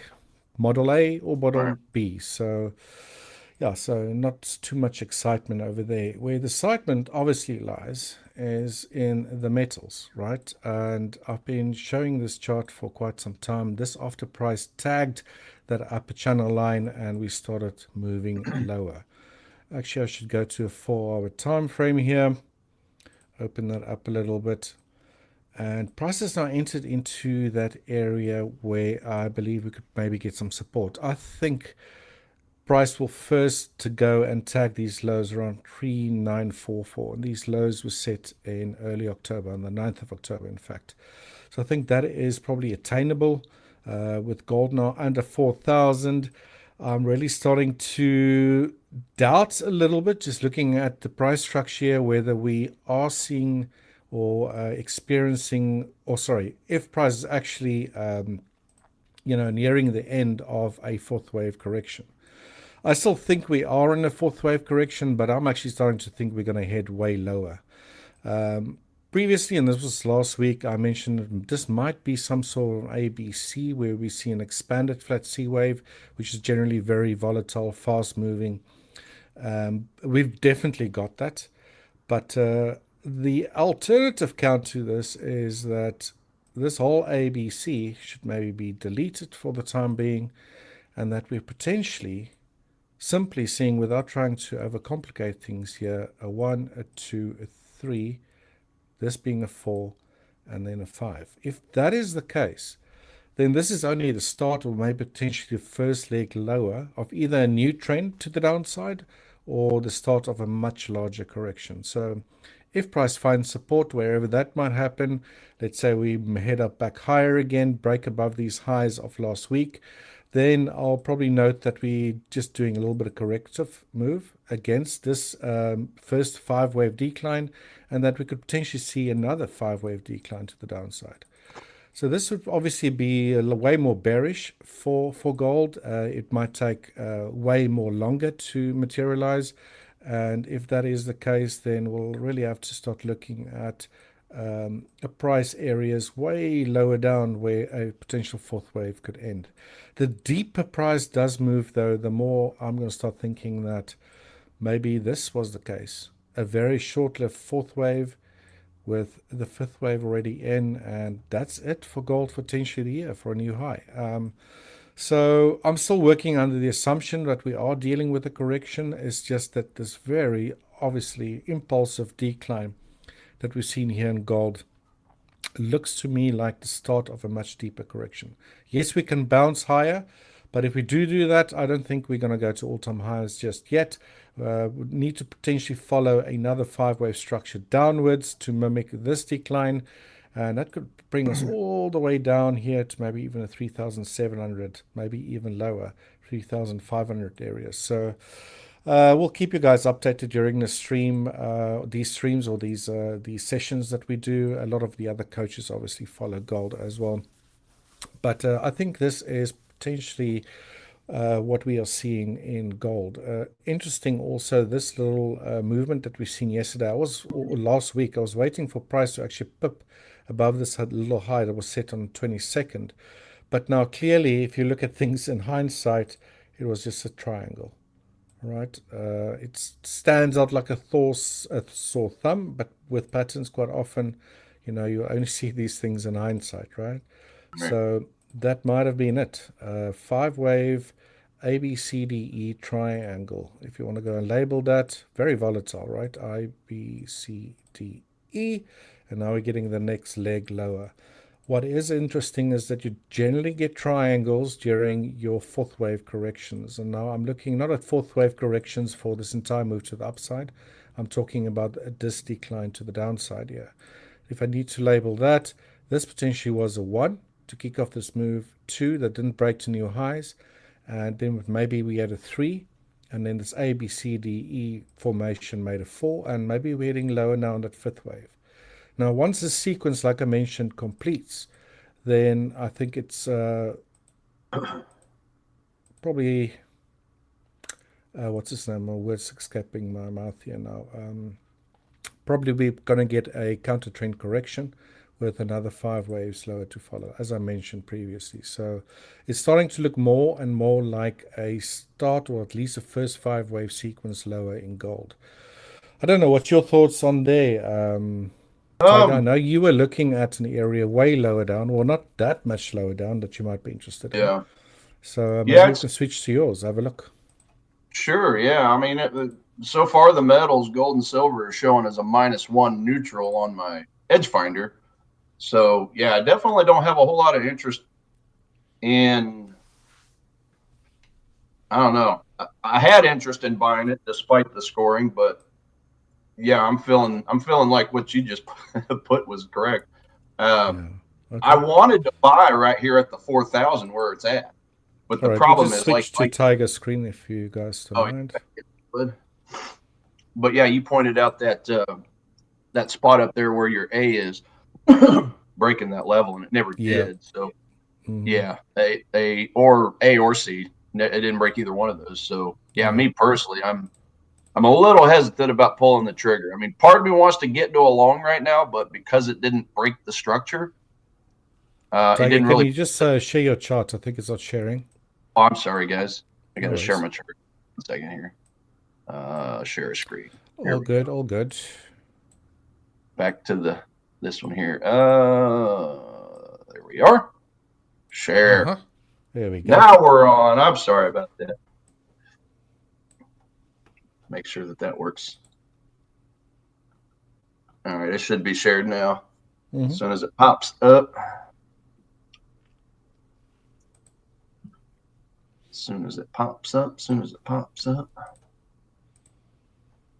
Just waiting on my chart to pop up. All right, so back in. Can we switch to Tiger, please? I think he is sharing at the moment. There we go.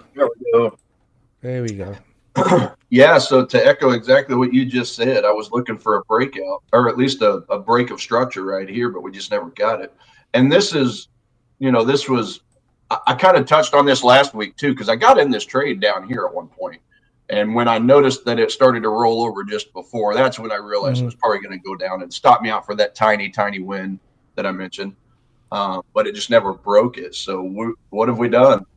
Here in the last hour and a half or so, we've broken the 4,000 mark, which is where I put that green line right at that 4-hour and daily demand. Right. But yeah, since we haven't proven that we've broken a structure on any of these tops, I'm hesitant about it. So I'm probably just going to skip it. And not to mention the fact that the 4-hour, well, actually both the 4-hour and the daily demands have already been touched. They've already been mitigated, right? So yeah, there could probably be more unfilled orders down here on the bottom part of the daily demand. But the problem is all the candles have got some pretty efficient price structure, meaning you had this wick down here that pretty well closed that gap. So I don't really see a whole lot of open price action there. It's all been closed. Efficient market, in other words, right? I'm trying to find inefficiencies in the market like we did have initially up here. So yeah, I think I'm just going to let it go. If anything, since this area wasn't even strong enough to break this structure up here, if anything, believe it or not, in the short term, I might even be interested in a pullback to this supply and try for a quick sell. Just something like this. Just come up here, tag that, and maybe just take a little bit of a short. Because again, it is a supply area of yours, price-wise. I just want to mark it. Yeah, so that's a 1-hour supply right here that, that ended up, just reversing everything. I mean, on Friday, I was actually keeping an eye on this 30-minute demand towards the end of the day right here. Let's see, is this the one? Friday 6. Oh yeah. So that one hit early before I even woke up. So that was a good demand. This was the one that I thought about putting my stop loss below, but I didn't. So hindsight, we're all masters in hindsight, right? Yeah, again, in hindsight, I shouldn't have put my stop loss up here. I should have put up here, and I could have at least taken it back up because there was a supply right here that I would have known to close out in front of. So anyway, but having said that, I mean, it's not a bad looking supply zone right here. I mean, we got a gap under it, so perhaps take a short little, mini short on this, and then just take it down to the low. Yeah. But at the moment, I don't really have a play on gold, silver. Yeah, again, it's broken silver. Through that. I don't touch at all. Never tried. Well, I traded it once with options, and that was about it. Yeah, and I just don't really like short metals. I really don't, because I'm like a perma bull when it comes to these metals anyway. But yeah, to me, this is nothing more than just a nice, healthy correction, nice, healthy pullback. So silver, just as an example, I got a daily demand all the way down here. So I probably wouldn't be interested in silver unless it comes all the way down to the 44 level, 44.30 level, looks like. Okay. At minimum. Because we do have a 4-hour. It's kind of hard to see, but we do have a 4-hour demand in here. Okay, we got that red candle. Nice push out with increasing volume spread analysis candle. So I like that. That's effort meeting result. So that would probably be the closest place I'd be interested in watching. I am going to go ahead and alert on that. just to see what happens if and when price does get down there. Ooh, Friday's Halloween, by the way. How about that? Friday is Halloween. Yeah, it used to be. Well, I wouldn't say used to be. It's these days it's quite big in South Africa. Where all the kids doing Is it? But when I grew up, not so whatsoever. We knew it was there. Maybe watch a few movies, scary movies and so forth. But we never used to. Well, I wouldn't say celebrate it, but even follow it or whatever. But now there's just kids running around all over the block where we live. So I don't know. No, it's always a good time here. We enjoy it. We watch a lot of horror movies too. We got to pull out the Rocky Horror Picture Show as well. Oh, really? Got to watch that every year, just to get silly. Like I say, I don't have gold or silver. Bitcoin, I do, because it's actually bounced back onto my bullish list. So it just keeps going off and on, off and on. But yeah, we're obviously back to the middle of that the big old megaphone pattern. You guys know my favorite spot's still the 100K level. But one thing I did notice is, I drew this up, I think last Tuesday, where I wanted to see price bust through this 4-hour and daily supply, and then look for a retracement down to possibly take it long. Well, we did break through, and I think we closed on a 30-minute. Yeah, so on a 30, and there's my daily and 4-hour. I just moved everything to the left to get it out of my way.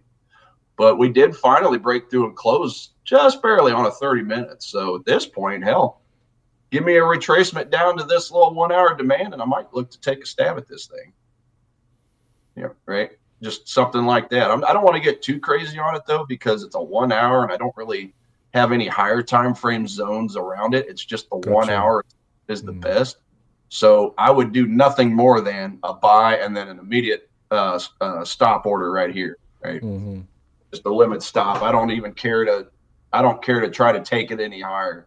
Just get me back to the swing high there. So this is going to be one of the main plays I'm looking out for now. I'll be honest, just like the last week or two, there's not a whole lot of currencies going on. Let me look at the currency, the top setups with you guys real quick. Okay. I mean, here we go. So not a whole lot's changed, except we added Bitcoin to the bullish list. So all the U.S. indices, the U.S. oil, got the DAX in Germany that's popped back on. That thing pops on and off quite a bit.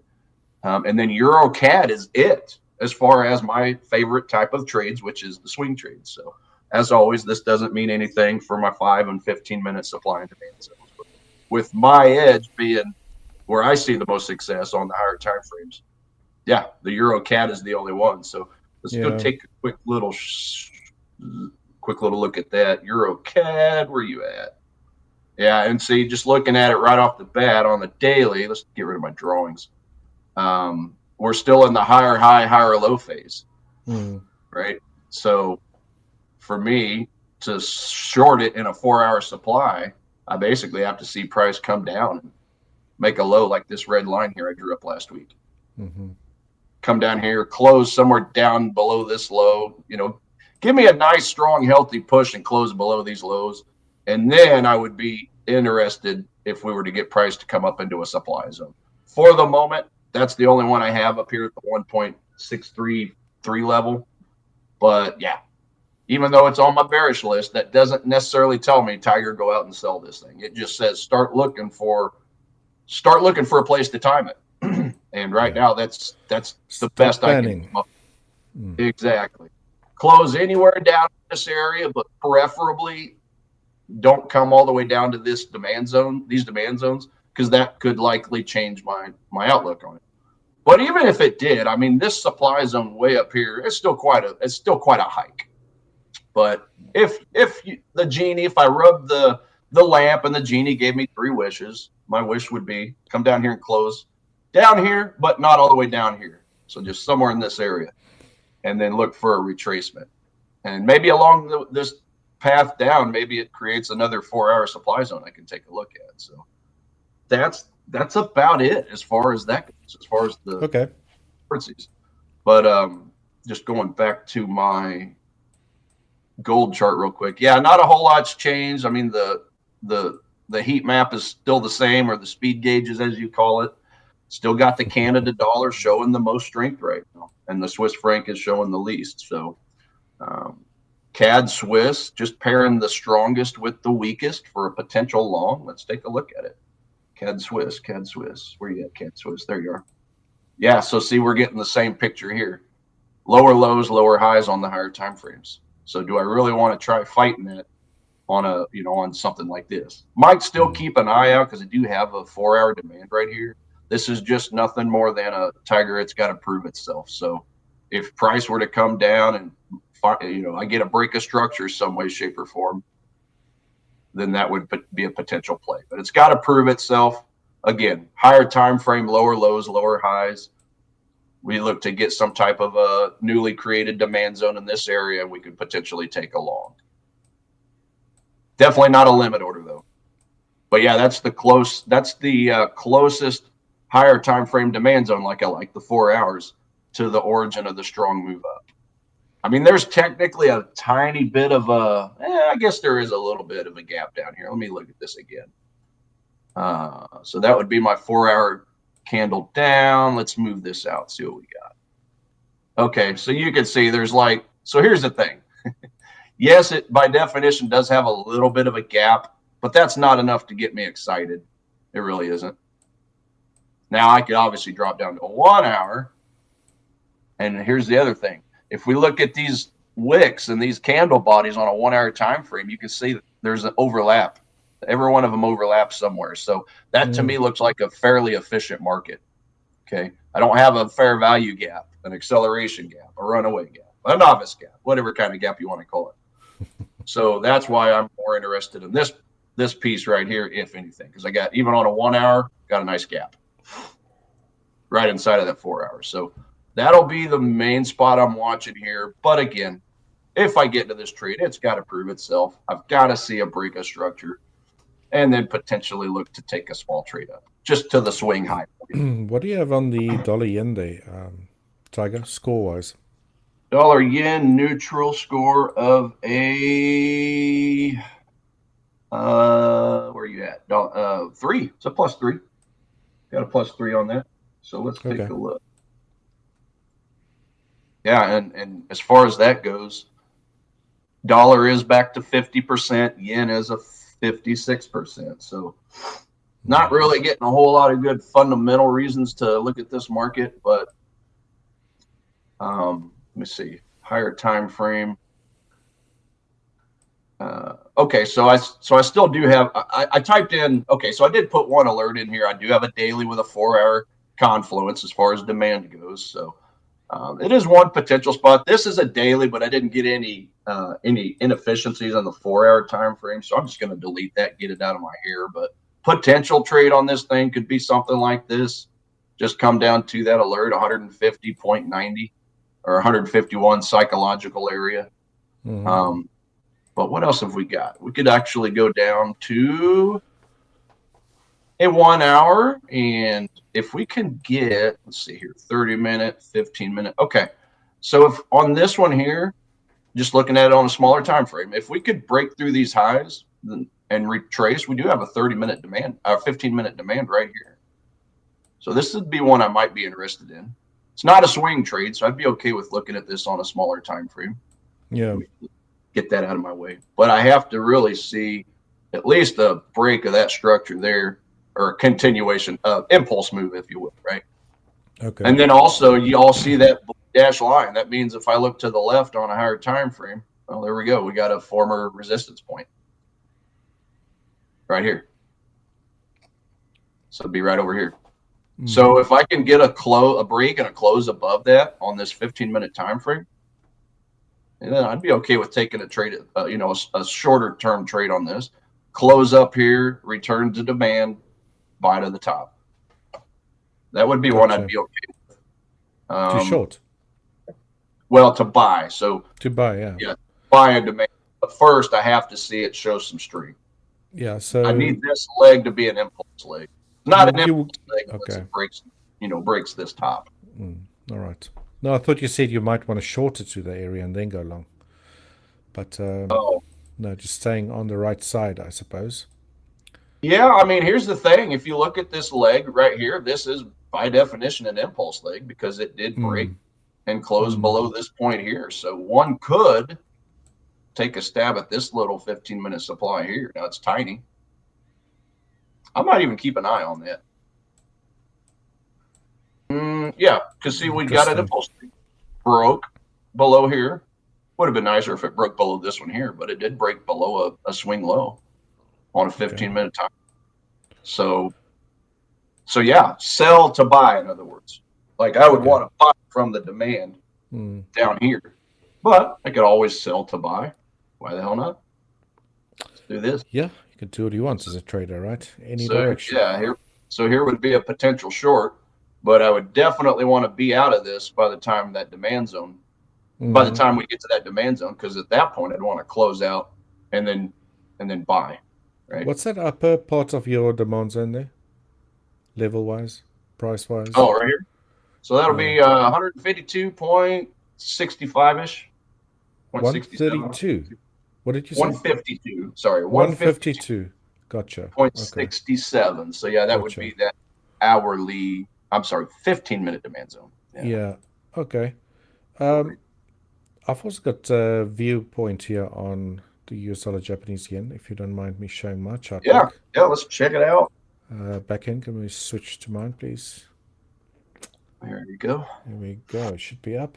Yeah, perfect. I've got a lot of lines on my chart, so it's easy to see when it's mine or not. All right, so again, just going through the dollar yen here. I've shown this chart a few times now, and price has been respecting these angles extremely well. Simply put, it's just a channel that I drew from a high to this low here on the 22nd of April. Then I've drew lines parallel to the same angles, projected it from previous highs that sort of like, missed the upper channel. Sort of like, just froze in the middle of nowhere. And the same with these guys over here. And you can see how well price is respecting these angles, especially this one over here where I think we had the end of a expanding triangle. And then since then we had a beautiful 1, 2, 3, 4, and I think currently uncompleted fifth wave, but it's very, very close to these highs that were set on the 10th of October. All right, so price is really close to that upper channel line again. I think it can reach it. It might even break through there. This downward sloping line that I've got there is basically just a trend line that's gone from these highs in July 2024 last year to these highs in Jan 2025 this year. All right, so this creeping upward structure could be, in my mind, either one of two things. I still think it's incomplete, the one especially, where this could be maybe an A, B, C format. You got an X wave with another potentially A, B, C to form, and that would probably take price above this downward sloping channel line. But where I'm pretty much leaning towards, especially if you look at the dollar index analysis that I've done previously, then you got beautiful sequences from this low. You got a 5-wave leading diagonal correction. You have a 5-wave leading diagonal correction. This one being an expanding triangle. And a beautiful clear 5-wave sequence out of here. Again, I don't think it's over yet. It could form a double top. I think it might break a little bit higher, but then I'll be careful, because if this is the case, then this entire thing could be a leading diagonal. 1, 2, 3, 4, 5. It's potentially coming to an end soon. And if that is the case, one could expect a deeper correction that will potentially not take out these lows that was set in April before the next leg higher starts. All right, so I am cautiously bullish on the dollar yen until price breaks these highs at 153.27, maybe even as high as that channel. Oh, sorry, the downward sloping trend line that I just drew, around 154.18 plus minus. Right, so because this looks like a beautiful 5-wave sequence, after 5 waves, it is, at least with my type analysis, decent to think that you could get a deeper correction. But looking at this entire structure to the upside, that in itself would then potentially complete a 5-wave sequence, which is for me pretty bullish, right? So that is the one I'm leaning towards, meaning that we could potentially see weakness in the dollar yen at some stage, maybe even soon. Alternatively, like I said, maybe an A, B, C, X, and now you have an A, a B that's still going to take us lower. So with both of these projections, or I'm going to say price structures, what price structure is telling me, both point to lower prices, right? Whether now it's going to be the end of a correction, a smaller correction or a deeper correction, that I can't tell you. But I'm cautiously bullish the dollar yen at the moment, still thinking that we're going to get some sort of a decline soon. And even if that does happen, maybe we could see a gap fill around about these areas, give us a good, decent retracement. I don't know, don't really use FIB retracement levels, maybe back to the 50%. Retracement level around 147. Who knows? Depends on how high price goes, right? So if we start seeing after a 5-wave sequence some sort of a decline that mimics these, then I think that will kick off the next move lower. And I'll probably be interested in shorting that. Although if you're gonna short into and expecting some sort of correction, it could potentially be a rough ride. So I'll probably just take very, very small trades. Because corrections can be very whipsawy, right? Like we've seen here. Look at that. It's like good luck trying to trade in all of that mess. So, that's my view on the dollar yen. Bullish, but cautiously bullish until we start getting a deeper decline. Might want to trade it lower, but I'll expect that potentially could just be a correction within another wave up to follow at some later stage. I just thought I'll show you that.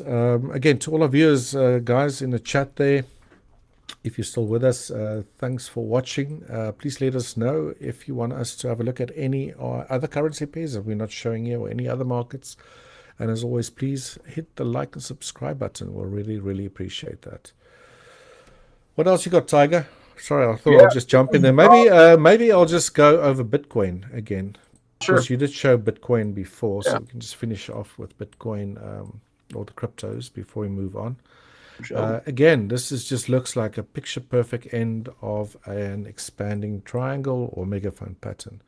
The price is sort of back into this balancing zone, which is pretty much halfway between the upper start and the lower end, where this basically lower channel line slopes downwards. I'll keep on saying channel line, trend line. And megaphone patterns, like any other triangle, typically run in 5 waves. So we've got a beautiful 5-wave sequence here. 1, 2, 3, 4, 5, and boom, back into the balancing area. If we get through here with a nice strong push, maybe a close on the daily, then I think we're going back to all-time highs. But things are looking good. I mean, last week we were sweating a little bit after price gave it a nice little spike to the upside on Tuesday last week. Got a move lower, but it did not break this low here, which I think again was the end of that megaphone pattern. And now Bob's your uncle. We're seeing a nice push upwards. So I'm pretty bullish on the Bitcoin. As I mentioned, I did buy some Bitcoin that's in my cold store wallet at the moment. So I'm actually holding some Bitcoin bought from an exchange around about the 106 level. So really, really good entry there. I actually bought this on a Saturday, on Saturday, 18th of October. Sure. So let's see how that goes. That's my view on Bitcoin. Back to you, Tiger. I thought we'll just finish off with the cryptos there. Good stuff. Yeah, I mean, I like the idea. You were talking about the dollar yen, about closing that gap. I mean, if we could close this dang gap, there's a really nice confluence waiting on it. There's 4-hour daily demand down here, so I could definitely see this area pushing price back up again. Get over here. And that's quite far down, but I mean, the dollar yen can move as well, like it has recently. Long ways away. But yeah, that's not a whole lot to go off of at the moment. I mean, it's trying to break these tops, so that's a good sign. Break these tops, like I said. I mean, there's opportunity there, but the higher probability would be one of these down here. But those are a mile away at this time. There's probably better things to be looking at the moment. But and then you mentioned you mentioned the U.S. indices. Yeah, they're just runaway gapping again. So here we go. Closed the gaps, and I got some demands waiting on them below. But yeah, nothing to do up there. Not really a whole lot to do, except for just let it do its thing. Let it do its thing. Yeah, if you're trying to buy up in this area, you're buying expensive crab legs. Let me tell you. So just be careful with that. Crab legs out in space. Yeah, nothing. I mean, I wouldn't want to look at anything at the moment any any lower than about a 1 hour, 4 hour. So yeah, you can see my alert set down here, which would mean close the gap, come down to Friday, early Friday my time, anyways. 4 hour demand zone. So we got some stuff there, and looks pretty much similar on all these indices. I just need a big retracement, but okay. And just looking at the majors, we can just take a look at the majors. Despite the fact that they're all showing neutral, we can see if there's anything in here on some smaller time frames. So, yeah, I mean, we're currently going into this 4 hour supply on euro dollar. Got a nice demand down here below, but we're just not really getting any type of reversal type patterns in here. So I don't really have anything on the smaller time frames for euro dollar. It just basically needs to come down to the demand or the supply to where we can get some more info at that time. But pound dollar, so this is the one that had a pretty decent bounce off of this supply last week, and we did make a 30-minute supply right here and this leg turned out to be a little bit of an impulse leg because it broke through some lows over here. So just basically looking to see if I can get some type of a break of structure on this down leg before a retracement back, and then we might take a stab at this thing on a 15 minutes. So there's my 15-minute supply there within the 30-minute supply that was formed. So I just basically I'm waiting to see if we can get some type of break of structure down below this area here before getting a retracement back for a short, just to be on the safe side with this, because again, it is giving me a straight up neutral score, I believe. Pound dollar is last time I checked. Yeah, neutral 0. So that's sterling. Yeah, that's as neutral as it gets. So, but yeah, I mean, for me, just to be on the safe side, I'd want to definitely break this structure. So as long as we can break this structure down here, get a retracement back, then I definitely would be okay to short that because it's proven itself at that point. So that would be pound dollar. Just need more information. We already went over dollar yen, Aussie dollar. So Michelle Bowman spoke this morning, and it was just like a luncheon thing. So I think the main comment that came out of that was Governor Bullock said, we will have to decide whether we need cut to help job market. Like, sounded like a third grader wrote the sentence, to be honest. But that was the quote. Couldn't be fussed to write out sentences properly. I know. Come on. Oh, well said. So yeah, that was the main thing. Which, hello, Captain Obvious. That's kind of the way the world is. So I didn't really get a whole lot out of that. Now, when she did start flapping, the Aussie did go up compared to the dollar, but it turned around and bounced right into a supply zone. So that's part of the hang up on it. So here's our 4 hour supply zone. And as you can see, when she started flapping her lips, it just kind of bounced in and just kind of went sideways. So that's kind of where the Aussie dollar is at the moment. Again, pretty well a neutral score.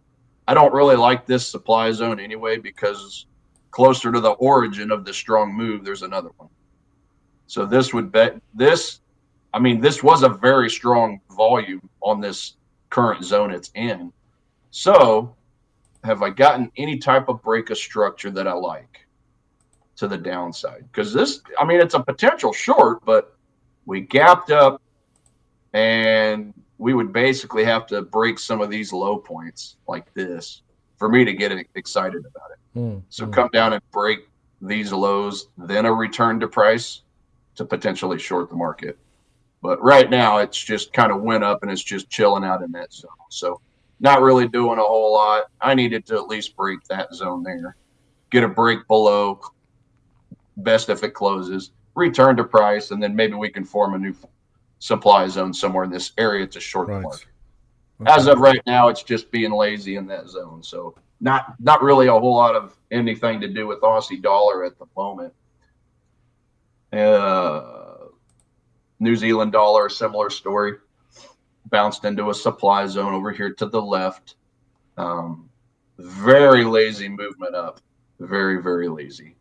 But yeah, you got a zone on top of a zone. I have another daily 4-hour up top, but the gap on the 4-hour is real tiny. It looks like I wrote that in. So I don't know that I'm too excited about that. But if I wanted to get like super aggressive, yeah, I'd probably just same thing as the Aussie dollar. Just need to break a structure. Need to break a structure somewhere in here. So where it's at now, just come and break this low, break all this junk down here. Get a close down there somewhere, and hopefully we can form a new supply zone to short. So that's really the exact same potential as the Aussie dollar. Aussie dollar, New Zealand dollar, same thing. But again, just need more information. They're neutral. Yeah. We got a lot of fix. We got a lot of consolidation. Pretty ugly price action, if you ask me. Okay. So I don't think I'm too excited about that. But that's squinting my eyes and closing one eye just to see that. So yeah, I was waiting for the AUD NZD to come lower, but I think it's not.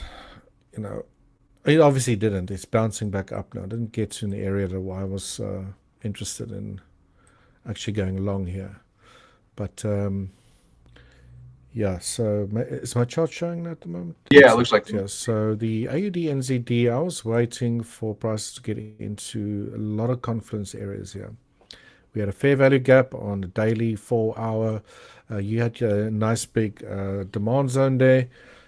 We just didn't get there. So I'm thinking this moves over and price is moving upwards. Again, trying to figure out where price was within this sequence to the upside. Not like all time, just, the most recent bullish move to the upside.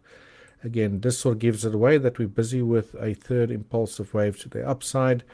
I don't think that third impulsive wave's over, because if we did get a deeper decline, then I would have labeled that a fall. So I'm still thinking the third wave is underway, and then maybe at a later stage a fourth wave. So this might be of interest to me potentially tomorrow when I get back to my trading PC in the morning to potentially try to get long here.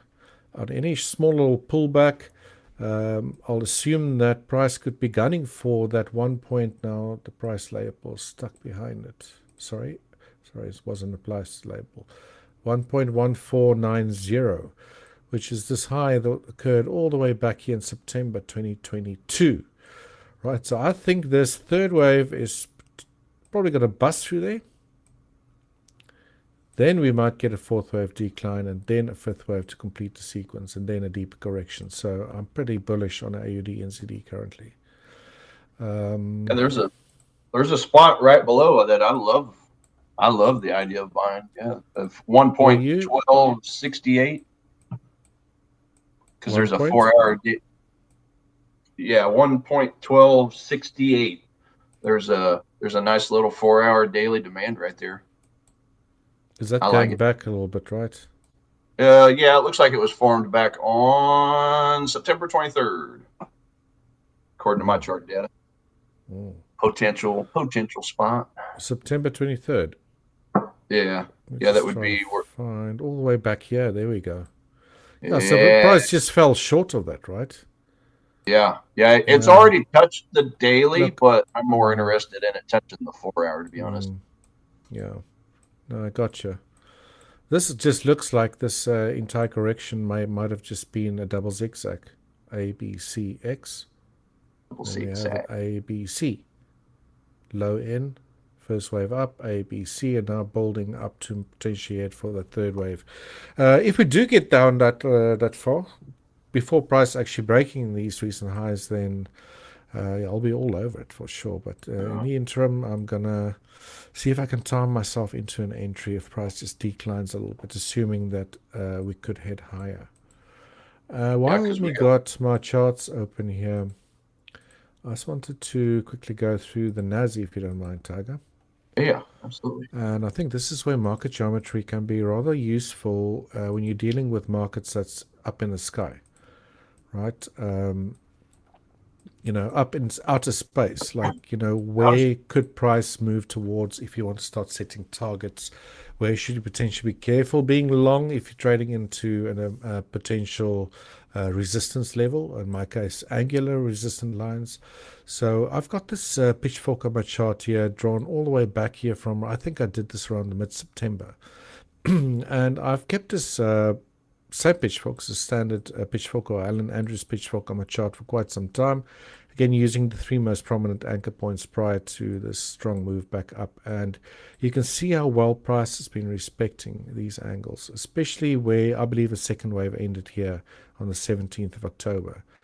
Now, when obviously this is not in hindsight, we've been following this during the session, I was saying if we're going to get very impulsive move to the upside, which we've been getting, by the way, obviously the huge gaps that we've seen upwards at Sunday open, start of the week, it's behaving very impulsively. So I think I'm on the right path here, thinking that we are still busy with a impulsive third wave. And if I were to break it down just a little bit further, I think this first move up here was the leading diagonal, 5 waves, the second wave lower, and that this now is building out a 1, a 2, a 3, a 4, and a 5. Let me just make that a little bit smaller. Let's go to -8, something like that. Don't know if you can see that blue. Maybe I should make it white. Yeah, that stands out a bit better. So even the third wave will trace out an impulsive 5 waves. I think that was the first of the third, second of the third, and now we're still busy potentially with the third of the third, maybe a fourth of the third, fifth of the third, and then get a correction, and then even more upwards to the upper side. So we've recently hit, and that was actually a few minutes ago, the 25,793 area. Let's call it 25,790, which is this dashed median line over here. I don't think price is going to have any issues getting through there. I think that this third wave of this initial move to the upside could at least travel towards the 26,000 level. Again, a lot of things happening this week, right? So a lot of things could be, throwing a spanner in the work here. But quite often your third wave's very impulsive. It looks very impulsive. If you use a fib extension to your first wave of the third, to your low of your second wave of the third, we got 1.382% right there at this upper median line.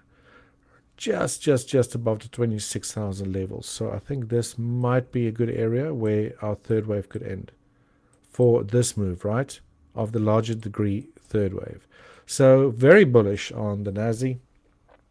Price structure has been following the projection really, really well.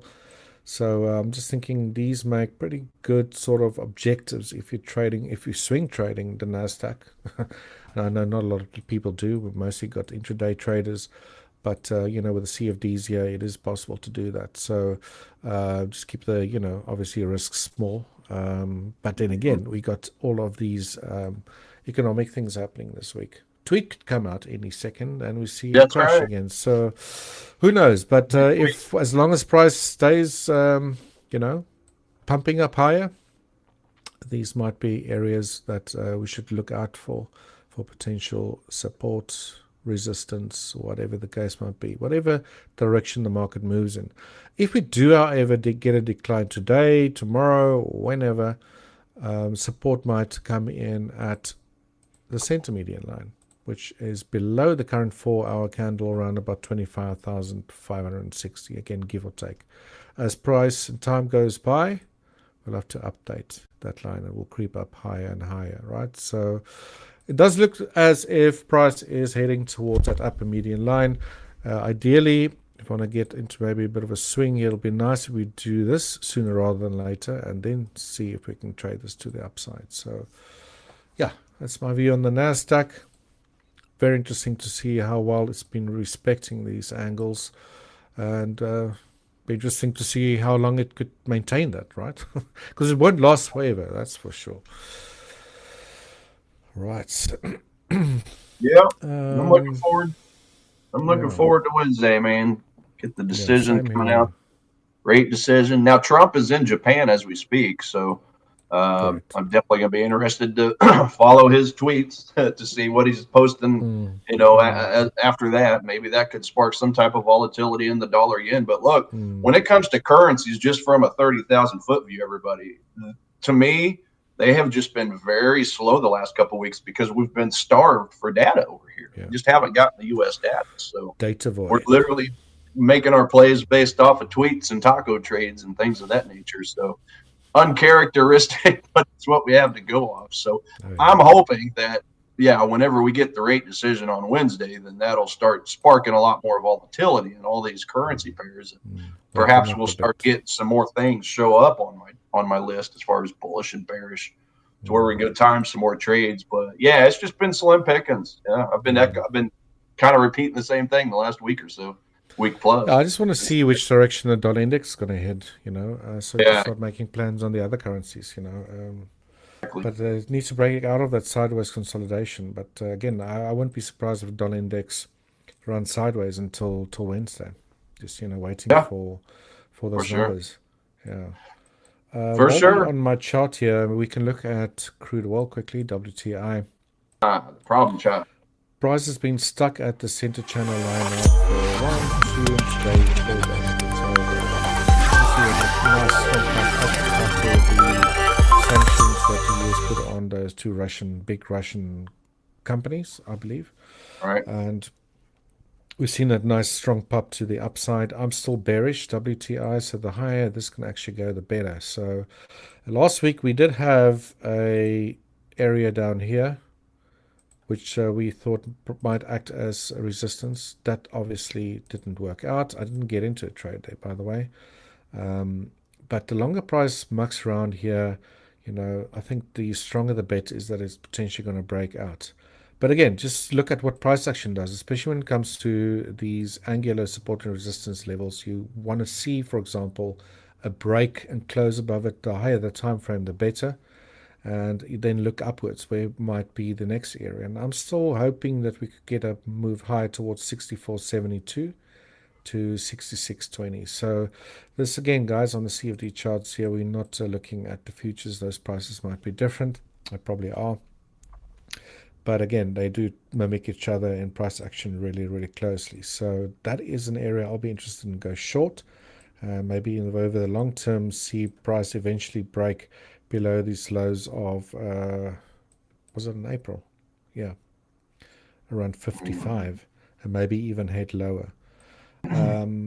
If we head even lower towards a lower channel that I've drawn containing the price action really, really well on this market, then I think it is up time for WTI, maybe even 4 weeks, or maybe even longer.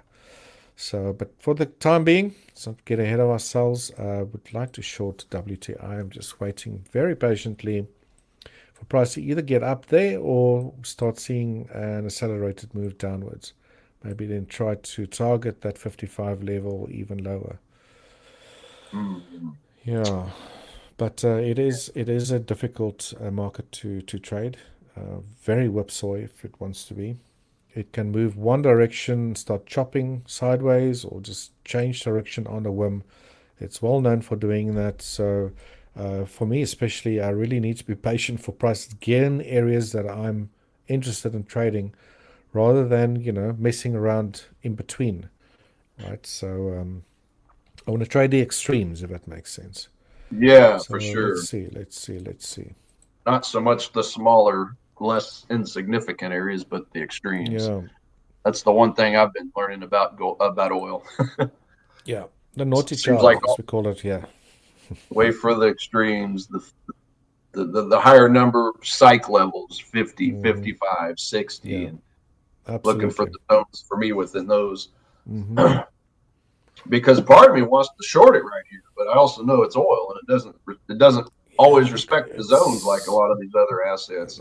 My fingers also itching, because you look at how beautifully price is respecting this area. Yeah, I mean, we're in a daily up and then down, this up and down 4-hour resistance. supply, and it's going to be resistance.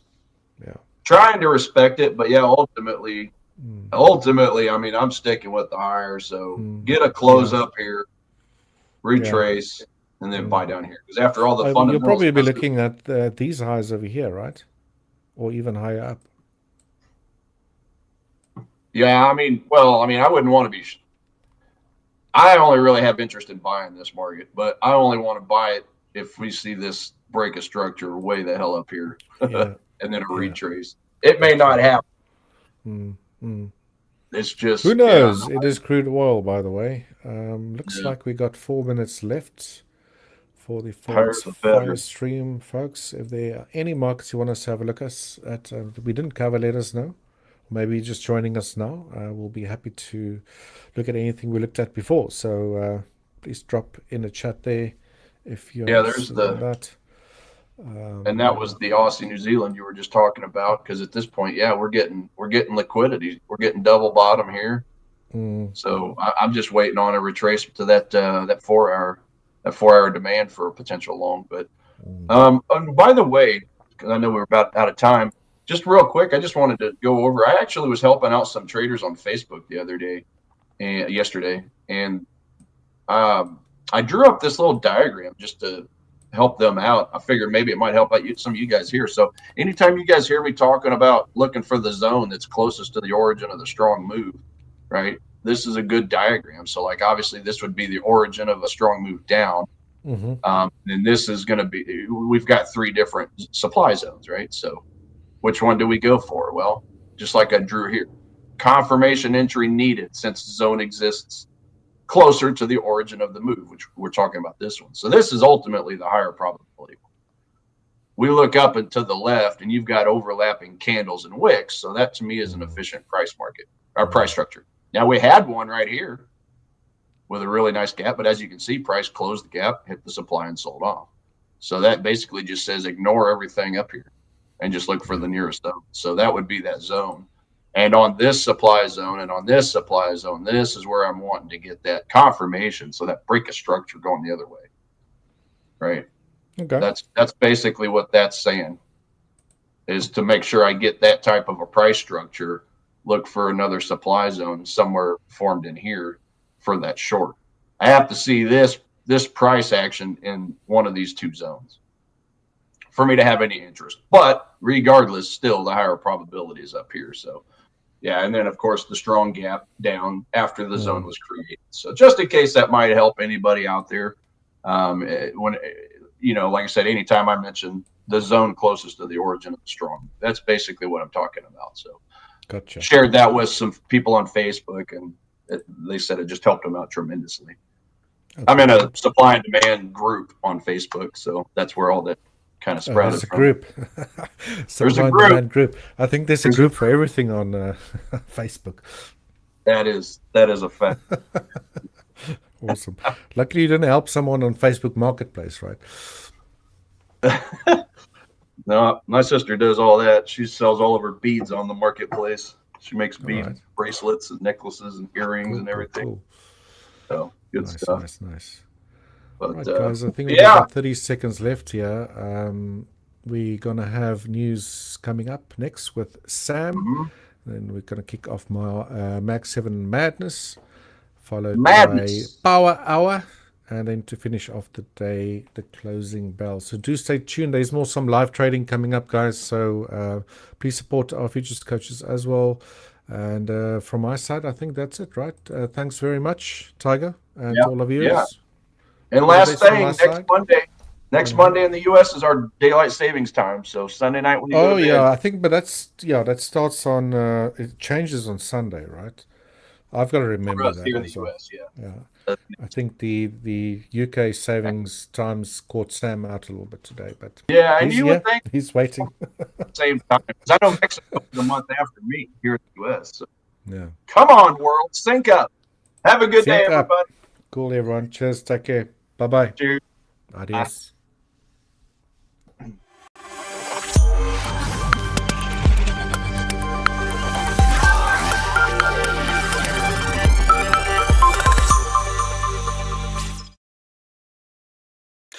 Good day, everyone. The US dollar is starting the week a bit softer as traders bet the Fed is about to cut rates again this week. Friday's US inflation numbers came in cooler than expected, especially on services like rent, and that's got the market pricing in an easier Fed. The Fed is widely expected to deliver another 25 basis point cut, which would take the policy rate down towards the 3.75 to 4% area. The big question now isn't whether they cut, it's how dovish the language is about December and early 2026. Because of that rate cut narrative, risk assets are getting bought and safe havens are being sold. You can see that in FX straight away. The Japanese yen is under pressure again and the dollar pushing back towards recent highs against the yen as traders keep selling traditional havens. At the same time, the Australian dollar and other pro-risk currencies are catching a bid on optimism around US-China trade talks. Markets are treating this like, if trade tensions cool and the Fed is cutting, we want growth, not safety. Sterling is stabilizing after 3 straight losing sessions. The pound is up against both the euro and the dollar today, trading around $1.33 as gilts calm down and traders reassess how aggressive the Bank of England really needs to be with cuts. Right now, the market is pricing roughly a 2/3 chance that the Bank of England does cut before year end, but it's not a done deal. And a lot depends on the next inflation prints and the November 26th UK budget. There's also political chatter in the UK that higher taxes are coming in that budget, and that could actually support the pound medium term if markets read it as fiscal discipline. Over in Europe, the euro is still struggling because the ECB is seen as basically done hiking and possibly staying on the hold for a long time while growth in the Eurozone is still sluggish. So here's the headline for Forex. Weaker dollar on Fed cuts, weaker dollar on Fed cut hopes, pound catching a bounce, yen still getting bullied, and Aussie and Kiwi finding strength on global risk appetite. Turning to futures, the broader macro tone. US equity futures in the US are green across the board this morning. S&P 500 futures are up close to 1%. Dow futures are up about 0.5%. Nasdaq 100 futures are leading with gains over 1% as tech and biotech catch flows. Part of that is earnings. We've got big tech numbers coming this week, and the market is basically assuming no recession, lower rates, and AI is still printing money. Part of it is M&A hype. Big deals are feeding this animal spirits are back story. We're also getting a global risk bid from politics. The US president is saying publicly that a US and China trade deal is close and that tariffs could be delayed. Anytime you hear tariffs delayed and China deal progressing, stocks go bid, yields drift up, and volatility leaks lower. The VIX futures are down again, which tells you traders are pricing calm, not chaos. Now, let's talk commodities, because this is where it gets spicy for futures traders. Gold just had one of the wildest weeks we've seen in years. Spot gold ripped to an all-time high earlier in the month, then dumped roughly 6% in one day, the sharpest single-day drawdown since 2013, as traders took profit. Into today, gold futures are down again, roughly 2% on the session, as traders rotate out of safety and into equities ahead of the Fed. That move in gold lines up perfectly with the weaker yen story and the stronger equity story. Money is leaving panic hedges and chasing growth. Oil is slightly softer this morning, with Brent crude futures off about 0.5% after a big 8% pop last week on supply concerns and sanctions headlines. So energy is cooling a touch, and that takes a little pressure off inflation expectations going into the Fed. Yields. US 10-year Treasury yields are back around the low fours, roughly 4.03%. That's important because the equity market is basically saying if yields can sit near 4% and the Fed is cutting, we can justify record stock prices.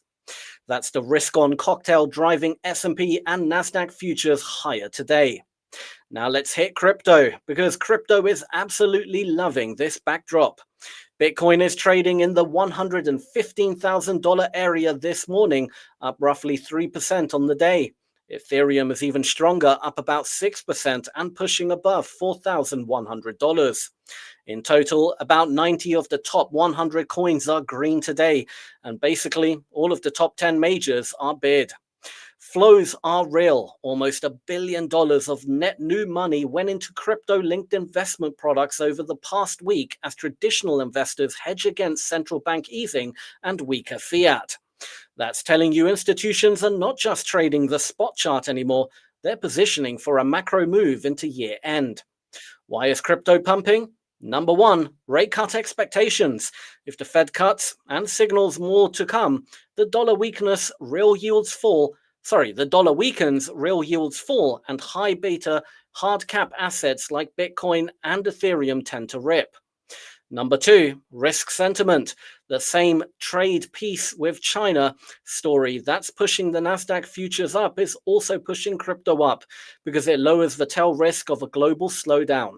And number three, structure. Bitcoin's price action right now looks very similar to the run-up we saw around the ETF narrative in 2024.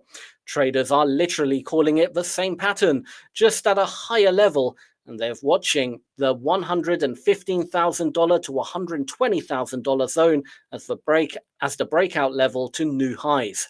If Bitcoin clears that $120,000 resistance with momentum, a lot of people are openly talking about a straight expansion leg higher into new price discovery. So here's your punchline for traders today. FX markets are rotating into higher yield and risk currencies and fading the dollar because they think the Fed is about to ease. Futures. Equity index futures are green, volatility is bleeding, and yields are steady just above 4% as traders price soft landing plus rate cuts. And gold is getting hit because nobody wants to hide right now. In crypto, Bitcoin and Ethereum are ripping on the exact same macro story. Lower rates, calmer geopolitics, and massive fresh inflows. And the calendar this week is huge. The Fed in the US, the ECB, the Bank of Japan, the Bank of Canada, and all of that lands in the same week that the US president is pushing a US and China trade deal narrative. Translation, we are in a liquidity mood. If the central banks deliver the cuts the markets already believes in, risk could blow even higher into month end. If any of them blinks hawkish, this entire everything rally can get slapped very fast. That's your market brief for Monday, 27th October, 2025. Up next, we have Mag 7 Madness with Daryl and Paul.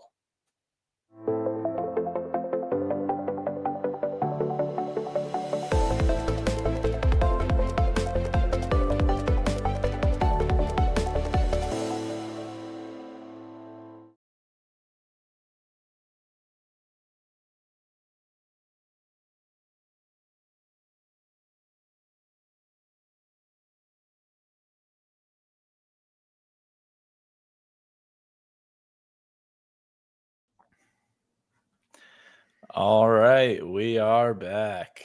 We're back. Welcome back, everybody.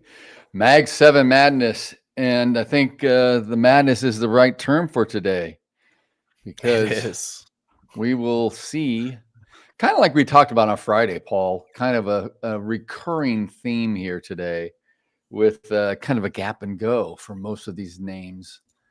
And of course, they're strongly tied to indices, and so once they go, the Dow, the Nasdaq, the S&P goes, et cetera, et cetera.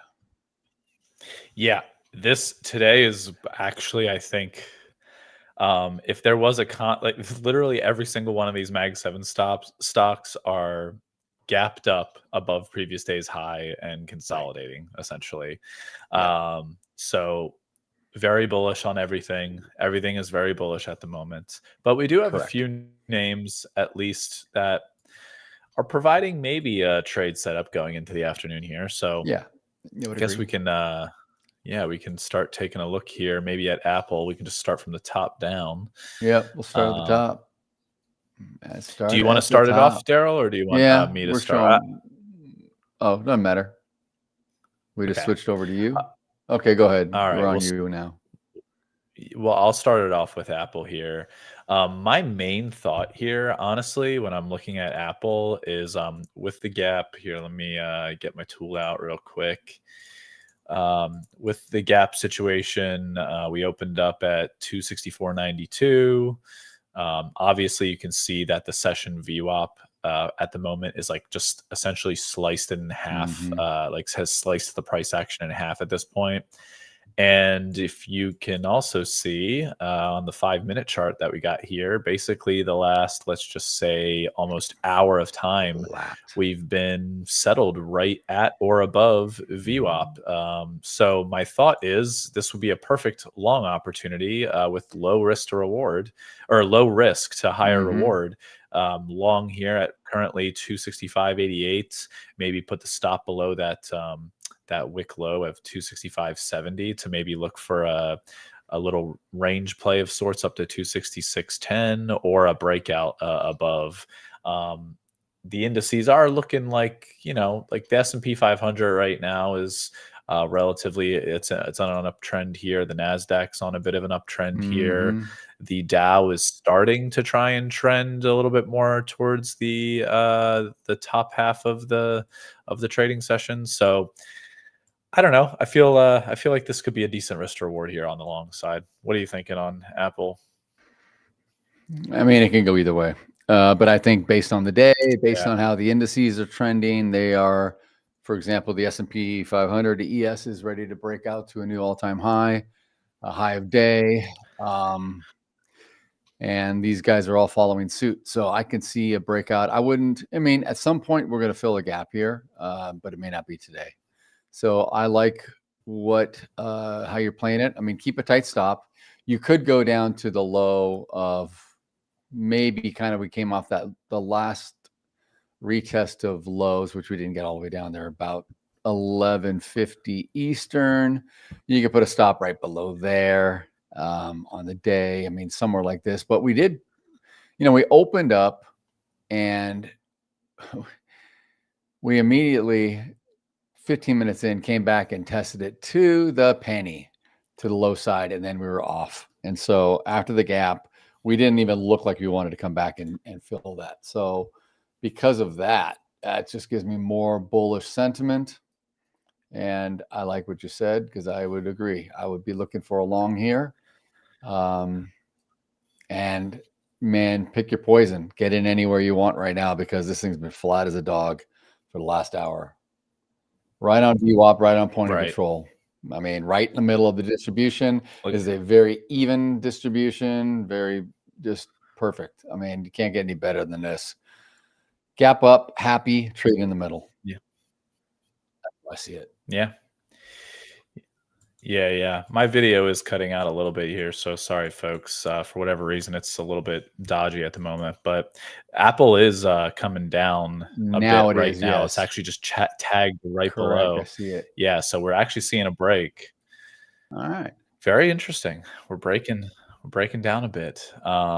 Let's see if the others are doing anything similar. Maybe some others are following suit here. Amazon. No, not really. Very similar pattern again. Amazon is gapped up, came down to retest the. So funny, man. Didn't even get there. Had a couple of retests at the low side, and now we're back up. But an interesting thing with Amazon is that the point of control and the distribution is a little bit different, not as balanced as what we saw on Apple. But it doesn't matter. It's still a balanced, kind of double distribution deal. You got point of control right here, and we've come down. We bounced off of it. So the fact that we're north of the point of control, we're north of VWAP, and we are basically, within value area. I think we're going up too as well. I mean, we're going to have a very common theme with, I think, most of these. And I mean, this is all a sentiment move today for me. This is nothing more than get on the wave and ride it. Don't argue, ride it. We had a gap here that never got filled on Friday. We have a gap here that opened up this morning that has yet to be filled. You know what I mean? I think we had did we have anything else? No. So, very bullish. The stock's been moving up strongly since last Wednesday. Very strongly. I mean, so I don't see any reason. And I think we were at all-time highs, aren't we, in Amazon? I think we were on Friday. Yeah. We went, so we're trading at all-time highs once again. And, so why fight the trend? Just look for an area to get long. Yeah. No, I agree. I'm right there with you. I think it's a little bit foolish to be trying to short a lot of these names with such a momentous long, regardless of how you feel today at the moment. You know what I mean? Just that's how they're going. Yeah, it's tough. It's a tough one. So, I guess for me, like on this again with Amazon, I mean, Daryl covered it pretty well here. Geez, the amount of pop-ups that I'm getting are insane on TradingView. So it's like crazy. But a similar thought with the VWAP situation is like VWAP's kind of just cutting through the middle of the day. Mm-hmm. And we did just get a nice little bounce off of VWAP about 10 minutes ago or so. And we're continuing up here. Right. Maybe if you get a break above 227.95, if you get a decisive break, maybe you get like in on a momentum long to the high of day or something of 228.40. But this one's kind of tough in terms of a risk reward perspective at the moment for me to be getting into a trade.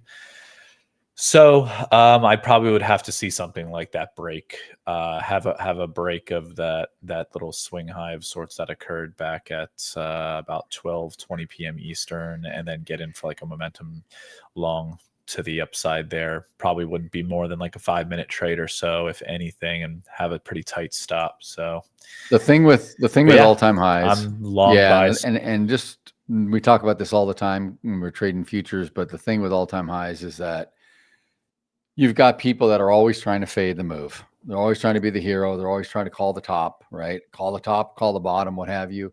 So you got this, what time was this at this one bar that jumped up at around 10:05 Eastern this morning. So that was our high of the day. That was a new all-time high print, which was basically 228.40. So if you get above there, like you said, if you get above the value area high, which is essentially like this 227.95 area that Paul was just talking about, if we can break that, maybe we get long. And there's going to be some stops up there. So maybe there's a stop pick, but it could easily turn back down and fall back into the range instead of just ripping and going. Because when you're in an all-time high area, we have no prior history here. We don't know what is in store. We don't know what is what participants want to do. So you just got to be careful a little bit. I mean, I say that Friday was the same situation, but we ended up closing within the range on Friday, and then we only gapped this morning because the market was gapping. The market was extremely bullish, and it was pulling most of the stock market up with it. So just be careful a little bit. I mean, I like the long. I wouldn't want to fade it, but I just don't know. Like Paul said, it's hard to pick a target to the upside of where to get out. Maybe you just trail it. Just get in and trail and see where it goes. Yeah. We were on my screen that entire time there. Oh, that's unfortunately. Okay. That's did not okay. switch. No I problem. don't think no problem. I had already talked about it. We didn't need to go back. I was just looking at mine when I was discussing it, but Google. Do you want to start off with Google actually? Would Sure. you mind starting off with Google? Nope. I can start with Google. Google's a ripper. Google has been ripping, and it was ripping very similar to what I just described, I think, with Amazon, how it had gapped and was bullish since last Wednesday. You've got It was actually Tuesday, last Tuesday, which was a huge ranging day in Google. Came off early, tested down low, and then climbed all the way up and finished, kind of near the upper distribution on the day. And then Wednesday, kind of consolidated. Thursday crept up a little higher, and then we had a gap. So we had a gap on Friday, and then we have another gap today. So, it's interesting because we just talked about this with Amazon. And so let me get, why is this not? There we go. So another day, another gap, 2 days in a row, basically. And the same story. I mean, I'm not going to deviate here, except this stock, Google, is extremely bullish. We are, we did open with a gap. We pulled back to test the lows a couple of times, and we've been off to the races, and we're trading above. Point of control is down low. VWAP is trending up naturally as volume goes, but we are moving up. We are moving up. And so I don't know if I would want to get long right now because, I mean, you can get long anywhere, I suppose, and just keep a tighter stop, but I'd like to see a pullback before I get long again. The fact that you've got the point of control and a heavy distribution to the bottom, even though we've got a pretty jagged, we've got multiple high volume nodes here that we're forming. If we consolidate up here, point of control will probably shift to the top, and that would bode well. But the fact that point of control, and there was so much early volume in the first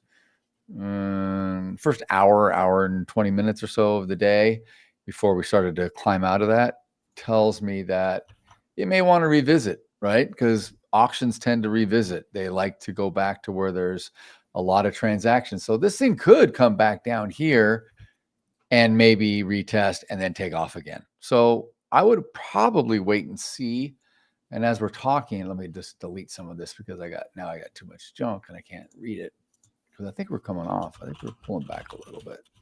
But I would wait for a pullback to get long in this stock in Google.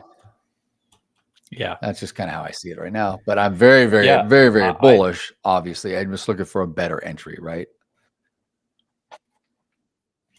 I mean, I agree. I mean, I don't have anything better to say myself because I'm right there with you. I'm very bullish, but I'm not just going to get long here for the sake of getting long either.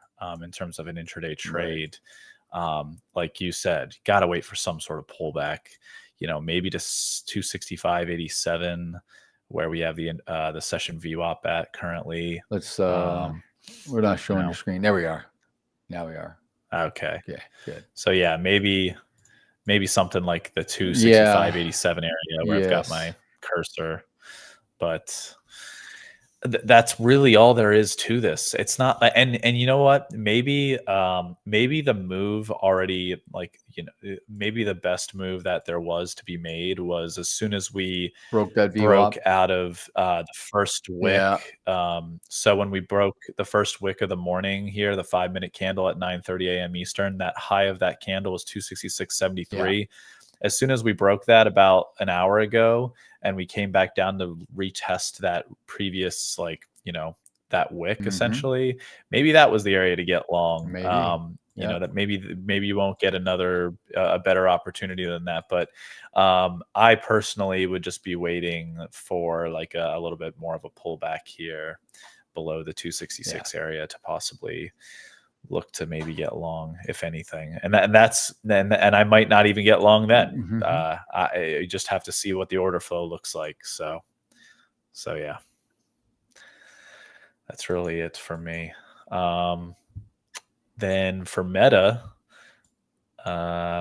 here.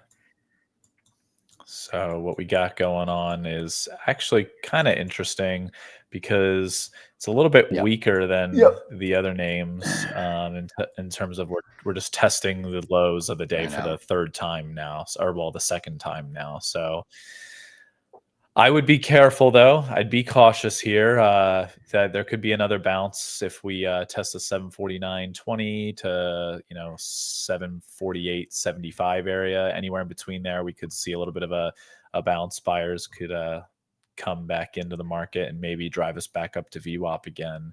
You know, the good thing that we can depict here is that there was a lot of resistance at the VWAP for a solid hour or so in the late morning / early afternoon here on the East Coast. So maybe if you see a bounce off the bottom of the day, you look for a little bit of a short here on VWAP. Currently VWAP's at 752.09, but by the time we would bounce and then get to VWAP, maybe it'd be a little bit lower than that. But really, that's it though. And then, like, I guess if you broke through the low, if we decisively broke through the low, maybe you'd look for a bounce to retest the previous support as possible future resistance and look to short that pop back up to that area to then continue downwards and maybe fill the gap. But I wouldn't. That would be like I think a little bit more.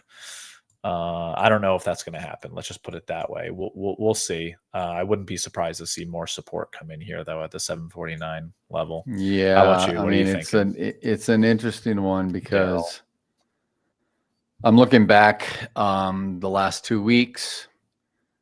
It's been a nice increase. There was only one day where there was a little gap between the close and the open, and that was from Friday the 17th into Monday. So obviously from a weekend opened up, and it was just a slight little gap, right? We never came back to that. So we've been kind of just moving our way nicely up, and then we have a big gap today relatively for the stock. And I mean, there's people identify gaps differently, right? So you can have a gap from the close of Friday to here. You can have a gap from the highest point, like last Thursday's high, right? Where volume was printed. You can have that gap. Maybe if we do come back, we come to that point or not, but maybe we don't get all the way down, like you said, Paul.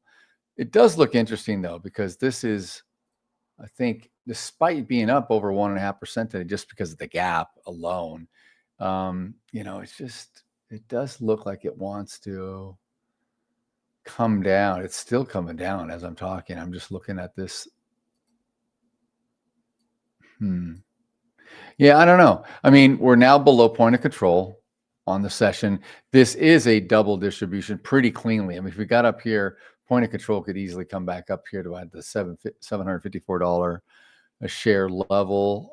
But currently we're down. I don't know. I mean, we're holding value area low, but now we're coming down as I speak, starting to drop. So I don't know. Maybe we're softening. Yeah. Maybe we're getting a little weak. Maybe we're going to just kind of, I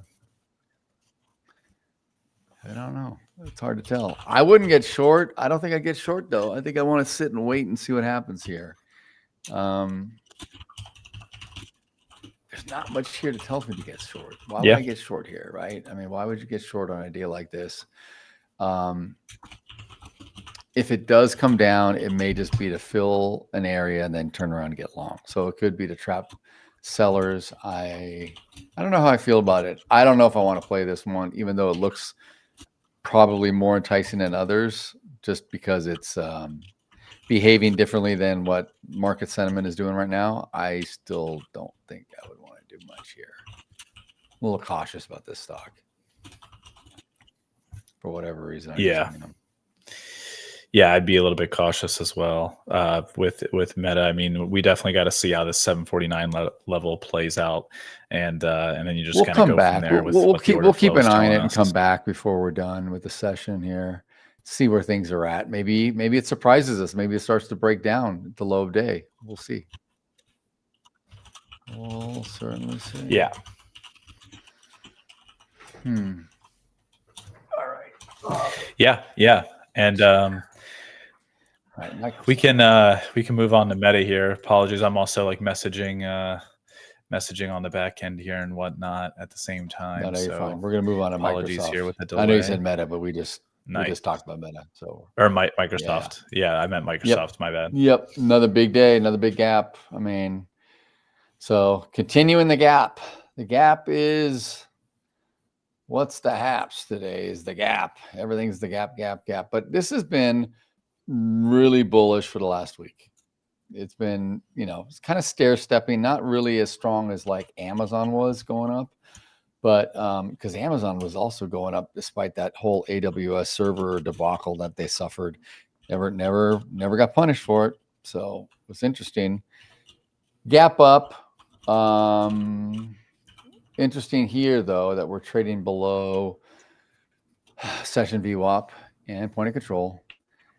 And it's a pretty thin distribution. That means price has been discovering all over the map here.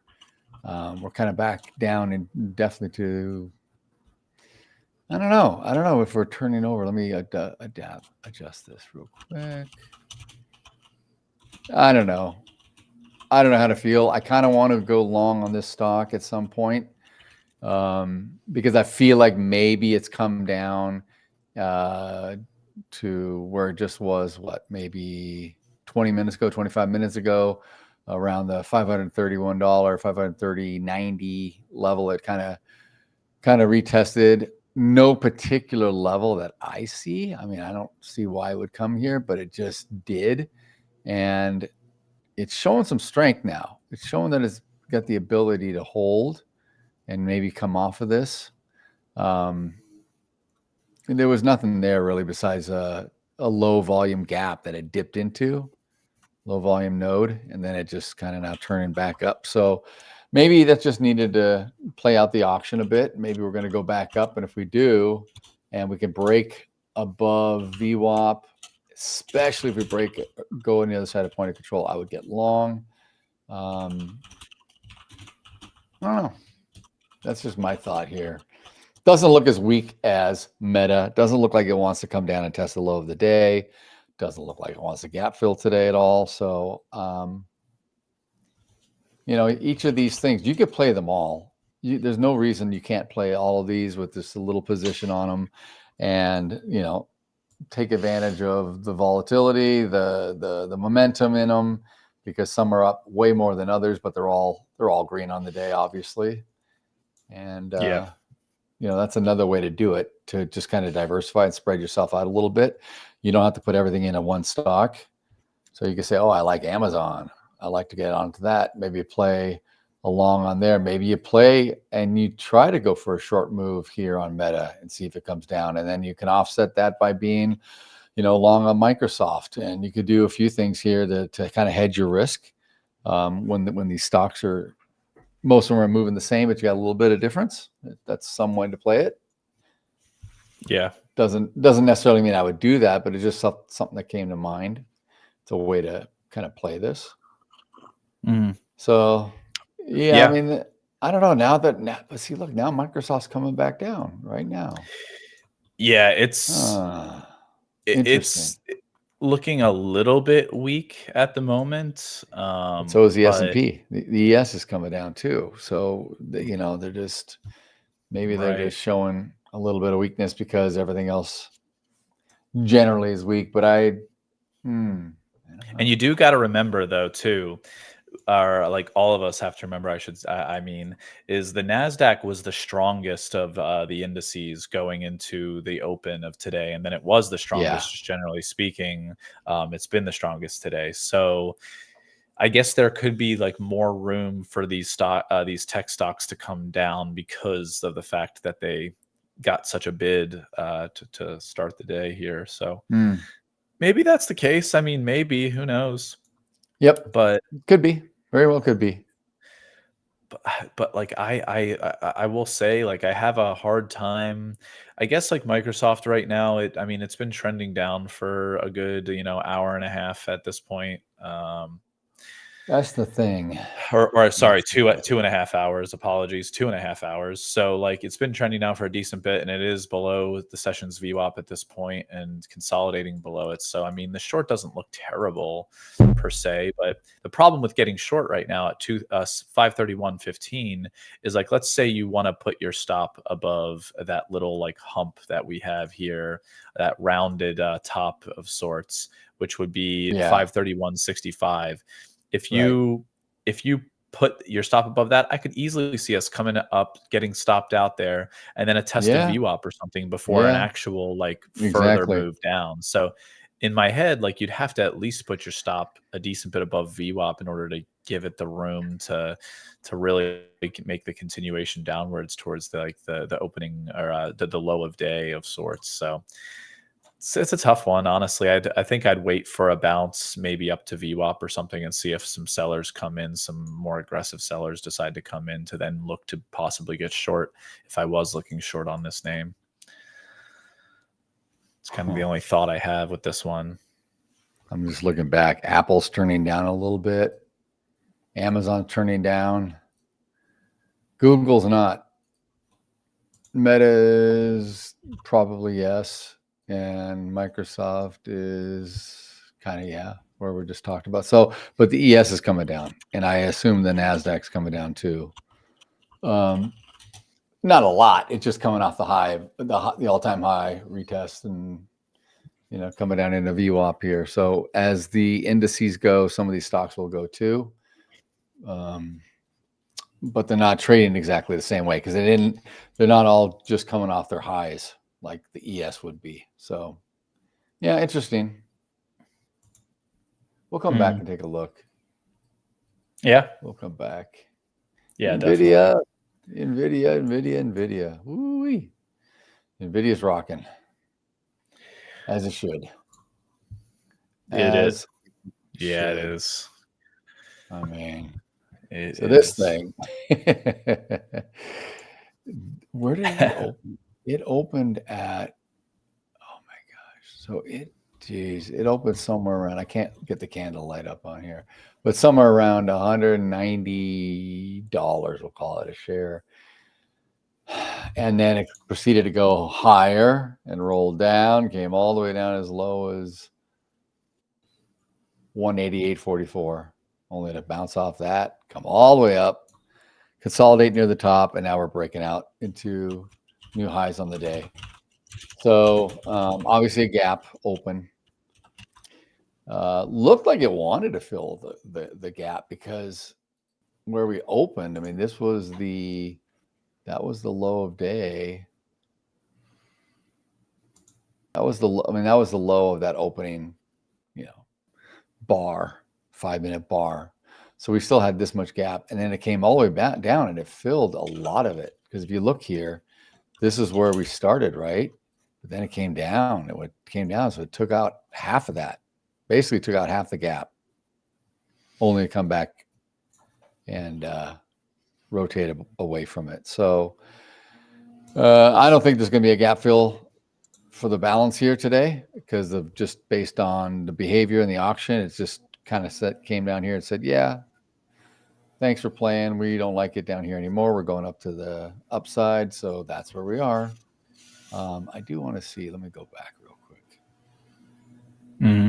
See if there's anything else that corresponds. Okay, interesting. What day is this? Monday, October 13th. Let's draw a line.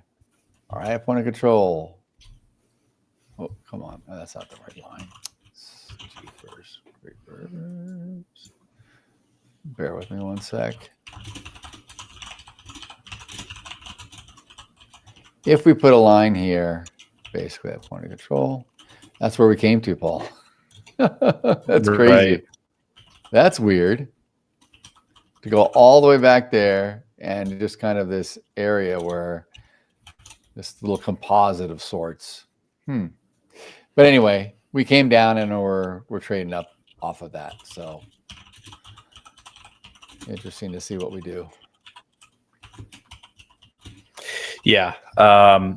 For me, for NVIDIA here, I keep an eye on NVIDIA like a hawk. I mean, in some of my, I trade NVIDIA personally and whatnot. And as you know, I've hedged myself out of my own personal NVIDIA positions already, unfortunately. And I've been, and I definitely just think that this thing is trying to ramp itself up to essentially possibly test if I can zoom out enough here, it feels like it wants to retest its all-time highs of 196 here. Yep. Or 195.65 it technically. Exactly. And yeah, I see it here too. When I drew that point of control, that line from that point of control, the prior session from that, the Friday the 10th, which was the Trump tweet that we had the sell-off. That was the all-time high prior to that Trump tweet and the big sell-off. So we've been kind of, squeezing back up, getting to that point. And I think it's just inevitable that we get up there. Yeah. It's just inevitable. Mm-hmm. So, yeah, I don't know, man. I would, but NVIDIA's, let me see, where are we doing right now? Are we pulling back a little? Maybe a little. It's just behaving like the indices are, I think. Yeah. I mean, if anything, I'd be looking for, if I was looking for a pullback to get long here, maybe point of control, a pullback into the, so where do you have point of control right now? 191-ish? Yep, exactly. 191. Yeah. That's basically where I'd be looking for a pullback, if anything, a pullback to there. And if it looks like sellers start taking over a little bit, maybe a pullback to the session's VWAP. But I wouldn't expect too much of a pullback at this point. No, it's doing its thing. It's just man, it's NVIDIA. And everybody's, when they see this and they see the potential deal with China for the week and all of this other stuff, I mean, it's like, you know what I mean? It's just like fuel to the fire. So I don't see this thing coming down much. It would be good to see a gap fill at some point, but I don't know if we're going to get it today. Like, I don't think we're going to get a lot of this today. We also had a little bit of a gap from Thursday into Friday. Never came back down to fill that gap. So again, gaps aren't always, I don't want to sound like it has to fill the gap. All the dots have to connect, because they don't. They definitely don't. We can go years and years without ever coming and filling gaps, right? It's just the market's going to trade where it wants to trade. It doesn't have to come back and connect the dot just because the chart looks like it needs to connect the dot. And I know a lot of chartists don't agree with me, but that's just my opinion, because I trade auction market theory. I don't trade lines. Again, yeah, exactly. Exactly. And there's nothing wrong with that. It's just how I trade, right? Everyone has different ways of trading. I just don't see it that way. I don't see it doesn't have to do this because it has to do it, right? Anyway. Right. Let's look at Tesla. Tesla looks good too. Tesla looks strong. Tesla was coming down on Friday, closed near the bottom, only to have a gap up and say, hallelujah, thank you, general stock market, for jumping up. You saved my week. Tesla was looking okay. It wasn't looking great last week. It was just kind of, just kind of doing its thing, kind of trading in a little channel of sorts. Now we got a breakout today, though. So we got a breakout, we got a gap, got a breakout, and we are trending ever higher. And we are at the high of day, high of the session. Yeah. Point of control is up here now. So this thing looks good. Kind of the same thing that you just said, Paul. If I was to get in here on, like we just talked about NVIDIA, I'd wait for a pullback to point of control, which is not far away. Yeah. Maybe a couple bucks below here, around 456.50. And, if it fails that, it's got a long way to go to VWAP, which is probably at the this high of the double distribution towards the bottom. So if it comes down, it could give you, another $5 worth of potential upside. So, if it does fall strong, maybe you wait and see how it reacts. Should it get to the VWAP, but more importantly than getting to the VWAP, it's not really necessarily the VWAP. It's the fact that there's this nice low volume node here, right? And it just, so if we get down, it can move fast and travel through it, retest down here to go back up. Potentially, that would be that would be the ideal scenario that I would see to get long, would have it rip through this low volume, come down here to where the point of control was prior, around this 447.75 or so share level, and then go up. But I don't know if it's going to give us that potential. I don't think it will. I mean, it would be great if it does. I'm just saying, should it? I'd love it. But if it doesn't, then so be it. Yeah. Yeah. Super. I mean, dude, Tesla is just so super bullish. I mean, it's crazy how this name is just making the run that it's making. I know. I would not want to be getting short this. That's for sure. I'm not looking to. There's no way, no freaking way I'm getting short on this. But I mean, don't get me wrong. Is it looking like, you know, if, for example, I mean, if we show my chart here real quick, I'll pull out the little tool, but my little blob tool here. We have been, well, ever since the morning, I should say, since the opening, you know, the open session here, we essentially just ran up, then we've retested VWAP and then continue to make that run up here. And we've been just making higher highs and higher lows the whole time until just about very recently here, where we failed to make like a higher high. We kind of made a little bit of a rounded top here over at about like 1:10 p.m. Eastern or so. But we did kind of make a higher low here of sorts. So when you do this little, you know, when you look at the blob where I'm at now versus where we were at about 1 o'clock Eastern. So this is kind of like again, like, you know, I'm not getting short this name. I'm just not going to get short this name. But I am cautious of the fact that we kind of made almost like a little bit of a double top, or it's technically a low or high of sorts with that rounded top. So anybody who's long since the beginning of the day today on Tesla, congrats, you're $18 in the money essentially right now, which is, you know, fantastic. Could I see a pullback occurring? Sure, I could definitely see a pullback occurring. Previous days, like, you know, any name that's been has run up like this, you know, it's literally up 5.6% right now. So could it come back? Sure, but I'm not going to bet on it necessarily to fall down. And if it is going to fall, though, I mean, what would I look for? Maybe previous day's high of 451.70.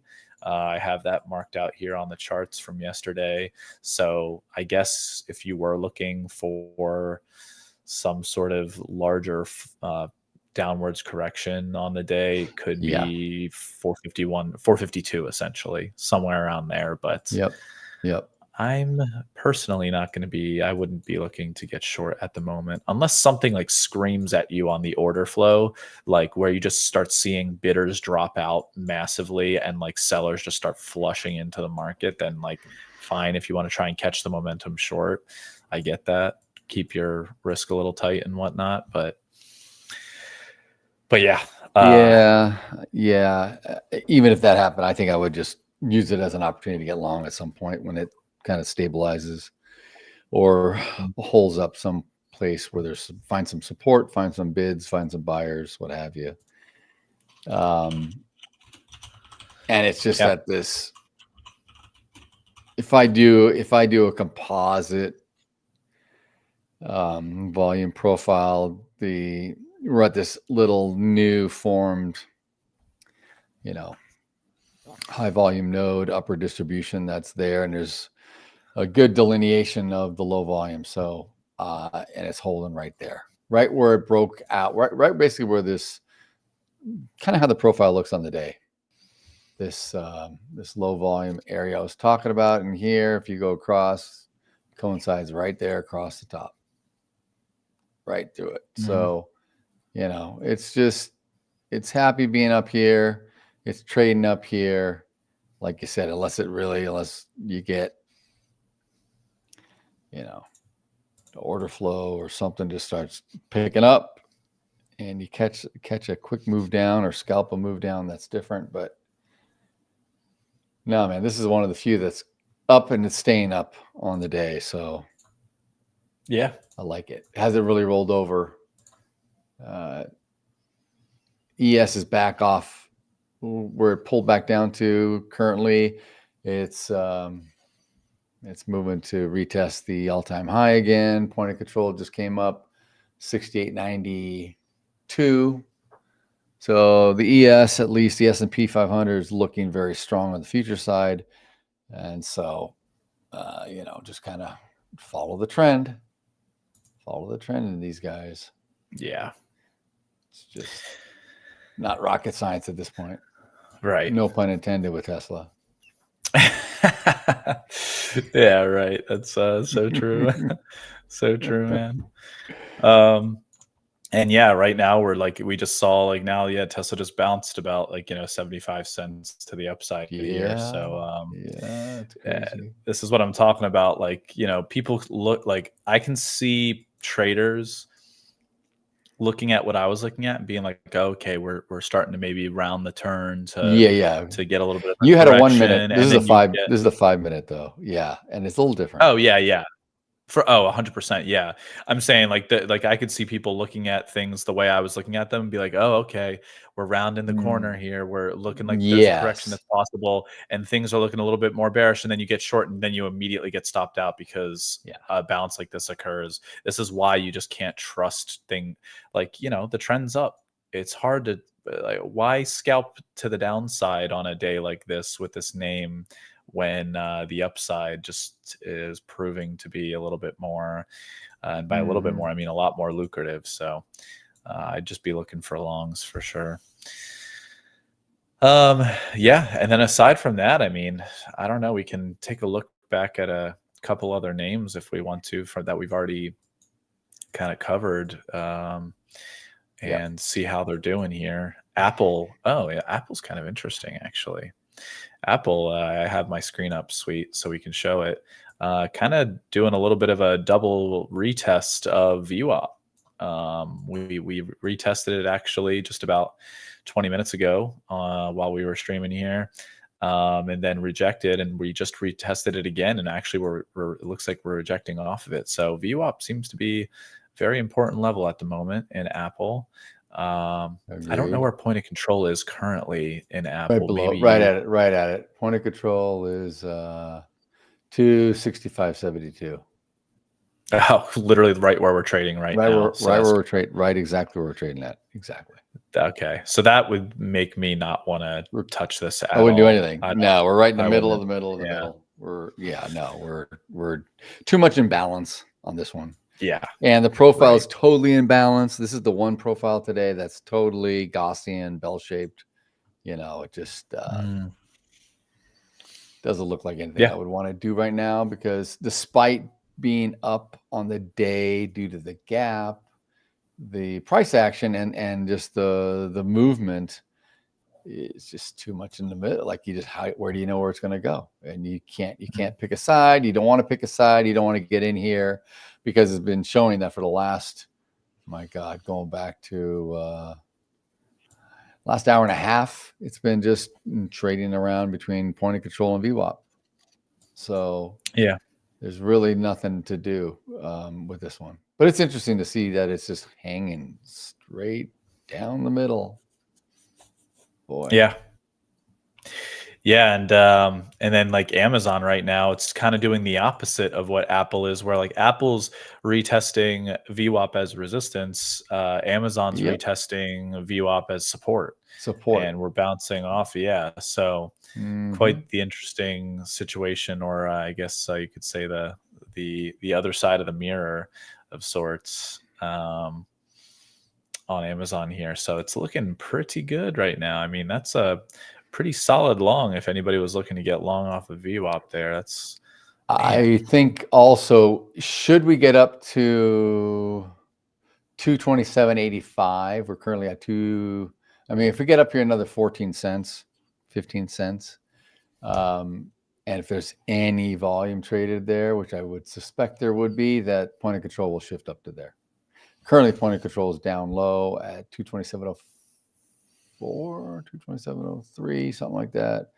But it's about to shift. If we get back up there again, it'll pop. So then what you're going to have a situation of, and it doesn't mean really anything, but you'll be above VWAP and you'll be kind of at point of control again in balance. But that's good because that tells you that the market and the participants like trading up here. They do not want to keep going back down. We haven't gone down to point of control since we left it back at 11:55, right before 12 noon Eastern. So, you know, we're hanging right at VWAP and above. So that's a good sign. I like that. Yeah. And where do you see point of control again? Sorry, on Amazon right now at the moment. Where's that point of control level again? 227.03, I'll call it. 227.03. 227 and 3 cents. So that's good though. That means that because my thought was like, if it's similar to Apple where like VWAP is essentially point of control, I'd be a little bit iffy about this. No, it's different. But it's spread we're here. migrating away. We're trading away from it. Gotcha. We're still climbing right now as we talk. I mean, it's still going up. This is good. So yeah. And he's going back to Apple. Apple's breaking out too, but Apple's starting to break a little bit higher. So interesting. Maybe look for the break of VWAP. Look for the break of VWAP, a retest of VWAP as support again to maybe, but that might take a little while. But it could. We're right at it again. We're sticking right on it. Yeah. Trying to see if there's like any other one that I would feel like any. We only have a few more minutes, so we can just fly. Yeah. Look at Google. Google's marching. I mean, Google's just no stopping Google today. Yeah, that thing is just stair-stepping the entire way. It feels like ever since 10:30 a.m. Eastern, essentially. Meta came down, found a new low on the day to turn around and now climb up. Very interesting. Don't know what caused it to turn around there, but it broke the low of the day, made a new low, and now it's coming off with some vengeance here, up $1.50 from where it was. So, interesting. I mean, it's not a whole lot. $1.50 does for a $750 share stock is not a lot. It's not like it's a $20 stock, but $1.50 is $1.50. You know. Wow, still look at this now, above 750. Boom, boom, boom. All right, Microsoft. Right. Let's just check these names out real fast before we get. Microsoft. I know it was looking soft when we were talking about it back here, and now it's kind of found a little support, but I don't know. Nvidia. Nvidia's turning down a little. Back down to point of control on the nose. On the nose, but bounced off of it. It held. So we're currently holding. We'll see. Dude, so all these names are turning up now. Apple, like you said, Apple, Amazon, Google, everything's turning up right now. Tesla's going higher. Apple just made a new high in the day. Keeps going higher. Oh, wow. Yeah. I know. Jeez, dude. It's exactly what we were saying. Like Tesla's up touched 459 and 43 cents or whatever. ES just made an all-time high. 68.95, and it's probably going to 6,900 as we speak. So that's probably going to bring these names up as we go. So, you know, it's just the momentum. It's the wave. It's catch the wave. They're all mostly trending the same way. So yeah, pick your poison. Jump on board. If you want to go long, get long. Right. If you're already in these names and you've been trading long, your position holding for years or what have you, or swing trading them, good for you. You did well over the weekend by holding the gap. There you go. Yeah. Well, with that being said, I guess we are now close to the end of the session here. We're at the end. We are done. We made it through. A lot of excitement. Right. Yeah. All to the upside. So we're going to be back in a few minutes. We'll continue trading. We'll bring Sam back in. We'll be back to futures trading. So hold on a couple minutes. We'll be back, guys. Awesome. See you guys in a little bit.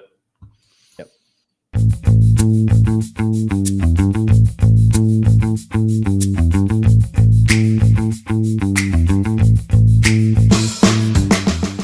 Hi there, my name is Richard and I'm one of the coaches from Hola Prime. Join me as I take you behind the scenes on a little tour of what I like to get up to on a daily basis and beyond charts. I started trading 16 years ago, but through persistence and a very high level of dedication, I got to learn 3 invaluable lessons through my career.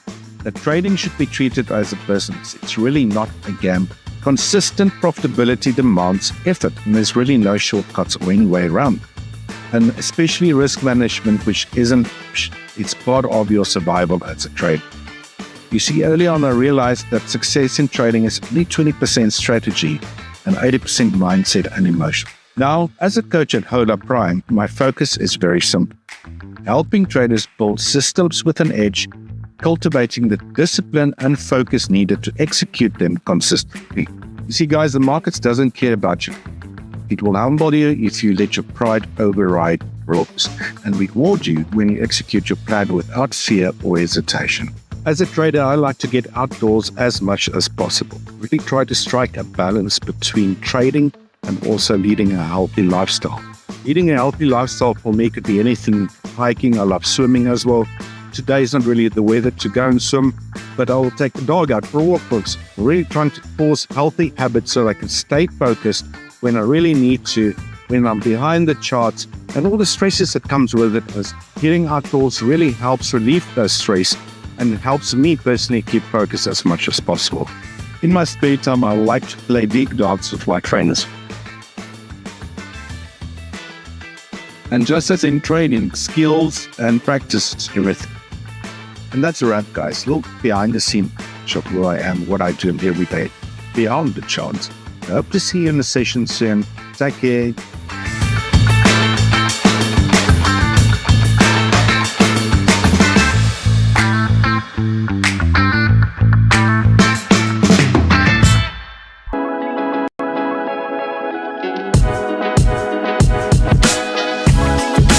Hi, I'm Daryl, one of the coaches here at Hola Prime. Join me as I unwind after a long day of trading and coaching.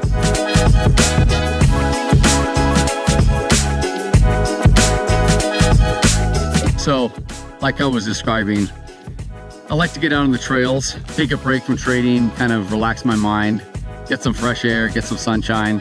It's not bad that I have a number of trails right in my backyard.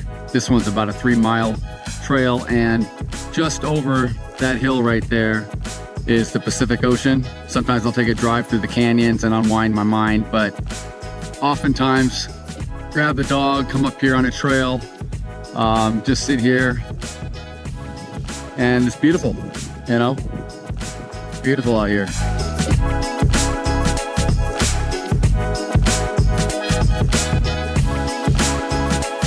Every trader sees the market differently, and if you've been trading for a number of years and haven't had much success, instead of continuing to learn and research and add more, I would suggest maybe trying to unlearn some of the bad habits and removing some things that hold you back. Oftentimes, being simple in the markets is best, and it's only until we can remove and take away the things that we keep repeating that cause us the errors and the mistakes. Once we remove that, we can start to move forward, build some structure, and get profitable. I find that successful traders trade within themselves.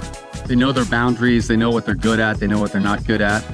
Just kind of finally forged away and had the discipline to stick with it. It's not trading the markets that's the key. It's truly trading ourselves. And once we can do that, then we can find success. Anyway, it's been nice to get to share a little bit about what I do in my off time and how I unwind from the markets. I look forward to seeing you on our Hola Prime TV channels, live streaming every day. And here's to your success. Thank you. Hola Prime. Trade with transparency.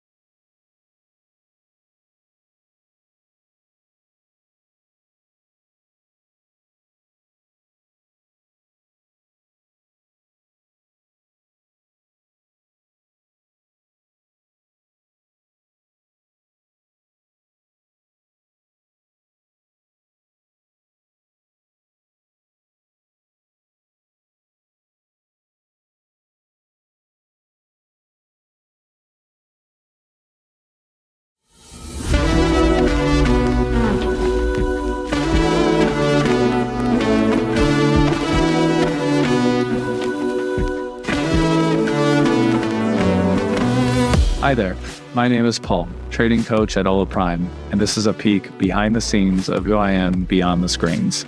I've been a trader for 6 years now, spanning from agricultural commodities to equity indices. My philosophy in life is to keep things simple but not simplistic, and to seek clarity, not certainty. In the trading world, these concepts help me embrace a mindset of valuing action over doubt, staying disciplined, evolving with the markets, and maintaining self-awareness. The road to becoming a successful trader is a winding one, but with each twist is an opportunity to reflect and grow. There are no shortcuts in trading, and as a coach, it is my mission to help guide traders down a clearer path to sustainable trading. As a new trader, sometimes the thought of earnings potential can outweigh focus on what truly matters. Long-term success stems from a system of patience, resiliency, and consistency. 2 books I highly recommend that profoundly display these qualities are Mind Over Markets and Reminiscence of a Stock Operator. Outside of trading, I love going to the local beaches and golfing. They allow me to clear my head and have some fun too. Golf is a funny parallel to trade. It requires total concentration, adaptability to changing environments, and the majority of the battle is between your ears. You must have a plan to tackle each hole of the course, combined with sound mechanics to execute each shot. Comparably in trading, plans and strategies are important to build and refine, but precise execution matters equally. That's a brief bit about me. I look forward to seeing you in a live trading session soon and expanding our trading horizons together. Hola Prime. Trade with transparency.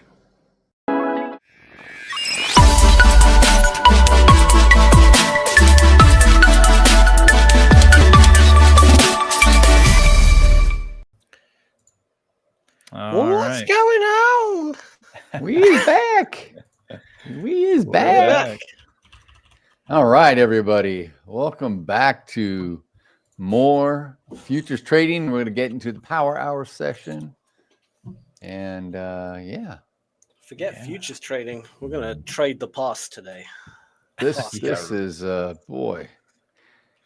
This ES has just made a new all-time high as we just got into the segment. It just wants to give very little back. It just continues to melt up.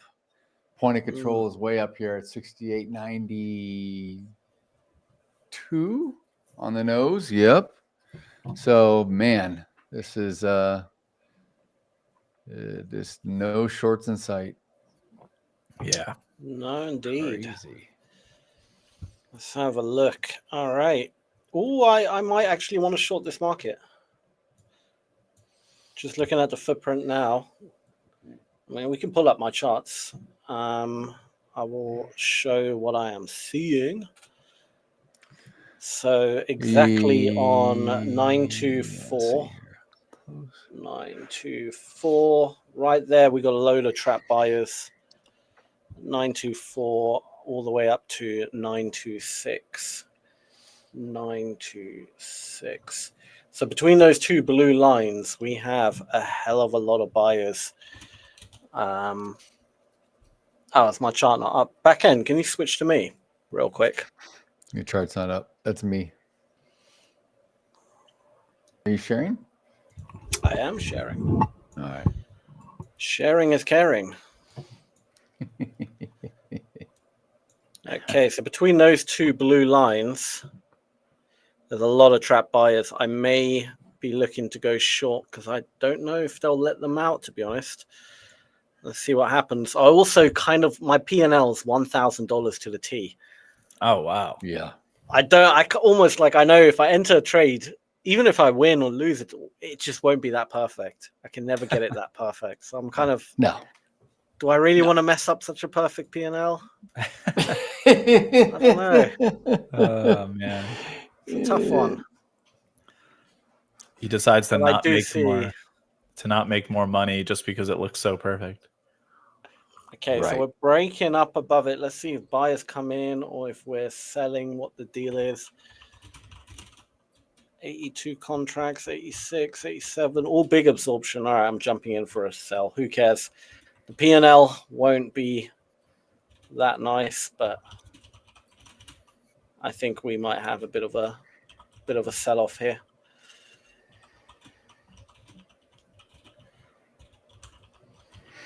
All right, let's see if we can trap those buyers and keep them trapped. Just ruin. I'm long the ES. I'm long, you're short. Oh, thank you, Daryl. Thank you. You're welcome. Thank you for believing in me. I'm gunning for 6,900. Thank you for believing in me, Daryl. Yeah. Well, we're trading two different indices. Doesn't matter. Doesn't matter. I won't forgive you for this. The way you treated Russell, I've still got a little bit, retribution here. Russell deserved everything that came to him. A little shit. It's been too big for his boots for too long. Oh, this ain't good. Poor Russell. What did he ever do to you? What did he ever do? Just because he's related to the Nasdaq. It's that whole family, the whole Nasdaq family.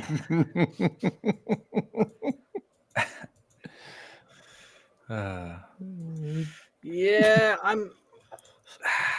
buyers seem to be trapped again. I'm going in for another contract. Let's see if we can push down a bit now. Come on. So I'm gonna have a tight stop here.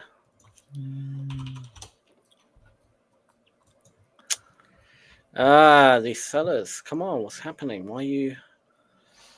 They don't like how you treated Russell. They don't like how you treated Russell. I'm telling you right now. Where is the aggression? I need that aggression to come in, sellers. Come on. It's not. There's no sellers trapped at all. So I don't know. I'm just seeing lots of heavy buyers at the top. So this should be quite a simple trade. It should be pushed down a little bit, make my money, get the hell out. I don't know it's very slow all of a sudden. It's just, we should see some seller aggression come in. Where are they? Just being a bit. Oh, you. All right, it's time to. Where is Russell? Where is that little shit? Let's find him.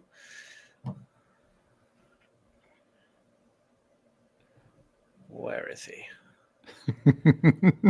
Oh, NQ, are you doing this to me? Are you actually going to do this to me? I loved you, NQ. This is how you repay me?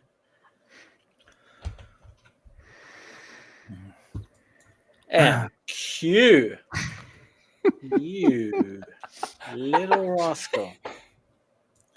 Dude, the NQ is a bit of a grinder right now. There we go. It's grinding up.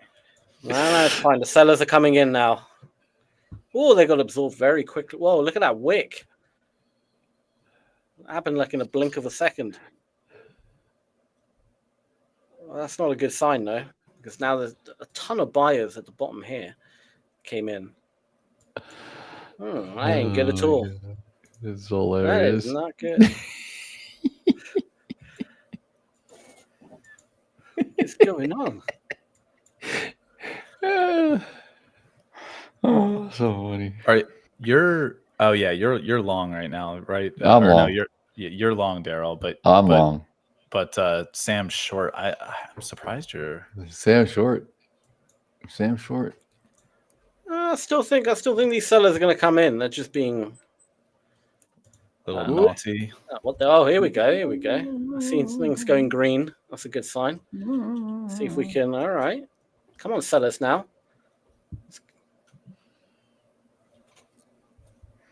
What the hell? What is this? What is this? This is payback. I'm telling you, it's payback, Sam. Nah. Yeah. Look. Need to bring out the big guns. I'm going to bring out the big guns. This is the face of Russell right now, NQ. If you don't, come on. My God, this is slow. There, that's Russell's face right now. NQ. Look into his eyes. You want to disappoint him? Look at him. He's begging. He's like, please. He's scared. He's scared. I don't trust this man. Help me. Help me, bro. Help me, bro.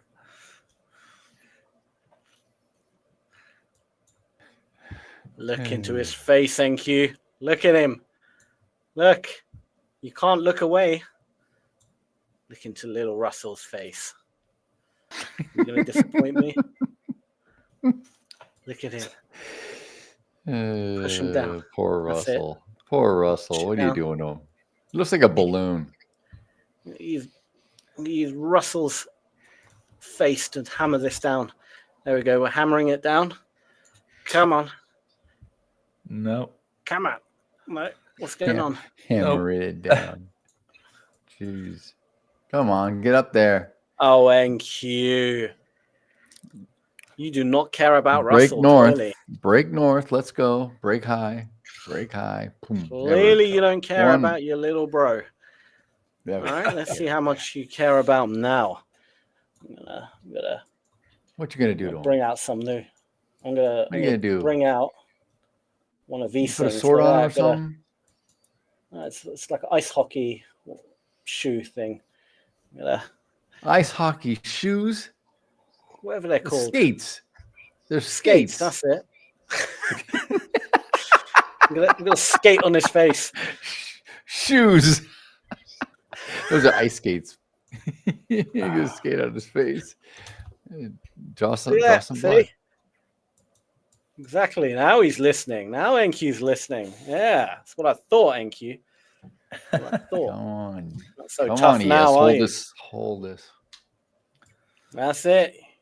You know they're razor sharp, NQ. You don't want to be messing with stuff like that. That's it. There we go. Good boy. Break down below this low. He's got to torture him. Oh, crap. I'm getting ready to flatten just in case, because I feel like there's a range. It is a range, isn't it? All right, I'm flattening. Yeah. I'm out. That wasn't, yeah, we're ranging here. That's good. You collected some. That's good. $79.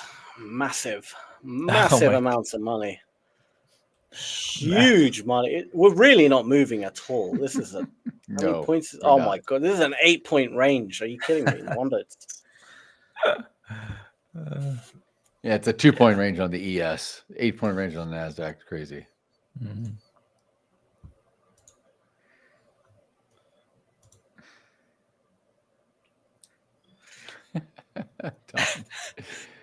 Yeah. I don't know if our TP is going to be reached, but okay, you closed it. Yeah. Yep. You know me by now, Tom. My TPs Yep. are there just for show. They're not even. I don't even know why I bother setting them, to be honest. I agree. I kind of agree with that. I don't even know why you do it either, just for show. Hey, you never for know when you're gonna need it. Yeah, you never know. There's going to be a tweet that comes out. That's it. Vroom. Yeah. And they're like, hey, it's happened to me a couple times or more. Let's see here. Get up there. Good. I got out of that, didn't I? Come on. Very good. I got out. Get up on this. Come on, let's go. Get up. I kind of wish I was just had my alt P&L back, to be honest. Although technically I got more, it doesn't look as nice anymore. I just liked 1,000 to the T. It was much nicer. 1,000 to the T. To the T. Oh yeah, I need to. What do I need to do? I need to update my position. I forgot to do that. We can switch to Daryl since he's in a trade. I am Audi. Audi 5000.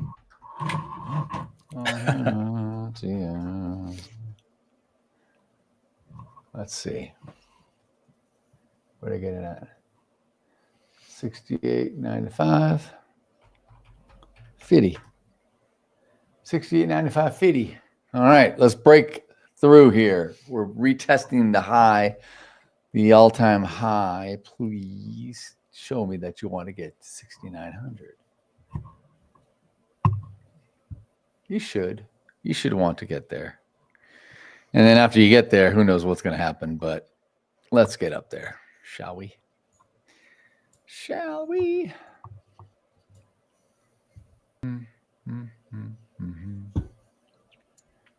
Oh, come on. It's a range. time to So rearrange. Tapped the imbalance and is heading higher. The issue I have with this no man's land is I'd like for price to head down, sweep something, tap a fair value gap, then go higher, create an inversion. Yeah, I know that. And that's the right thing to do, Tom, is just to sit, because don't force anything. It could break this, or it could just sit here and, for me, never get any higher, and eventually the buyers exhaust and it falls down and never comes back. Yeah. I mean, there's no guarantees in any of this. Tom, I will add, I know Daryl's saying sometimes the best thing is to sit. You don't have to sit. You can stand if you like. It's good for the blood flow, good for your overall health. Do some sitting jumping down jacks, for prolonged periods of time. hang upside down. Get a nice standing desk and then just stand. That would be my advice. Keep yourself healthy. Heart, see? Yes. Darryl wants you to waste away into nothing, into nothingness by having you sit down. Yeah. Okay. See? I look out for Tom. I look out for all our viewers. Give the best advice.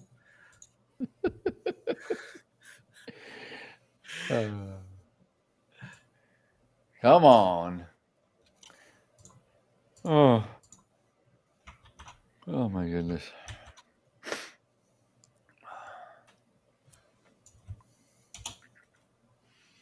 Come on. Look at that. Tom's folding laundry at the same time. Now that's awesome. That's multitasking right there. Very good stuff. They still have to get done. Correct. He can fold laundry. He can trade. Sam's offered to come over to your house and take care of all your chores. He'll do your dishes. He'll vacuum the house. He'll dust. He'll even go and sell some roofing jobs for you with some laxatives for the birds. Sam says he's still good for that. I can't multitask at all, unfortunately. I can barely breathe and trade at the same time. Like, I have to remind myself to take in oxygen. I can barely breathe and trade. That's true, because every time you're in a trade and it's going against you, you're like, you're holding your breath. So it's true. Oh man. All right, Sherry, workout done. See, we're talking about keeping our viewers healthy and exercising and standing up and taking a break. Good job. Oh my God. Now find a good entry to pay the gym. He's a true patriot to something. I don't know about this, but to something maybe. He's always beating up Russell. He's just bad mouthing the NQ. What a horrible individual. Yeah, it's fine. It's fine. No one likes the Russell. Let's be honest. They will pretty soon. They will. Wait till small caps get back in favor big time. They're starting to change the tide a little. Yeah. What are you doing? It's just got a stupid name, Russell. Could have called it anything but Russell. I'm sorry if anyone out there is called Russell. I do apologize, but you have a bad name. Like, imagine meeting someone, say, "Hi, my name's Russell." Everyone's Aren't there some famous Russells? There's got to be famous Russells. Yeah. Oh no, that's the last name.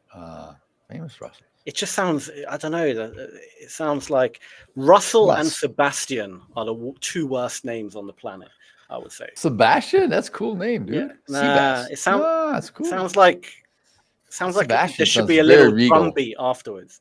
Like, "Hi, my name's Sebastian." Dun, dun, dun, dun, dun, dun, dun. It just sounds like there should be a little drumbeat after you say Sebastian. Sebastian. Are you on crack? What the hell's the matter? Probably, I don't know. What the heck? I think so on it. God.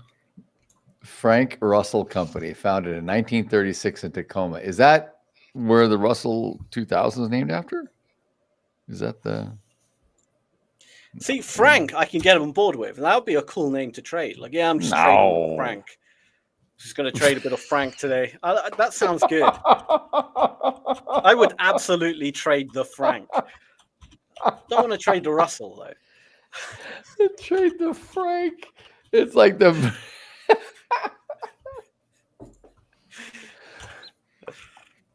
They picked the wrong name. I'm telling you. Because it sounds like Forex to you. That's why you're trading the franc. You know, the franc.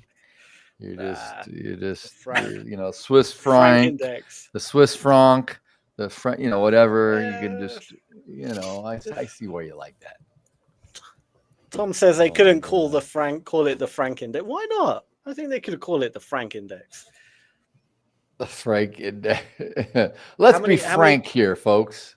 They'll say, let's be frank. How many stocks in the Russell? 2,000. Oh, 2,000. So, yeah, the franc 2,000. That sounds amazing. I would absolutely trade the franc 2,000. The franc 2K. That's a wicked name. I'm calling it the franc from here. I don't care. It will catch on eventually. If everyone starts calling it the franc, they will have to change the name. I'm going to force it. So if you ever hear someone call it the Russell, you correct them from now on. You say, no, it's actually called the franc. Oh my goodness. Mm-hmm. Oh, why am I tired? It's only Monday. The franc index. A little bit of a flag forming up here in the ES. Yeah, I know. Don't remind me. I see it. I see it. I'm like, yeah. So it is dead, but I was looking at gold for a little while here. I mean, it's looking to possibly just get long to hold for a decent part of the stream, because even gold's not moving very much itself. It's lacking of volatility at the moment. So I think I'm going to get long the micros on gold for a little bit of a longer hold throughout the session we're having. Okay. Sam. The Russell 2000 index, as Tom aptly updated us, is named after the Frank Russell Company, which created it in 1984. But that's not what I'm saying. This is the important part, Sam. The company was founded by Frank Russell and is now part of the London Stock Exchange Group, operating under the name the FTSE Russell. Oh, that just sounds perverted, doesn't it? It is maintained by the FTSE Russell, a subsidiary of the London Stock Exchange Group. It is made up of 2,000 of the smallest companies in the broader Russell 3000 index. So I guess this is interesting. Like the FTSE as well. Why abbreviate it FTSE? FTSE. I know. It just sounds. Well, because you don't want to say FTSE. No, I know, but they could have just called it the. Just change the one fat letter. Ass. I don't know anything but the FTSE. That just sounds. I don't know. Would you trust the FTSE Russell? If some guy came over and said, "Yeah, I trade the FTSE Russell," you wouldn't let him near any. You as a father, let's just put it this way, you wouldn't let that person near your children, would you, Daryl? I trade the FTSE Russell. Like, get the hell off my property right now.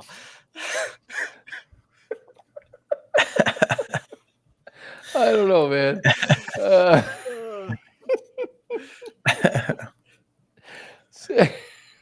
Sam's hilarious. But now, if the guy came up and he said, I trade the franc index, you'd be like, please, welcome. Let me make you a cup of coffee. Let's show me your portfolio. I'm very interested. Welcome that, man.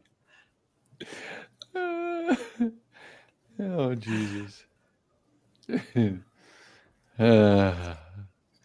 So, this is going to be funny. Oh, my God.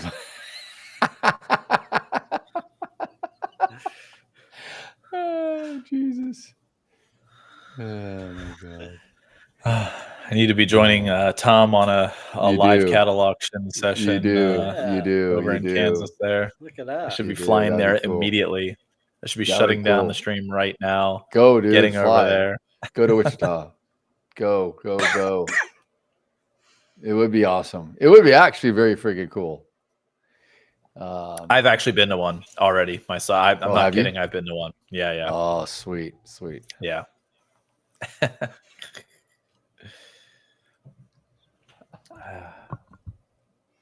Why did you go to a cattle auction? I am actually curious. Were you interested in buying a cow? No.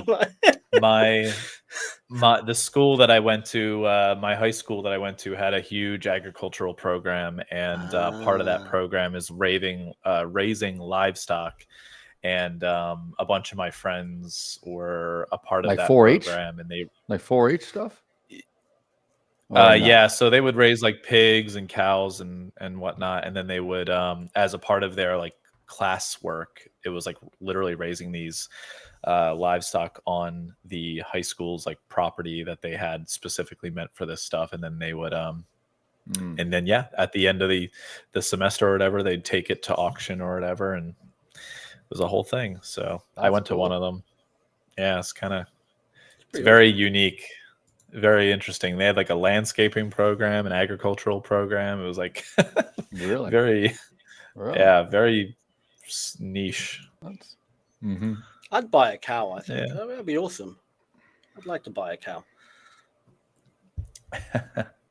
Keep it as like it'd be good. Until you have to clean up. Guard animal. Think about it. No one's going to rob you if you have a cow in your house. Let's be honest. I mean, you might be on something. Yeah, do you know how big they are? How strong they are? Not gonna do anything. Dangerous. I don't know. I wouldn't want to get in a fight with a cow. He'll open the door and say, "Come on in. Take what you want."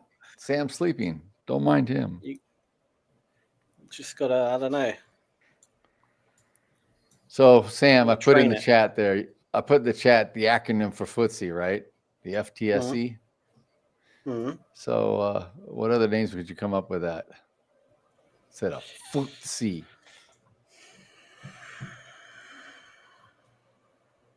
All right, there is no other, but yes, there is. They could have just fat ass.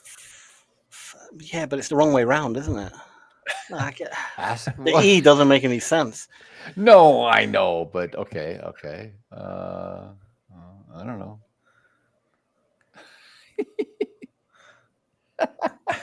Flute. Flute-C.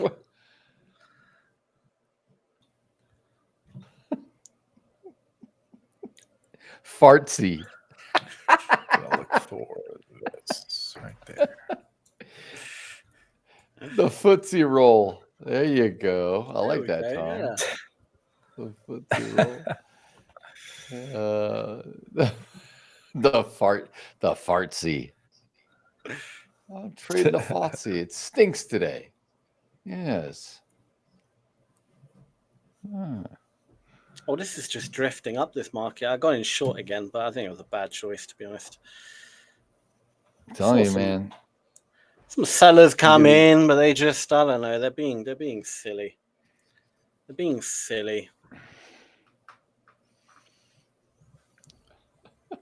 It's these dip buyers, I'm telling you. These damn dip buyers. Just stop buying the damn dip. Do something else with your life. Get a hobby. Play some golf. I don't know. Do anything. This is their hobby. The dip. I know. This is their hobby. Making money is a hobby. Pretty great hobby, actually, to be buying the dip in this market. Yeah. Best hobby you could probably have. Yeah, man. Yeah. We gotta make buying the dip seem like a terrible thing. We gotta. No, that's not true at all. We don't. No, we don't. You're the only one that thinks that. Every person who's ever committed a crime, we need to look into their trading history if they've done any trades, and then be like, oh, yes, this dip buyer has been where does he come up with arrested? I don't know. Arrested for a DUI. How does he come up with? We need to look at anyone who's committed a crime. John Anderson from California has been arrested for DUI and smashing into a mother and child on the highway. He was also a dip buyer, an avid dip buyer or stock. And then trust me, after a while, no one would want to be a dip buyer. If we just label every person. He was a successful dip buyer in 2009. Shame on the guy. So if anyone ever's like, "Yeah, buy the dip," I'm like, "Oh man, no, I'm not one of those dip buyers." Jeez. Okay. That's like the last thing we would probably would want. That's the last thing we want. Let's see, that was funny. I think it would be nice if people just stop buying a dip for once, you know. I think the cold weather's gotten to Sam now. Lack of It's oxygen. a lot more than the weather. I think it's I was gonna say. So, did you go hunting for wild mushrooms this weekend and pick the wrong batch? Something like that. Those type of mushrooms don't grow here. This country would be truly screwed. I can guarantee you that. Nothing would work. Oh gosh. Nothing would work. Oh man. Still all be living in little huts and forests. Yeah, why not? Be no civilization. Be taken over by Vikings. You know. Oh, all right, breakthrough here. Let's go. Let's go save Russell. Exactly, they would work. They'd be just a little bit. Oh no! All right, come on, NQ. Let's drop down now. Nah. We've had a huge extension. There's no need to keep extending. Let's just drop. Be a good boy now. Add another contract. Add a bit more size here because we're moving so slow. There is so much liquidity up at the 25, 938, 939 level that you're going to go there. You're just going to eat it and continue. So don't fight it, Sam. Here we go. Here we go. All right, now we're dropping. Good. Let's get a bit of aggression behind. Are you? Nope, it's going back up. Just literally brain dead people buying the dip right now. So what do you call a fade the dip person? A smart person. A warrior. This is literally people in a coma could right now be trading buying the dip. That's how much mental activity you need to buy the dip. You don't have to be smart. You just have to be on the right side of the trade. Who cares? You just want to make the money. Do you want to be? You want to be known as like the most, intelligent trader, but you can't make money, or do you want to just make money and bank it? Who cares? Go with the flow. Go with the flow. Don't you want your Maserati? All these comatose zombies trading right now. Yeah, they're all just comatose. No tea. I didn't say toast. I said toast. It sounded like you did at first. At first, it sounded like you did. British people don't even say their teas, so that's impossible. That's true. Water. Have a sip of water. Oh, yeah, bottle of water. Here we go. Come on now. There's the sellers coming in with a vengeance. Wake all these zombies up. It's the trap. It's no trap. It's a buyer trap. Watch this. Watch it plunge.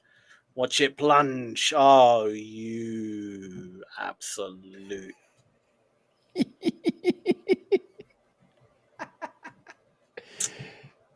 Nah. Like, it really was a trap, actually. It really, really was a trap. Where are you? You're not in a position, are you? Yeah. No, you're not. I took You are? short. I did. In what? Nasdaq? Nasdaq, yeah. Oh, okay. All right. You got to update your position, man. I don't see it. Oh, yeah. I never... Always forget. I don't even know. So what whose screen is this? Oh, this is Paul. This is Short Paul's screen. Yeah. and What are you in? Q. Micro gold? Oh, you're gold. Okay. Yeah. Good old micro gold. 5.9. Here we go. 25. Say I'm ridiculous. 9:30. Who would buy the dip? Just the worst. Here we go. Now we're pushing it down. Let's do this. Okay. Come on, shorts. My God.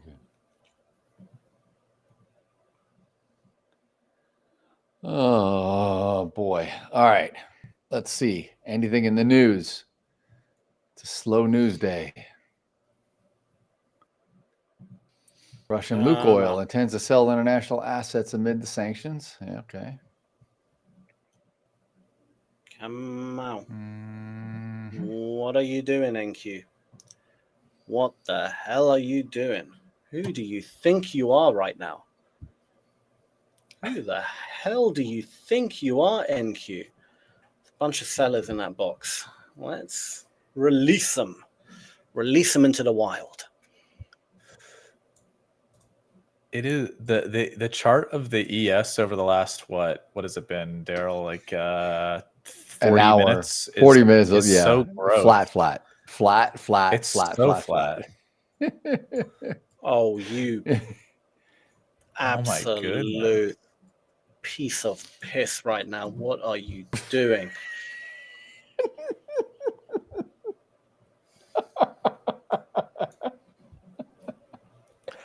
I think oh my God.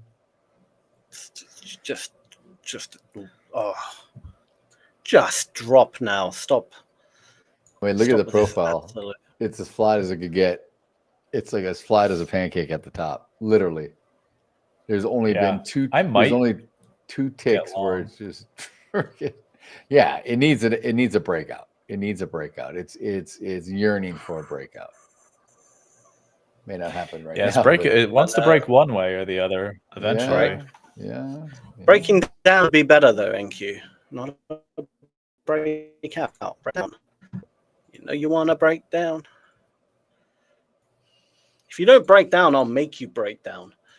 I'll give you the biggest breakdown of your life. I will turn your life into hell. Oh my God, dude. There's an overwhelming amount of trend line liquidity on the NQ that at some point this week that will come for it, Sam, and I will be ready to short the ever loving shit out of it. Yeah, Sam's ready. If he's around when it happens. Otherwise, if he doesn't, he'll come back in and he'll be like, "Oh, what the hell? Oh, I missed. Oh, for the love of he's gonna go and he'll never hear the end of it. He'll never hear the end of it. He'll just do that for an hour. It's so true. Yeah, it is true. Oh, what is this? What is this absolute donkey? What are you doing? Donkey. Such a brain dead moron. NQ is.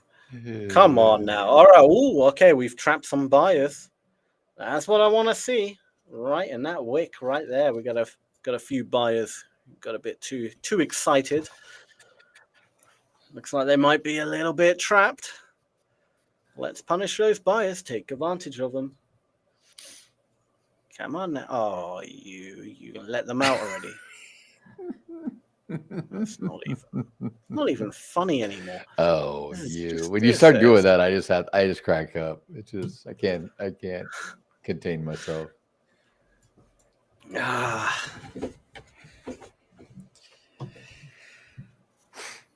It's barely moving. Strong cumulative volume now. Let's go. Come on, buyers. Let's go. Break out of this crap.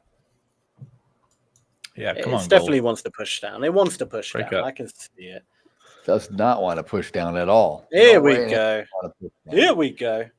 190 contracts coming in from the sellers. Do not get trapped. Actually push down now, or you're just pathetic. Oh, are you kidding me? Are you actually kidding me? How? Dude, how can point of 100 control there we go. just shifted up here? 68.95. 68.95, So 50. Ooh. Give me some the follow Dow through just had now. a little nice rally candle to the upside there, while the Nasdaq's trying to break down. So again, you've got some divergence. I know, between we're going up, but Sam's Nasdaq's breaking down a little. Interesting. There's 184 sellers came in, completely trapped. Just no follow through, no passion, no anything. Just you know what? The sellers right now are like, you know, when you shake someone's hand, they got a really limp handshake. That's what the sellers are right now. Just kind of like caress your hand slightly, and you're just like, what the hell was that? What does he come up with this stuff? Just weak. Just no kind of, you know. Oh god, that's funny behind shit. their move. Just complete. You know, at this point, the buyers can have it. I mean, at this point, I don't even blame them. At this point, that was just pathetic. Whatever that was. I'm also gonna get long here. Get long ES. The ES with you. Yeah. There we go. That's what we're talking about. So, long gold, long ES. I mean, not the greatest area to be entering, but I know. I do have it's a pretty tight stop. I mean, it's only a couple points, so might as well. Break out. Break high. There we go. There we go. Get up there. Oh. Come on. Oh, sellers. Are you actually Oh, wow. doing Nasdaq it? sellers just came in. Yeah. Sellers. Are you manning up for once? Are you actually doing something? No, grow that mustache, sellers. Show me that testosterone. Come on, sellers. So. Show me that testosterone. Dow is trying to break up now, breaking above its previous resistance area, trying to get back to VWAP. Might find some resistance at VWAP though, which is where we found resistance for the last 3 hours in the Dow. Actually, 4 hours. That's crazy. That is so nuts. Here we go. 96. Boom. Let's go. Let's go. Let's go. Is the ES going up? Yes, it is. Yeah. The Dow and the ES are. What the hell is going on? But not very much. Let's put it that way. It's like these are ticks we're talking about here. It's not like it's the ES is trying to break above its little flag. Needs to break out. It needs a breakout here. Come on. It's almost there. I'm getting ready to get out this trade. Oh, it's going to pop because the delta is really strong. Paul, the delta is really strong right now. Ooh. Yeah, it's going to just sweep up to 6,900. Oh, there we go. Get up, get up. Do you want to switch to my screen? Finally, finally some excitement here. Let's switch gears. Come on. Yeah. Oh, now they're getting absorbed. Come on now. Switch over to yours. There you go. It's going up. Selling a girl. Come on. We can TP. Jesus. We can TP. Oh, this is a gap, isn't it? So it's going to have a bit of... I don't know why I've put my TP there. That's a bit of a silly place, but it's fine. We can do it. Come on now. Give me that money. Show me the money. It's not going to happen. Nah, we keep bouncing off here. What's going on? What is going on? Come on. TP me. Toilet paper me. That's what it stands for, right? Yep. We know that the position board isn't updated, but Daryl is long the ES at 68.95.50. I am long the ES at 68.95.50 as well, actually, which is kind of funny. We both got it at the same price. Funny. And I'm also long gold at 40.23.7. So for everybody wants Here we go. Here we go. A little bit more. Don't fail me now. Come on, a little bit more. Oh, NQ, you naughty. Come on. You got like 1 point to go down. 1 point. Are you kidding me? What the hell are you doing? That the NQ is dropping the way it is, but the ES and the Dow are doing as well as they're doing. They're continuing to hold up here. I'm out. I'm flattening. This is terrible. Oh my God, let me out of this damn position. What's going on? I've hit flatten like 100 times. I'm still not out. I've literally, what's going on? Oh, there we go. The Need Russell's some paying you back, dude. Need some more RAM Retribution, I there. told you. Yeah, you need That took definitely like more 10 RAM. seconds to execute. We can go back to yours. Pop up. Looks like Let's go 6900. Come on, 6900. Just sweep it. looks like I'm a Oh, ghost yeah. from Halloween's past or something. I'm not on the screen anymore. I'm gone. Oh, yeah. There we go. Oh, yeah. He's gone. He left the desk. There he's back. Ta-da. What the heck? That happened already today. I saw that earlier. You weren't there, and then you reappeared. That's funny. It was weird. Let's get up there. Come on. 6,900. Just sweep it. Sweep. That's where I got my TP at. Right a tick below 6,900. Oh, I'm at 6,975. 6,903 right above it. To just get through That's that. classic between both of us. You always go like a few ticks above. I go I do. a tick below. I always go a few always ticks what we above. do. Yeah, I know. But usually I never allow it to get there. But if it does, that'd be cool. Come on, jump. Let's see how gold's doing here. CBD's good. CBD's building strong here. This is good. What about Push CBD? Up. CBD, not CBD. Got some CBD there, Daryl. Keeping you No, calm. CVV is in Victor. Victor sold you some Not CBD. B like cannabinoids or whatever it's called, whatever it stands for. I don't know what the hell it stands for even. I do not know. Well, tell Victor to hook me up, man. Who's Victor? You said Victor. Oh, V is in Victor. Not Victor. His name's not Victor. Maybe it is. What's his name? I don't know. You don't know his Volume. name? His name is Volume. Cumulative Volume Delta. That's the name. Volume. Mr. Volume. Victor's giving you lots of volume of CBD. Lots of CBD in mass volume. Like a distributor, then, right? Not just a low-level guy. He's a grower. Which is also a distributor, I suppose. Let's go. Come on. How are the sellers looking on the Nasdaq here, Sam? They Is it suck. looking all right? Nah, they suck.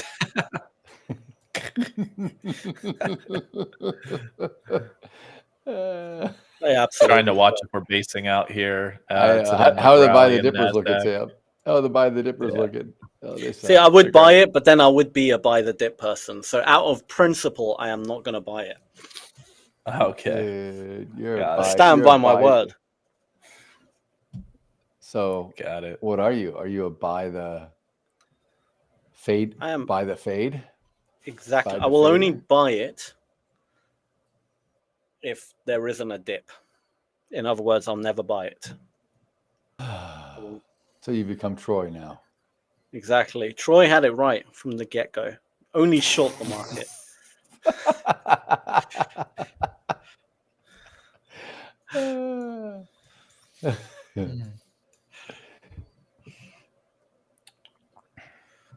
All right.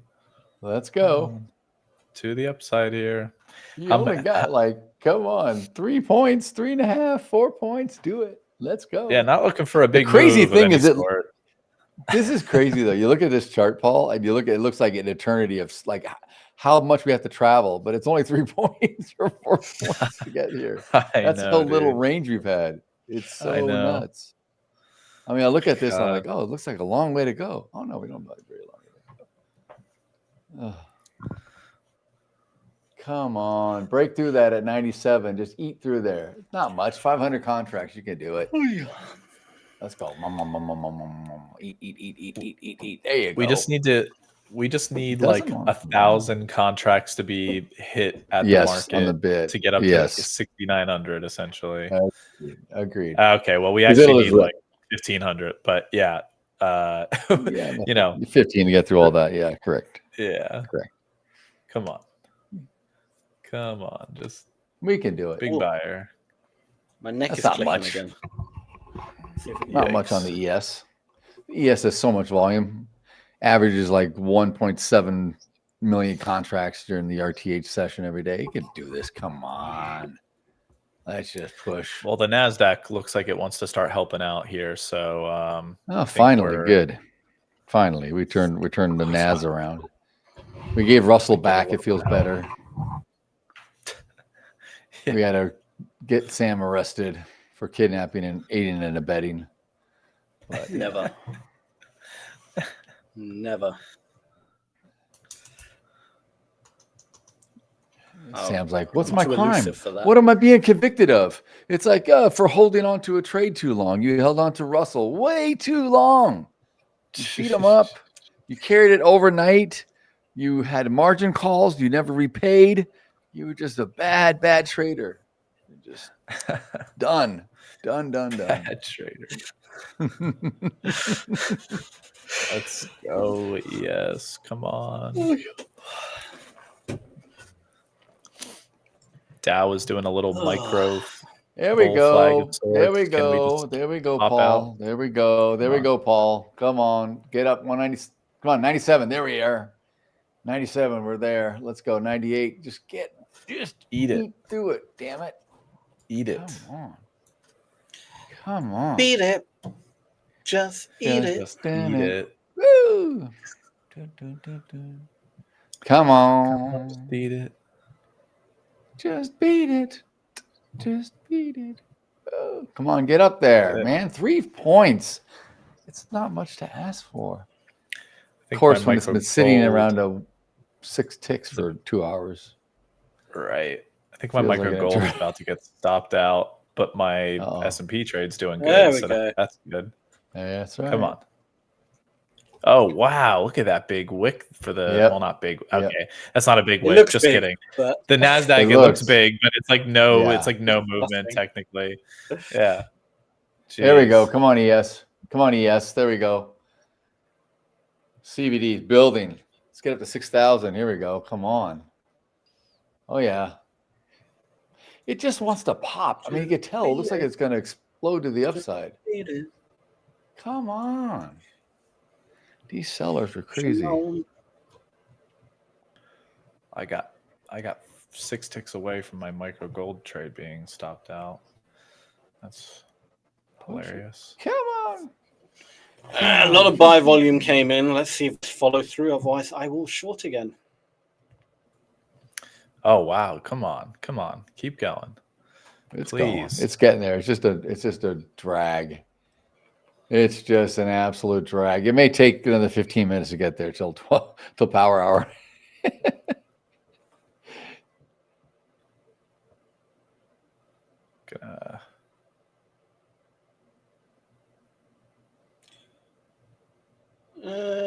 No short yet. Buyers seem perfectly capable of keeping it up there. There we go. Come on. 8. Go to 98. There we go. There we go. Come on. Eat through that. Eat through those guys. 300. Mother, keep. Go. Oh, come on. You almost had it. Make the move. You almost had it. Make the move. Gather up the troops and let's make a push. Sellers. Oh, this might be it. That might be it. Yeah, I'm going short, potentially. Sellers continue potentially to push add. it down. Man, I'm looking at like my TP and it's like $55. I'm like, what the hell is this? It's like no movement at all. It looks so Your far away TP? as well. You're like, oh, yeah, I take profits at $55. This is this really isn't moving, this market. This is like pathetically weak. Come on, keep going. All right, now that the Dow has retraced enough, the Dow can now start to pick things up here, and then the Nasdaq can also continue to push up, and then we can really get up into 6,900. We'll get all three like a bulldozer, just pushing. Just plow through it like a snow plow. Let's go. Oh, big buyers came in now. There we go. Come on. You know you want to get it above. Once it gets above 98, it's just gone. All right, come on. Yeah, this is there we go. There we go, Paul. Almost there. Didn't quite work. Almost there. There we go. Dipperoo bias. Come.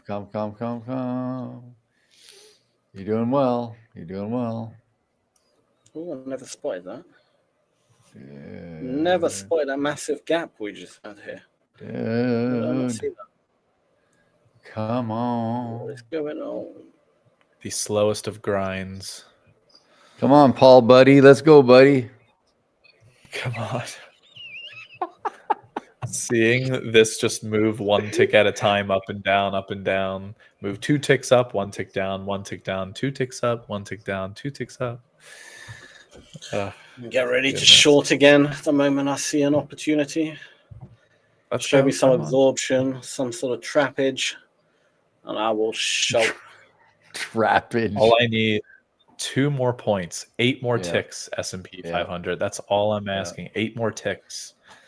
Give him 7 ticks and dump it. Oh, I like what moderator Mike created. Oh, that might work. I like this, Richard. Might work. This is good.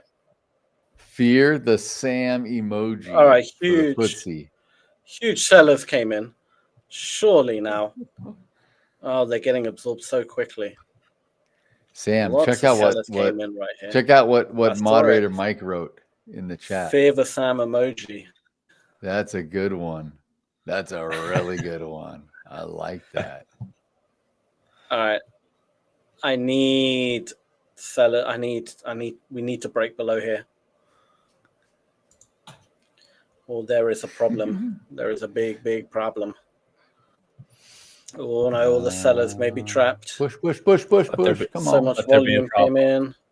Let there be a problem, and we'll go to the upside. No. Let's wipe out Daryl and Paul.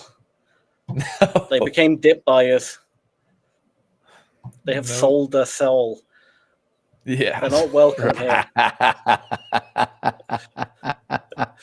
We sold our soul. Okay. Says the man can't who reward such bad behavior. Says the man who eats tuna out of a tin. Hey, that's biblical. That is, that is eating straight off the land and sea. Pure, fresh ingredients. So you're eating off of a tin can straight out of the sea, like the tin can is also rusted in it. Absolutely. It's got barnacles growing on it. I can feed 40 people with my tin can. Oh wow, okay. Oh, here we go. No, we're not done Nasdaq. yet. This is just a little. There we go. Just a little. I don't think so. Do not get it dipped and it's about to get. It's right at the 50-period EMA on the 1 minute in the Nasdaq, and it just bounced right off of it. Got it to the tick. Sellers are getting trapped. The sellers are getting trapped. Dow's wanting to move upward. Yeah, let's go. Sellaroos. Let's go now. Let's not trap them. Let's break down. What are you doing, sellers? You were doing so well. It's all these dip buyers again. Absolute morons. Oh, buy the dip. Just go home. Get a life. It's literally, I bet you 99% of people are like, what do you, dude? I know. And the thing that's funny is that, Sam, you need both sides to move this market, so you should be happy that people buy the dip. All these dip buyers. What I would say to them is, look in the mirror, improve yourself, get yourself a girlfriend, and stop buying the dip. No, that's what I would say. That's so ridiculous. That makes no sense.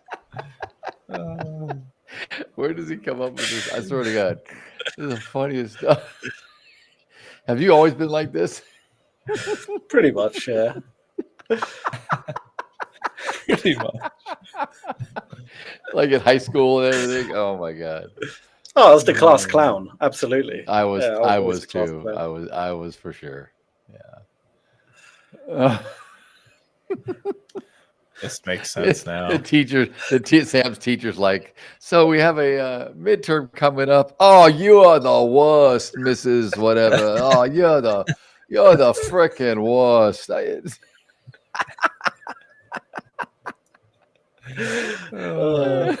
Some kid asked some question. Oh, you forgot to assign homework. Oh, thank you, Jimmy.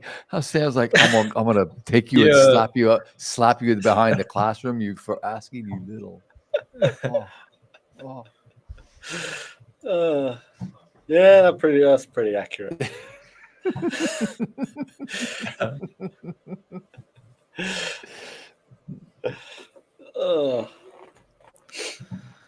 All right, here we go. Here's the sellers coming back for vengeance. What did I tell you, Paul? I said it's going to take us till 3 p.m. to get to this. Here we go. 15 minutes to go 3 points. Yeah. By the way, I did move my stop to break even. So if we get back down to 68.95, 50, then I'm going to be stopped out. So. Come on, my TP might be hit soon.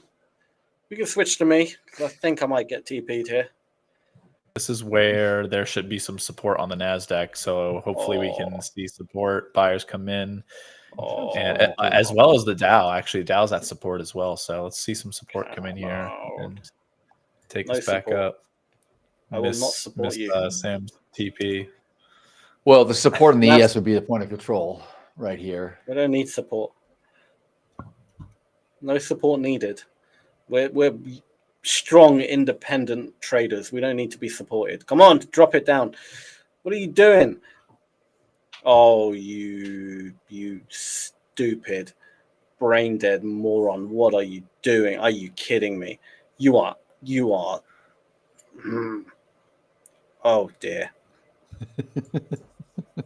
Come on. Come on.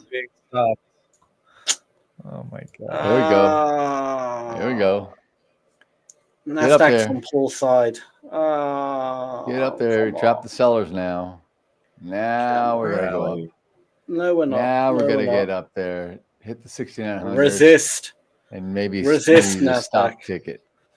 Just stop picket. Let's just. Dear Lord, please stop out Daryl and Paul and go to my TP. He's praying. He's praying. Punish these debt buyers who are making a mockery of what trading is. Daywood, you shorted the MNQ at 25,917, and now you're stuck. Is he stuck, Sam? Is he a trapped seller at 25,917? Thank you for joining the fight of the shorts. We're a dying breed here. You are probably screwed, but it's okay.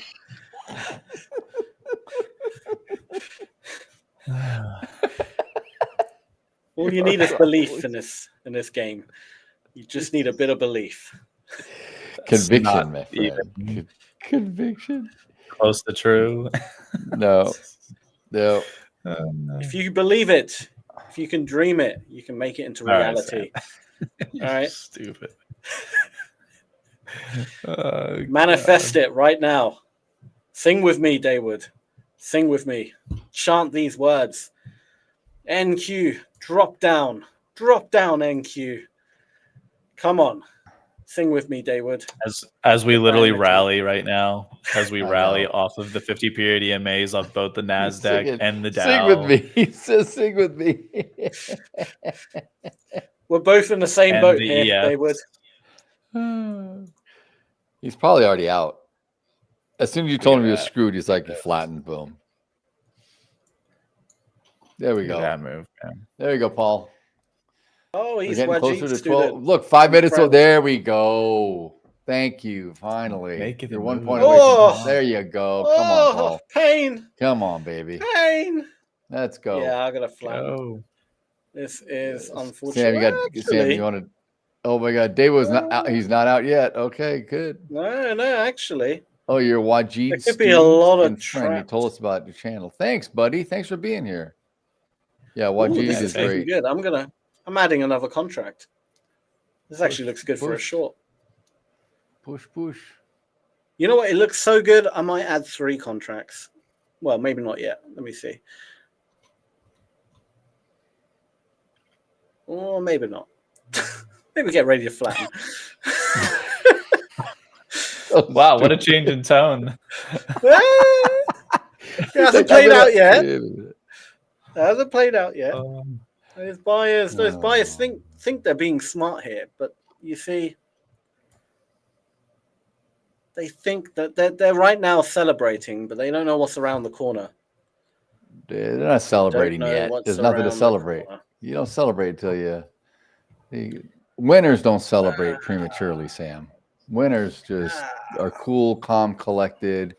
They make their moves. They sit patiently. They don't badmouth other traders. They don't badmouth the indices. You know exactly. Yeah, and you get rewarded. You get rewarded for being nice and cool. I've moved my stop up to. I have too. To get logged into $100 profit if you know. I'm in 200. Don't listen to all this hippie shit that Daryl and Paul are preaching. Come on, pop through. Let's go. Come on, just boom. Watch this thing go up.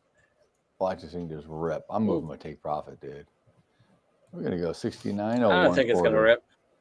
Oh yeah, it will. No, I'm a little bit. Of course it will. Of course it will. A lot of liquidity was just added on the offer at 68, 98, 75, and 68, 99. Yeah, so I see it. If we do pop above it, then like great. Like then we'll probably, you know, it'll be great. But it's like a yo-yo. A little bit of elastic pop here. Where are these buyers coming from? We're almost at. Look at this, Paul. I just knew this would happen right before Power Hour opens up. It's just gonna, boom. It took all this time to get up to 6,900. Oh, you. There we go. Get up there. Make the move. Make the move. Just come on. You've got a cycle. I know you have a cycle. 865. Here comes the sellers. Contracts just came in, Paul. Holy.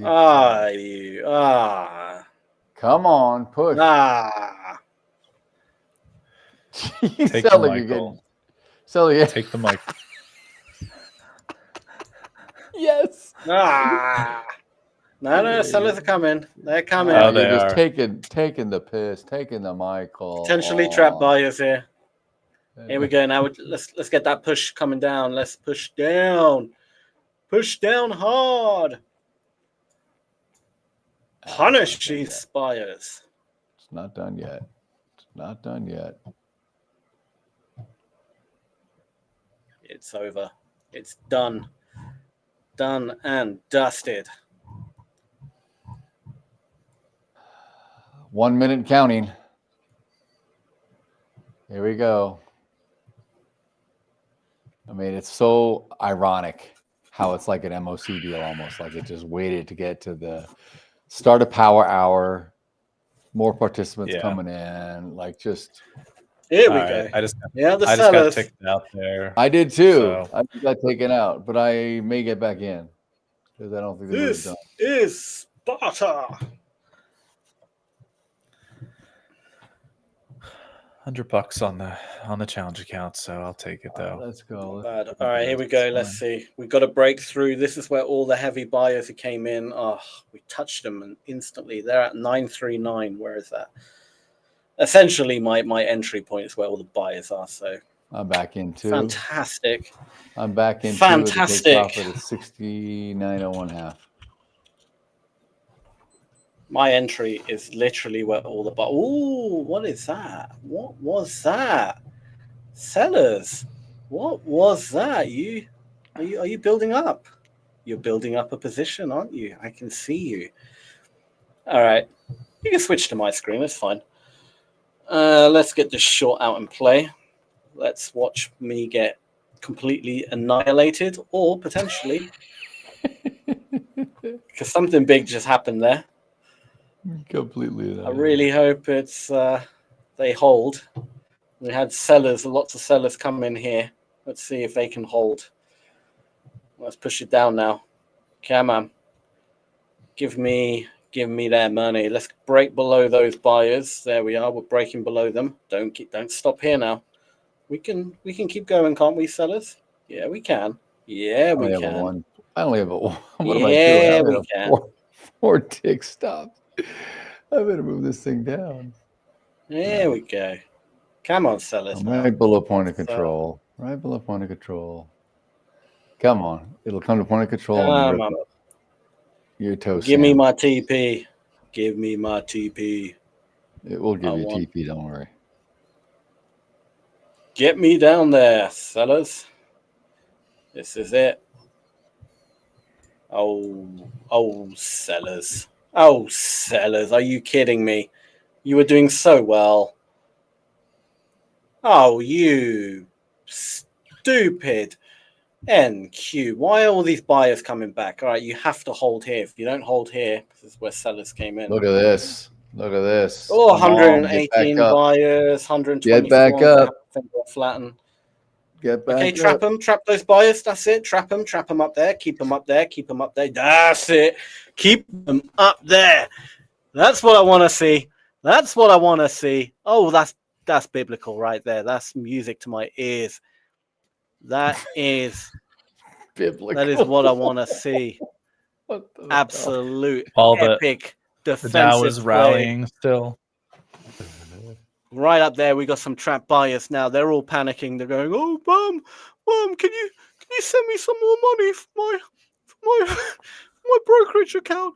I bought the dip and it's not working out." That's what's happening right now. That is it. Dude, anybody? I think 0 people that bought the dip are having that problem right now. I know. 0. There are probably close to 0. Oh. Calling up their whole friend network. I just need a few $100, please. I'll pay you back. No. I need to buy more dips. There we go. Come on. All right. Don't see. The mum lent the damn son a bit of money right now because they're buying the dip again. Why? To all the mothers out there, stop sending your damn children money. All right? They're just buying the dip. It's not a good strategy. You're wasting your money. Invest it in something else.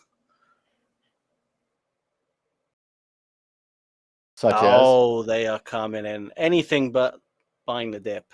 Invest it in Pokemon cards for all I care. Pokemon cards. All right, I'm getting out. Also, wouldn't have been a bad thing, I guess. If, probably not. I'm out. Look at that. All that talk. All that smack talk from this guy. I'm out. Can't handle it anymore. It's fine. Yeah. It's fine. It's just all talk, no bite. Yeah. All these dip buyers, they're on the phone crying to their parents. I really need a bit of extra money to buy the dip. What can you do? They're very convincing. Very convincing. Oh, man.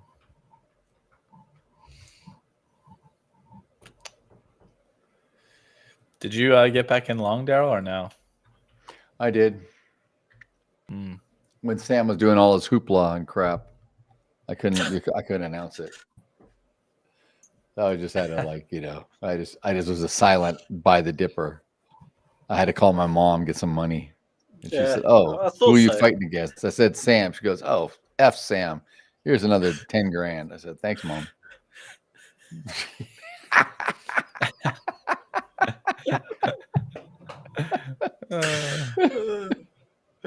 Oh dear.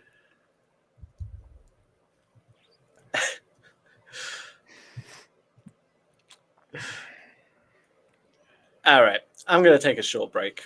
I'll be Needs a back. diaper change. Needs a diaper change after that. I need to call my mom. Okay. Episode. Cry to your mom. Got it. Change your diaper. Powder your nose. I got you. Got it. Dig. Sammy Sam.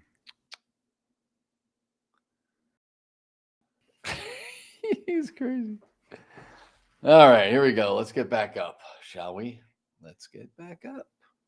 Now, where do we have any other levels outside? Nothing yet. Pure darkness. Maybe a 6902. I see a little bit. Okay.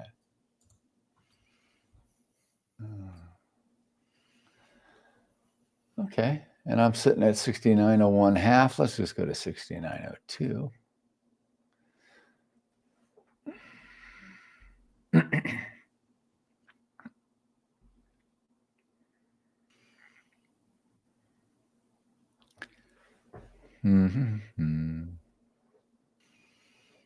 Did we freeze? No, we did not freeze.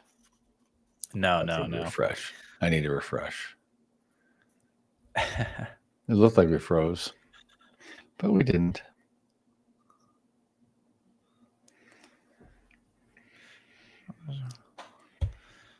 All right. So, I mean, I think it could pull back to point of control, like around the 68.95 and a half or so. And if it does pull back, it could just kind of rotate a bit. But I think we got to tick at least to 6,900. We're within a point. We don't have to, but God, I'd like to see it. We're here.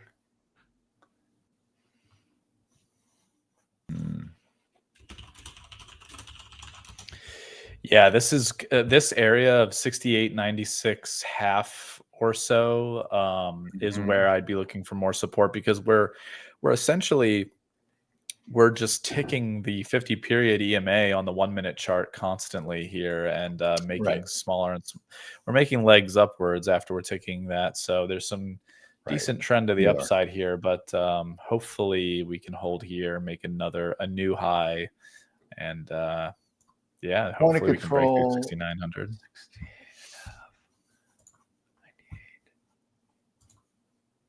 I mean, point of control is 3 points off the all-time high. So we're right at the top.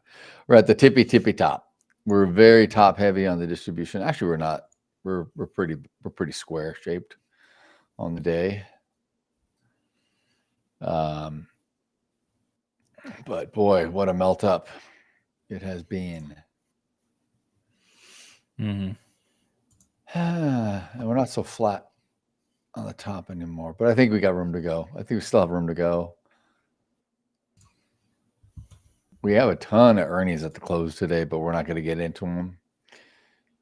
Nothing major that's earth shattering, but we've got a just crazy amount of earnings this week as well. And we have Mag 7 stocks later in the week that you and I have been talking about. Yeah. Look at that. Nice little rally here. Come on. I know. See, it's not done, man. This party's not over. Today, check this out. Let's see. After the close, we got some companies like, let's see, Amorous Bank Corp, Avis, Budget Rental Car, Bed Bath Beyond. That's not going to be great, but it's something. What do we got? Dorman Products, Hartford Financial, Northwest Bank Shares, Nucor, NXP Semiconductor, Principal Financial, Simpson Manufacturing, Universal Health, Waste Management, Whirlpool. So a bunch of stuff, bunch of consumer stuff. Tomorrow, though, before the open, ooh-wee. God, there's a ton. Oh my God, this list is huge. After the close, so much stuff. Oh my God, there's a lot of earnings here, man, this week. So Google is, when is Google? Wednesday, along with Powell. Really? Oh, there we go. Get up there. Yes. Here we go. Come on. Let's go. Google's going to be what, after the close, I would think. Yeah, after the close, Google. Okay. We got name that watch this whoa asking about gold now. Yeah, I saw that. Check gold. As you can see, gold isn't really doing a whole lot at the moment, but we did at least pop back into we almost popped back into the bottom of that consolidation range that we had between 5 a.m. Eastern essentially and 9:30 a.m. Eastern before breaking down.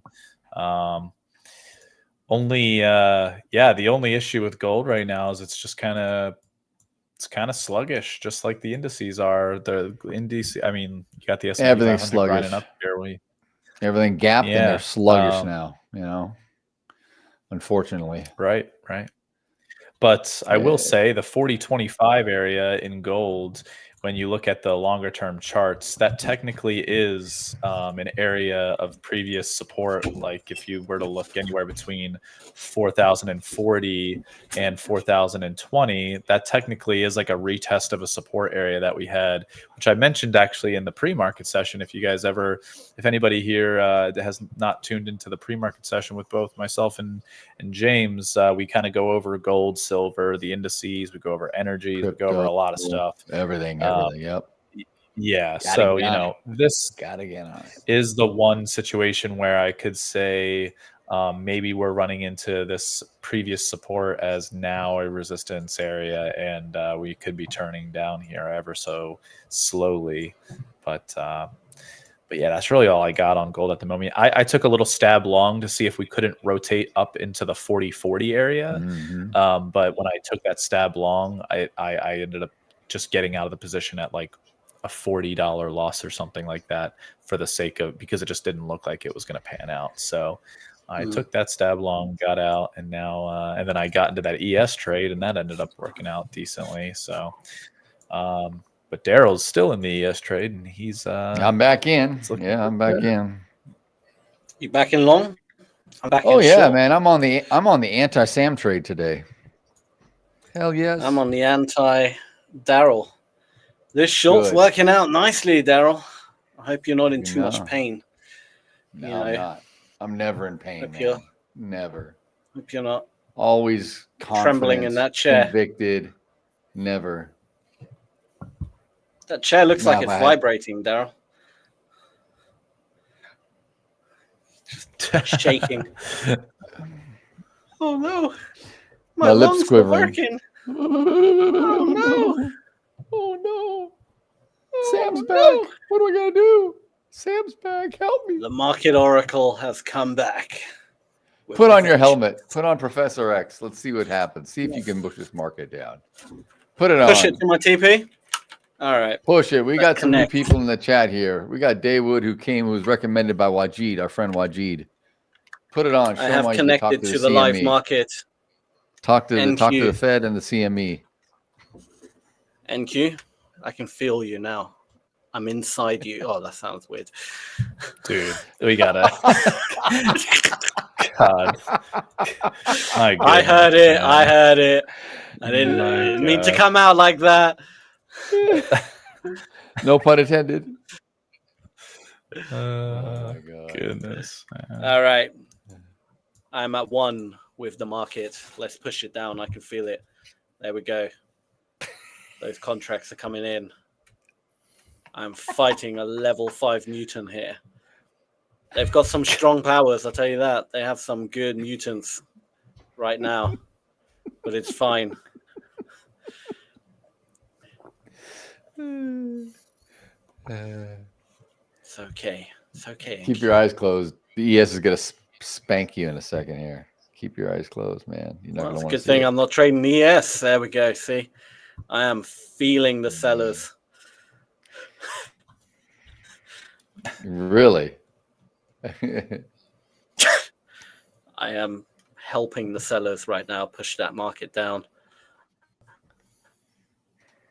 Oh, their mutant powers are quite strong. I give them that, but it's okay. I'm breaking through. I've got Magneto on my side. He's moving the metal.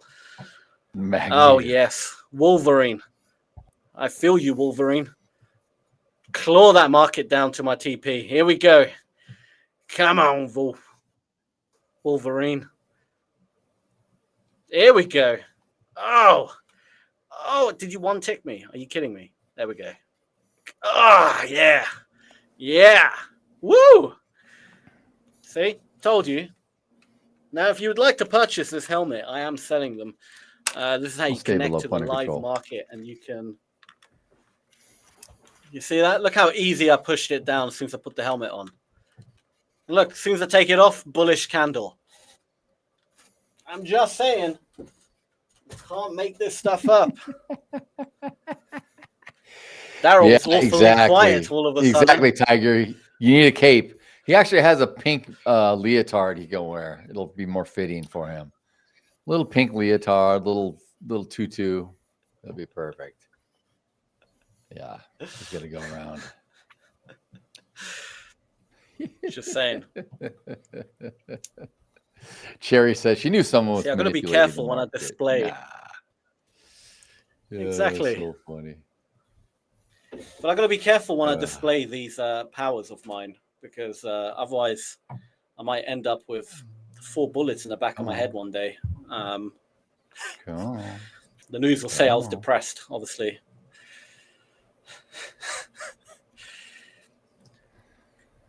Yeah, it was the buy the dippers. They were getting back at you. Dippers. Exactly. These powers need to be used with great responsibility. Only once in a while I will put the helmet on and manipulate that market, but got to be careful. There's a lot of big players in this industry.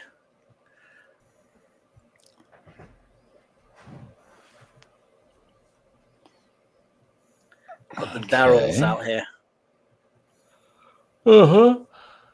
You know what? Excuse me. Let's go. Get up to 69.02 for the stop pick. Do the stop pick, rotate down. Get ready for MOC.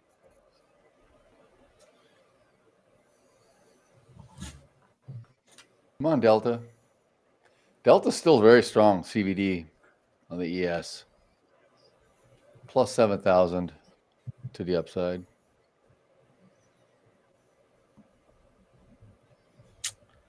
Yep.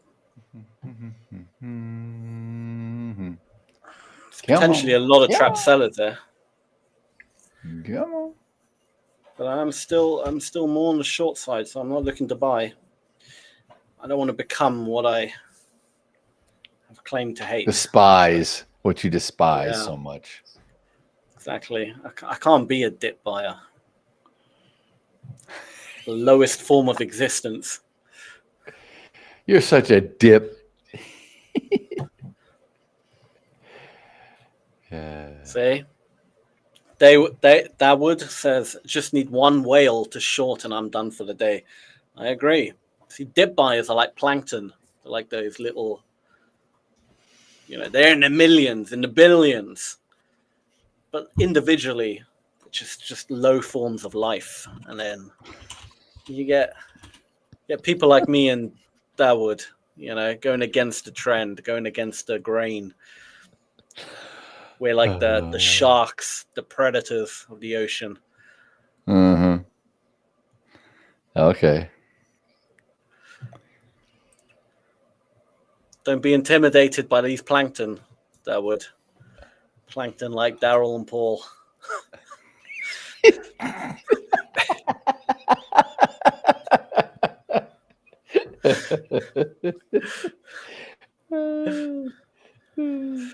There's power in numbers, let me tell you. Power in numbers. Back end, if it's AJ with AI. Oh God, here we go. Could be something there, plankton, Daryl, Paul, plankton. Just yeah, I don't want that. I'm good. Appreciate it. The thing they don't understand, Paul, is that you and I feed the whales. So we're part of the we're the life for source. Yeah, we're the life source. Without us, there'd be no whales to push the market around. So you just be having dip buyers all day. Yeah. All right, let's go. Nice little bar out. Let's get a nice long bar and a little 8-point bar. That's right, Tiger. See, all the plankton added up in the earth is one of the heaviest creatures on earth. Oh, it'd be probably, if you add up all the plankton in the ocean, I bet it would weigh like more than freaking, I don't even know, like Madagascar, maybe even Australia. It like would, a giant freaking continent or something. I mean, if you want to be a so sheep much. all your life, by all means, Daryl, you know. Oh, if no. you want to be a true achiever, a visionary, a leader, I'm not going to fight the if you want to be current. the Steve Jobs of trading, then join my side. Steve Jobs is dead. Yeah, but not because he traded too much.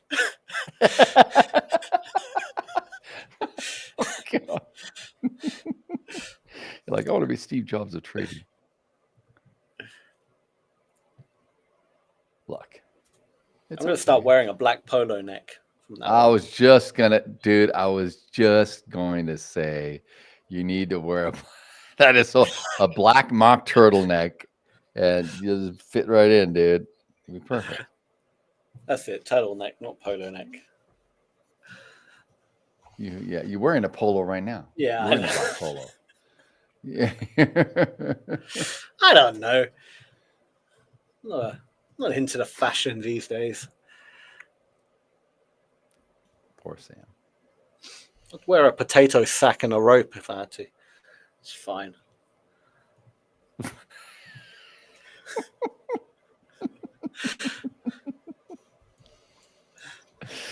Oh my god. Gosh. Oh, that would. The dream's happening. Look at these sellers.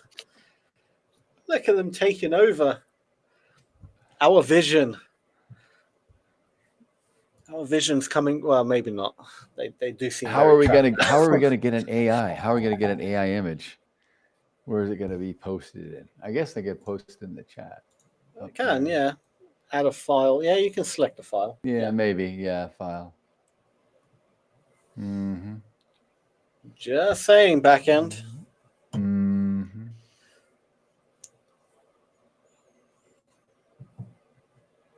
Who's in the back end today?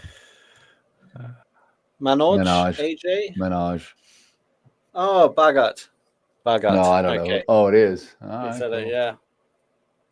Ah, yes, because Bhagat is the new software engineer. Yeah. Yeah. He There he basically is. built What's the software. happening? He's in the house. What's up, brother?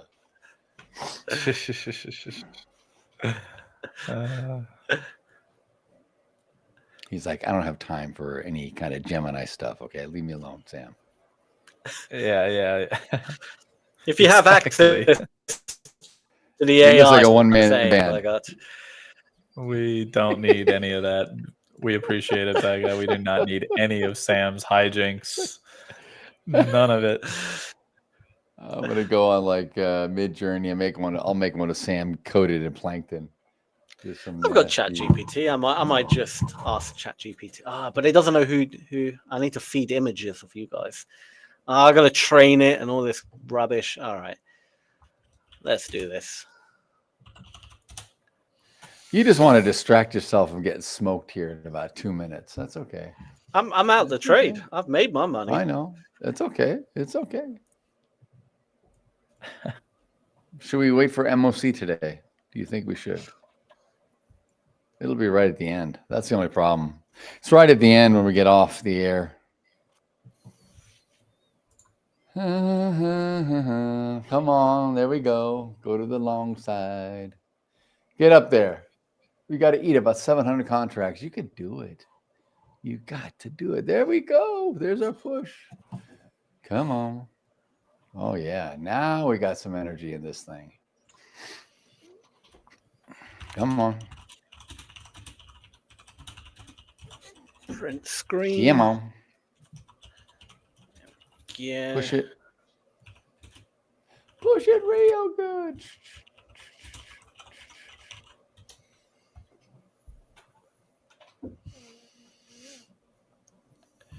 All right. Add file. Let's see how this works out.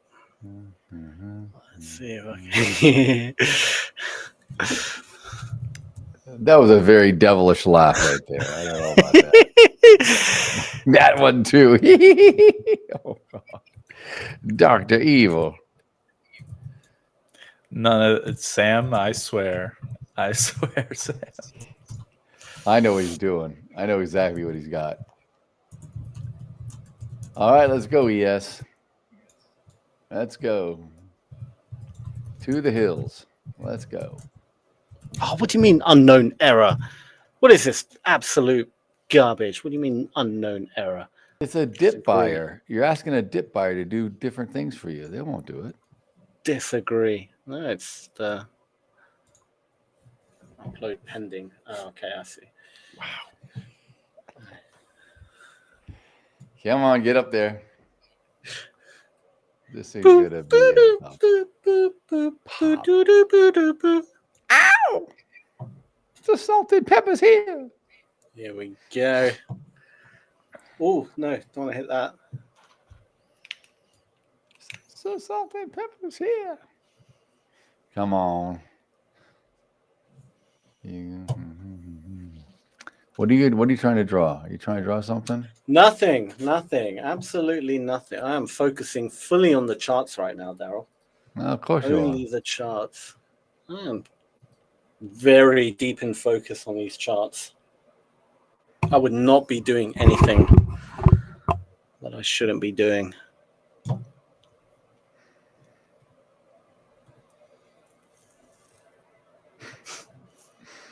Come on. The anticipation is killing me.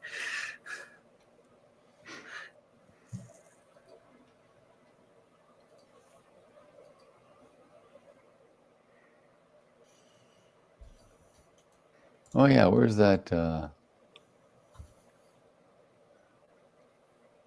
Where is the? Oh yeah. Which one is this one? Okay, cool.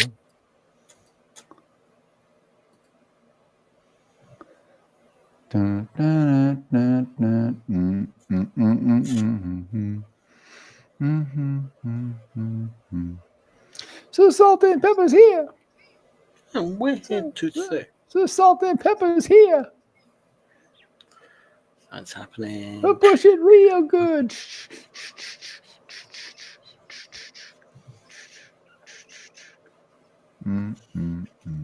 I thought we had a Frankenstein. Didn't we have a Frankenstein?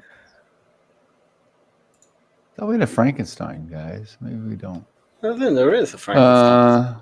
Do we have a Frankenstein? I think we do. In the emoji. Should be. I'm looking. Oh, what is that? That's just rubbish. I'm not happy with that.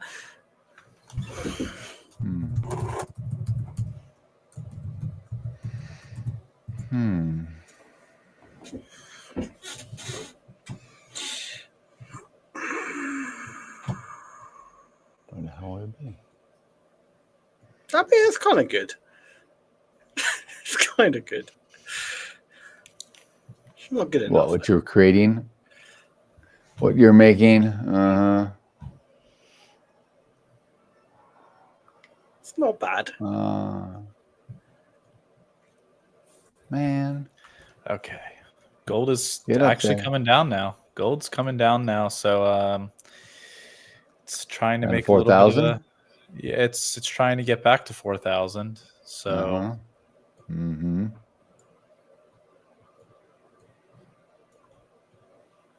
Are you short? No. I'm not, unfortunately. But yeah, Let's go, ES. Let's finally get up there. Very good job, ES. Nice and patient. Shook out all the shorts. Very good. I think potential to short the market again.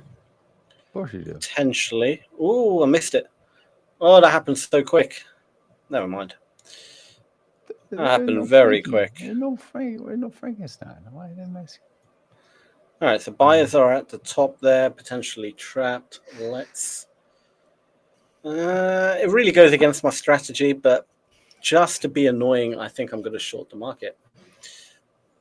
Wow, Sam, you're never annoying. Whoever told you that, you're never annoying. Just to be. Did your mother call you annoying? There we go. Oh, I'm definitely annoying. I know that. Pop it. Yeah. Pop it. Oh, there it is. There it Pop is. the 315. There you go. Ow. There we go. That would have been my target profit if I held on for an extra 40 Boom. minutes. Shakalaka. Boom, shakalaka. 6902. Let's roll. Stop picket. Sweep. 6903. There's some 6902 quarter, 3/4. Okay, I'm in a perfect position for a little bit of a stop pick. 6902 quarter. Okay, cool. Come on. I better get the break even. What am I doing? I'm dabbling. Get the break even. It's a scary trade right here. I don't know what to do. It's going to go between the jack-o'-lantern and the ghost. Oh, let's go.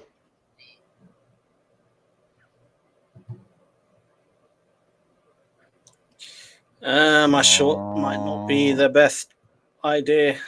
There are a lot of trap sellers. It has tagged 6,900 officially as the new all-time high in the ES, only to potentially come back. We'll see. Here we go. Here we I go. think it's Sellers gonna coming go in. up because there's too much fuel. You just want Here to we stop go. picking now. You got to pull back to let guys put their stops above. See, you got to get there so people can put some limit orders and Can we stops. And really quick switch to mine? Yeah, really quick. Let's do it.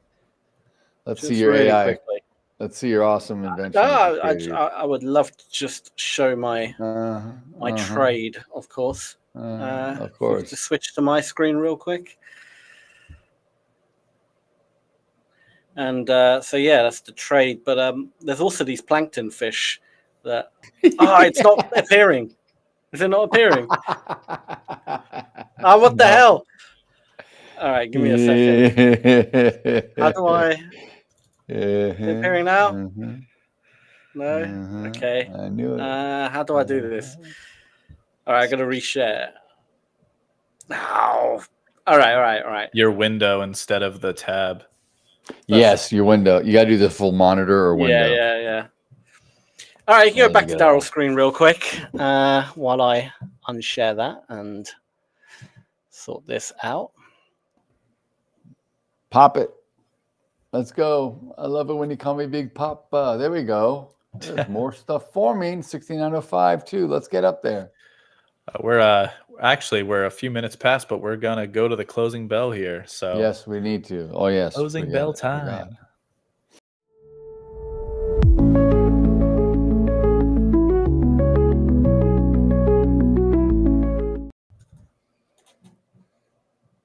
I don't know why we're not hearing any audio today.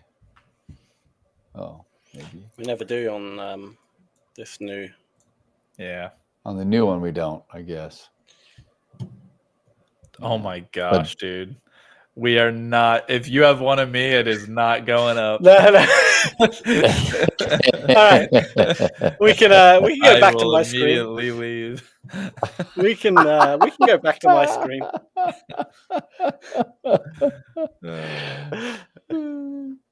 I'll be a good sport. You can pick on me. My trade's not working out, but it's okay because I have this beauty. Holy hell! What this is the plankton. hell is that? That is Plankton nasty. Fish. Oh my god! What in the world? God. What did it do to me? Look at those! Look at that sexy body. Plankton. That's awesome. Oh, I love it. It's perfect. Hey. It's all right, Daryl. That is okay. That's what happens. Yeah, that's what happens. That's okay. Do you have another one? No, just that one. Good save. Good save. Genuinely. Goodness. What the hell did you have to tell it to make it do that? That was a crazy looking thing. The exact prompt was, oh my please Lord. turn this man into a plankton fish. So an image of him with a load of fellow plankton fish. Oh my God. Oh my Lord. Well, we technically tapped 6,900. So do we continue? Several times now. We've done Yeah. it 5 times now. Oh, we don't have to do anything, but I think it's going to go through it. It's going to go through it. It may sit here till MOC. Yeah. Come on, get up there. Oh, come on, sellers. I actually don't believe it's a sell. I don't know why I entered sell, to be honest. I should be way more on the buy side. Not only are we in a gap, there's loads of trapped sellers, like a huge amount of trapped sellers at the bottom here. I don't know why I sold. And I sold just to annoy Daryl at this point. Yeah. But yeah, you're not annoying. The thing is, you don't annoy me doing this stuff. You just, it's more for entertainment. Oh, yes. We got some huge delta coming in. Oh, my God. This is going to erupt. It's going to be like Mount Vesuvius here. It's going to literally pop. Holy hell. Say goodbye to the shorts. yeah. Oh, yeah.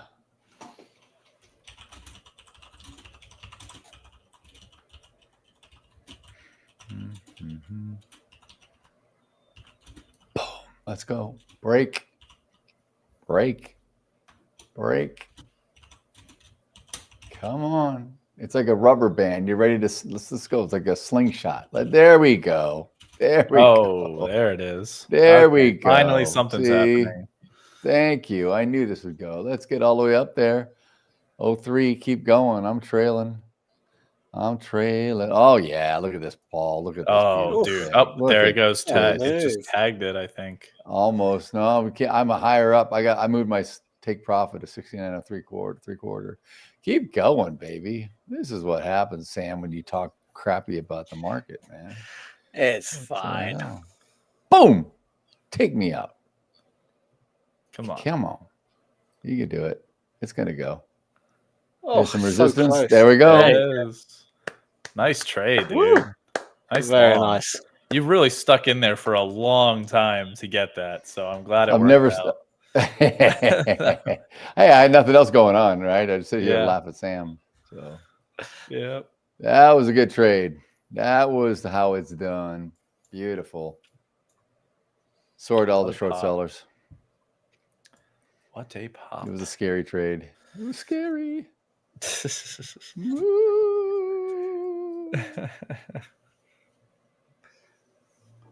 Oh, by the way, Sam. Yeah. Did you get the did you get Paul's invite? Oh no, you didn't, because What you now? hate to buy the dippers. Yeah.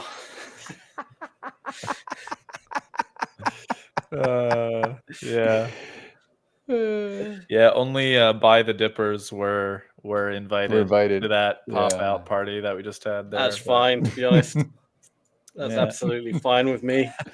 That's fine. Oh, man. I don't know if we're done yet. I don't know if we're done yet. That's the crazy thing. All right. Yeah. Oops.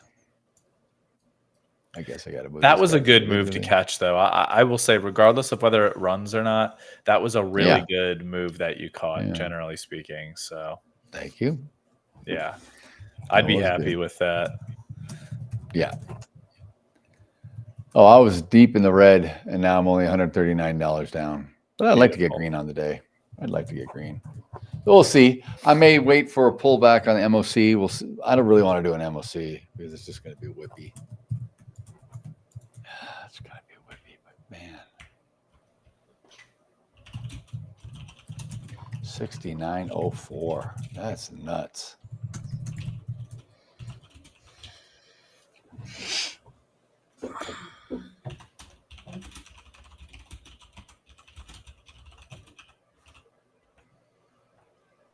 Oh, we're not done yet. Oh, yeah, we're not done yet.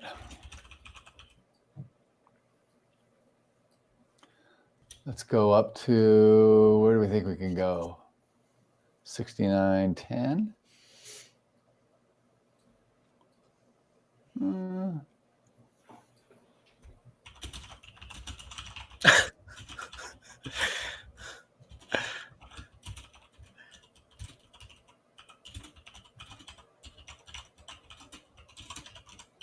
I got to get out of 6,900. That's not a good spot to be. I got to get a 5-point stop. It's so compressed now. This is the problem. All right.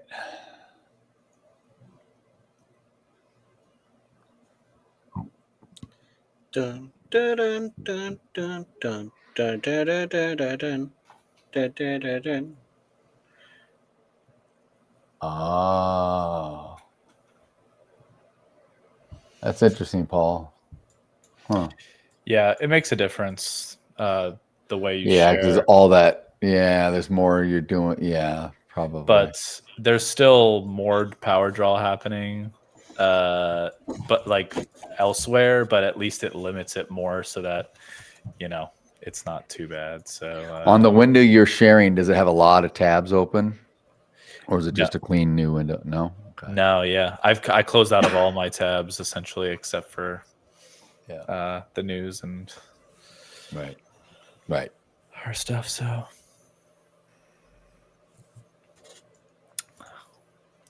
But yeah, and speaking of news, I don't see any news coming out really. No, I've been looking too. There's nothing. That's why I kept going back to earnings. But yeah.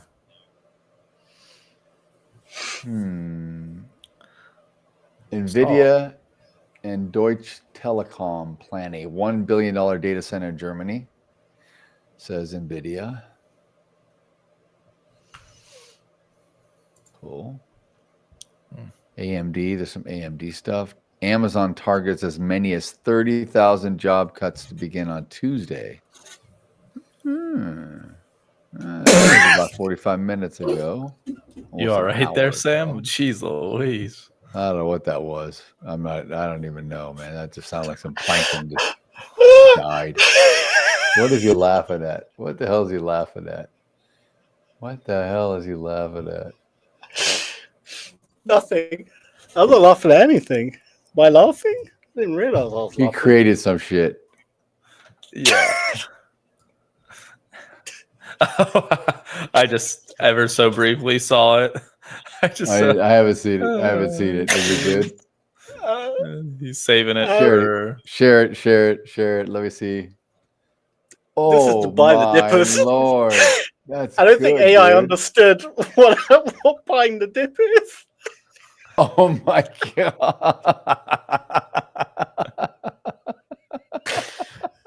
That's funny though. Oh my god, that is so why is one floating in the air?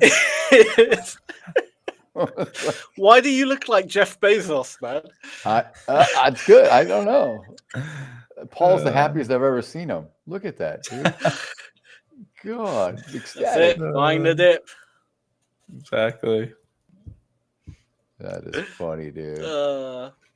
It is actually me and Bezos go way back. Yeah.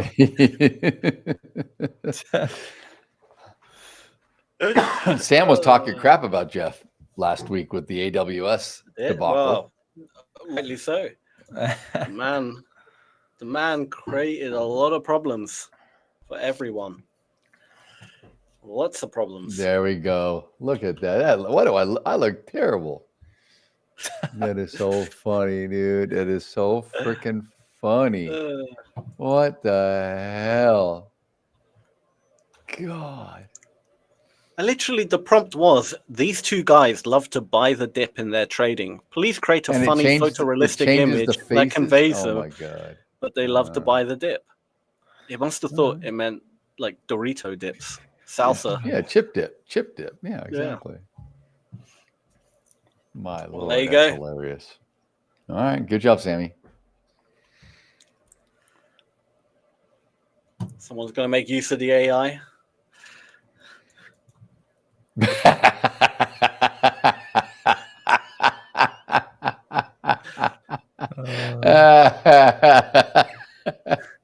That's funny. That is funny, man. It is Paul with Jeff. That is funny. Oh my God. All right. Well, after all that, there may just be an MOC trade involved coming up. There could be. There might be. 5 minutes. 4 minutes.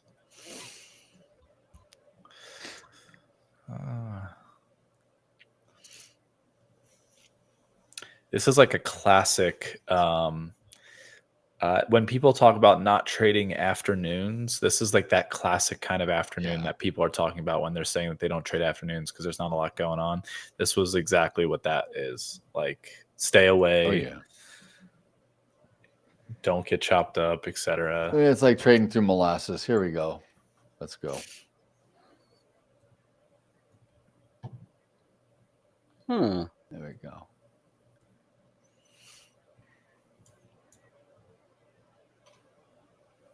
Where do we have resting liquidity?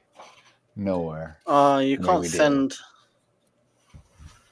Do you guys in the back end of the software? Do you guys see the images I've sent in the chat? Look at this. You have to download them. Look at this little run. I did, yeah. Keep going up. Keep going. It says file sharing, stop sharing. So you can literally share the file, but not. Okay. Yeah, so like we have to download them in order to see them. Right, yeah. I'm with you. Well, I'll add it. Keep going. Keep doing its thing. Keep doing its thing. I like it. Bitcoin, micro Bitcoin futures testing 115,000 right now. I mean, no one knows trading that, but figured I'd give it a gander. Wow, look at this. 6906 essentially we're up to in the ES. We just touched. Yeah, I know. Gosh. Yeah. You're long again. Okay. Yeah, I'm long 3 contracts. Yeah. I'm long. Very nice. I'm long. I'm gunning 6910 half to we got another basically MOC get me up about $900 on the day. I'll call it a day after that. So we got an I don't want to push it. MOC. I don't want to push it too hard. MOC. 3 minutes. KEY. 2 minutes. Yep. Less than 2 minutes now. Yeah. Yeah. MOUSE. Give me an M. Give me an O. Give me a C.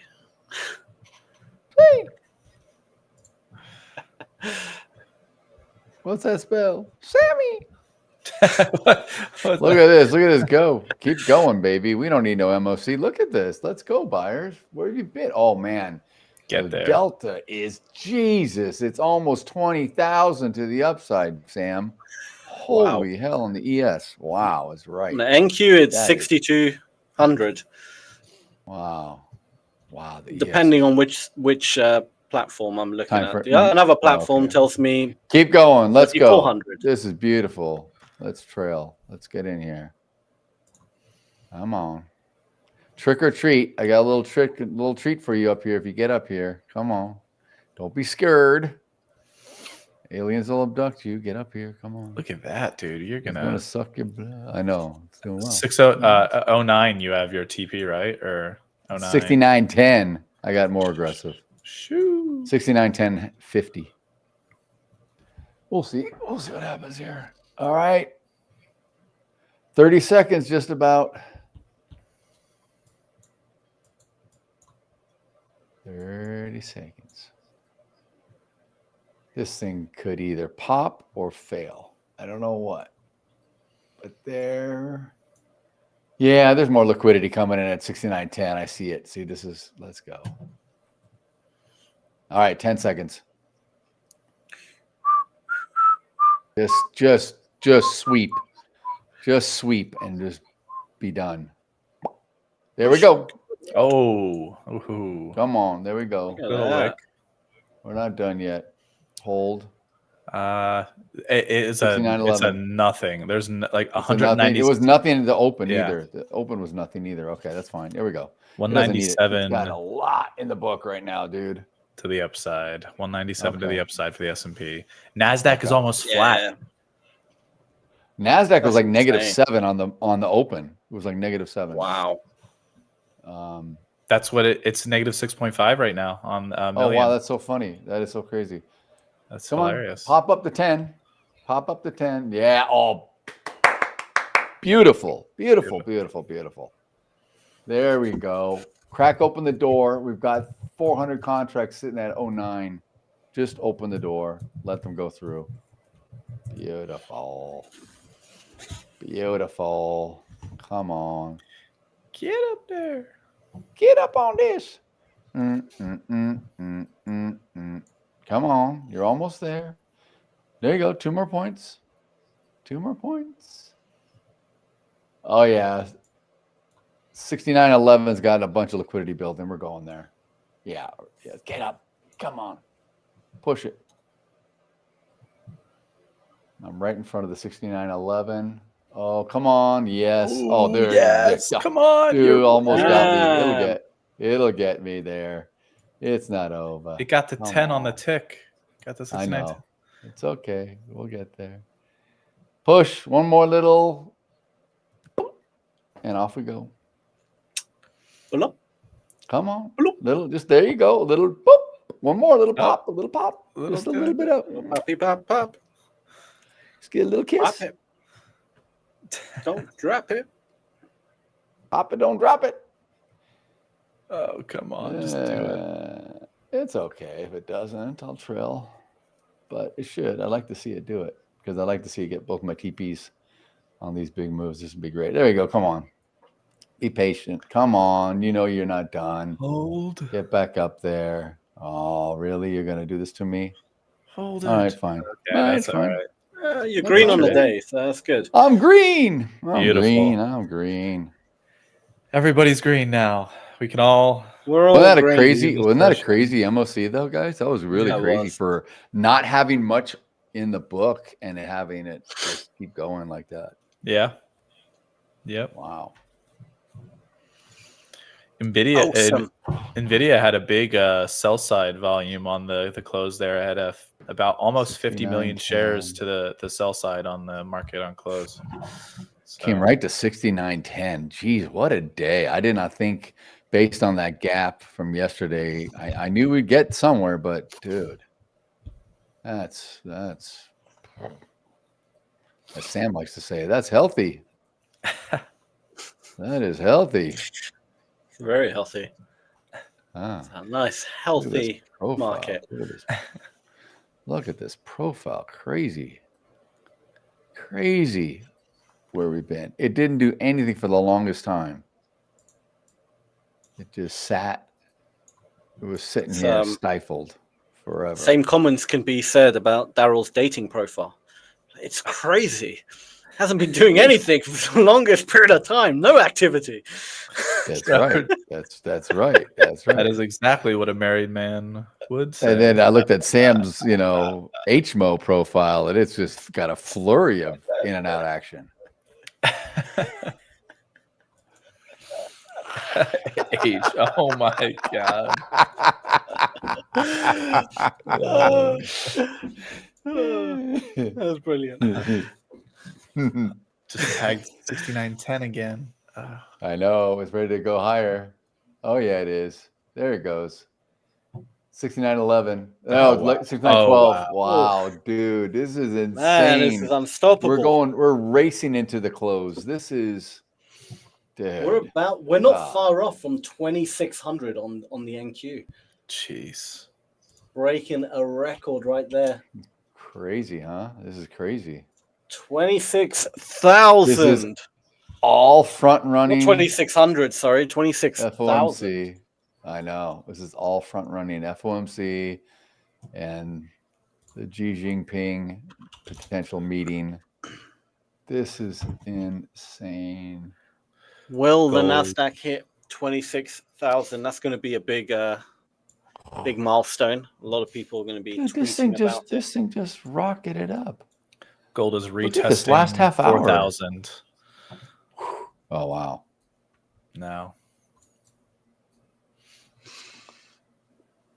Wow. This thing was flat, dead, and then boom.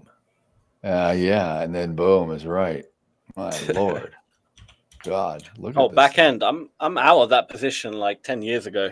Oh yeah, I'm out of mine too. I'm out of mine. 10 years ago. 4 score and 10 years ago, I was short in the Nasdaq.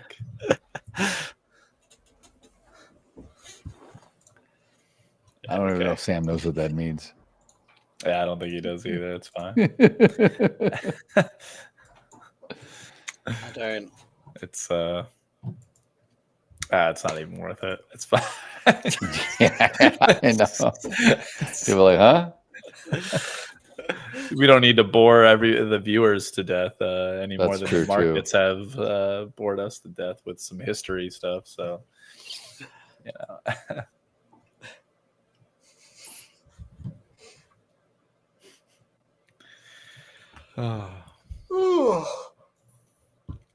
Not a shabby day though. Like at least the morning was, you know, as much as the morning was also like a range kind of day, there was still some good activity to be had that we could we all could trade and everything, and it wasn't the worst.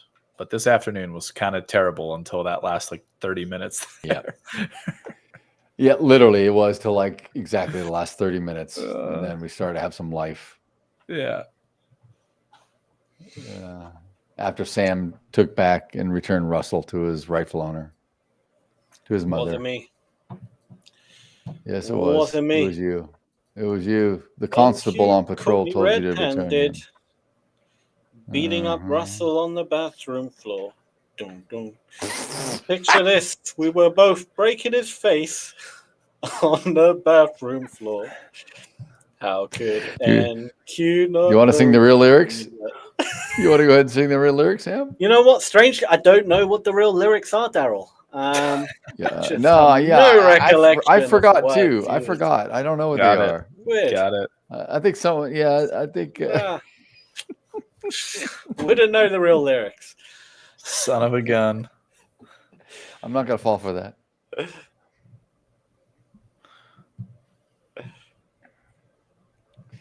Man. All right. Oh man is right. I'm ready I don't for do it anymore. I'm a little worn out now after sitting through that crap. I'm worn out just watching you sit through that. I only sat with you for like 25 minutes in the first trade. That was long for you. That was still long. That was. We didn't go anywhere. Made 2 points on the S&P with that trade and felt wiped. That is wow, 496 big contracts trade came off right there. 496 sold on the ES. All right. Let's see if it comes down. I think point of control is going to stay where it is, which is cool. I'm okay with that. Yeah. Unless we just pile in another 8,000 contracts right here in the next 2 minutes or so. Boom. this moment in time, I couldn't care less. Nah, it's not going to do it. Yeah, I know. I'm just. NQ can do whatever. It's free. It's free to do whatever it wants. I release you from my grip, NQ. You can do whatever. Thanks, moderator Mike. Awesome day. Keeping the chat in check. Keeping everyone going. Hope everyone in the chat had a good time. I know it was a little slow, but we tried to bring some infotainment to you and educate you a little bit. The education part was Sam's. And it's coming. Look at the activity here. But we will be back tomorrow morning, bright and early, back at it. Yes. With James and Paul kicking it off in the pre-market. So please join us if you are interested in getting pre-market levels, talking about the metals, the cryptos, the forex, any of this stuff. We'll go through all of that in the morning, and then we'll all be back on here at 9 o'clock Eastern. Yes, sir. Yes. All right. Got another hour back tonight. So Sam, it's only 8 o'clock for you. I know. Man, it's early. Amazing. You are kicking butt now. What are you going to do? Just going to get an extra hour of sleep. Exactly. All right, everybody. All right, guys. Thanks for hanging out. Have a good one. Safe trading. We'll see you tomorrow. See you tomorrow. Awesome. Take care, everyone. See everybody tomorrow. Everyone. Bye, Paul. Bye, Sam. Bye-bye. Bye-bye. Hola Prime. Trade with transparency.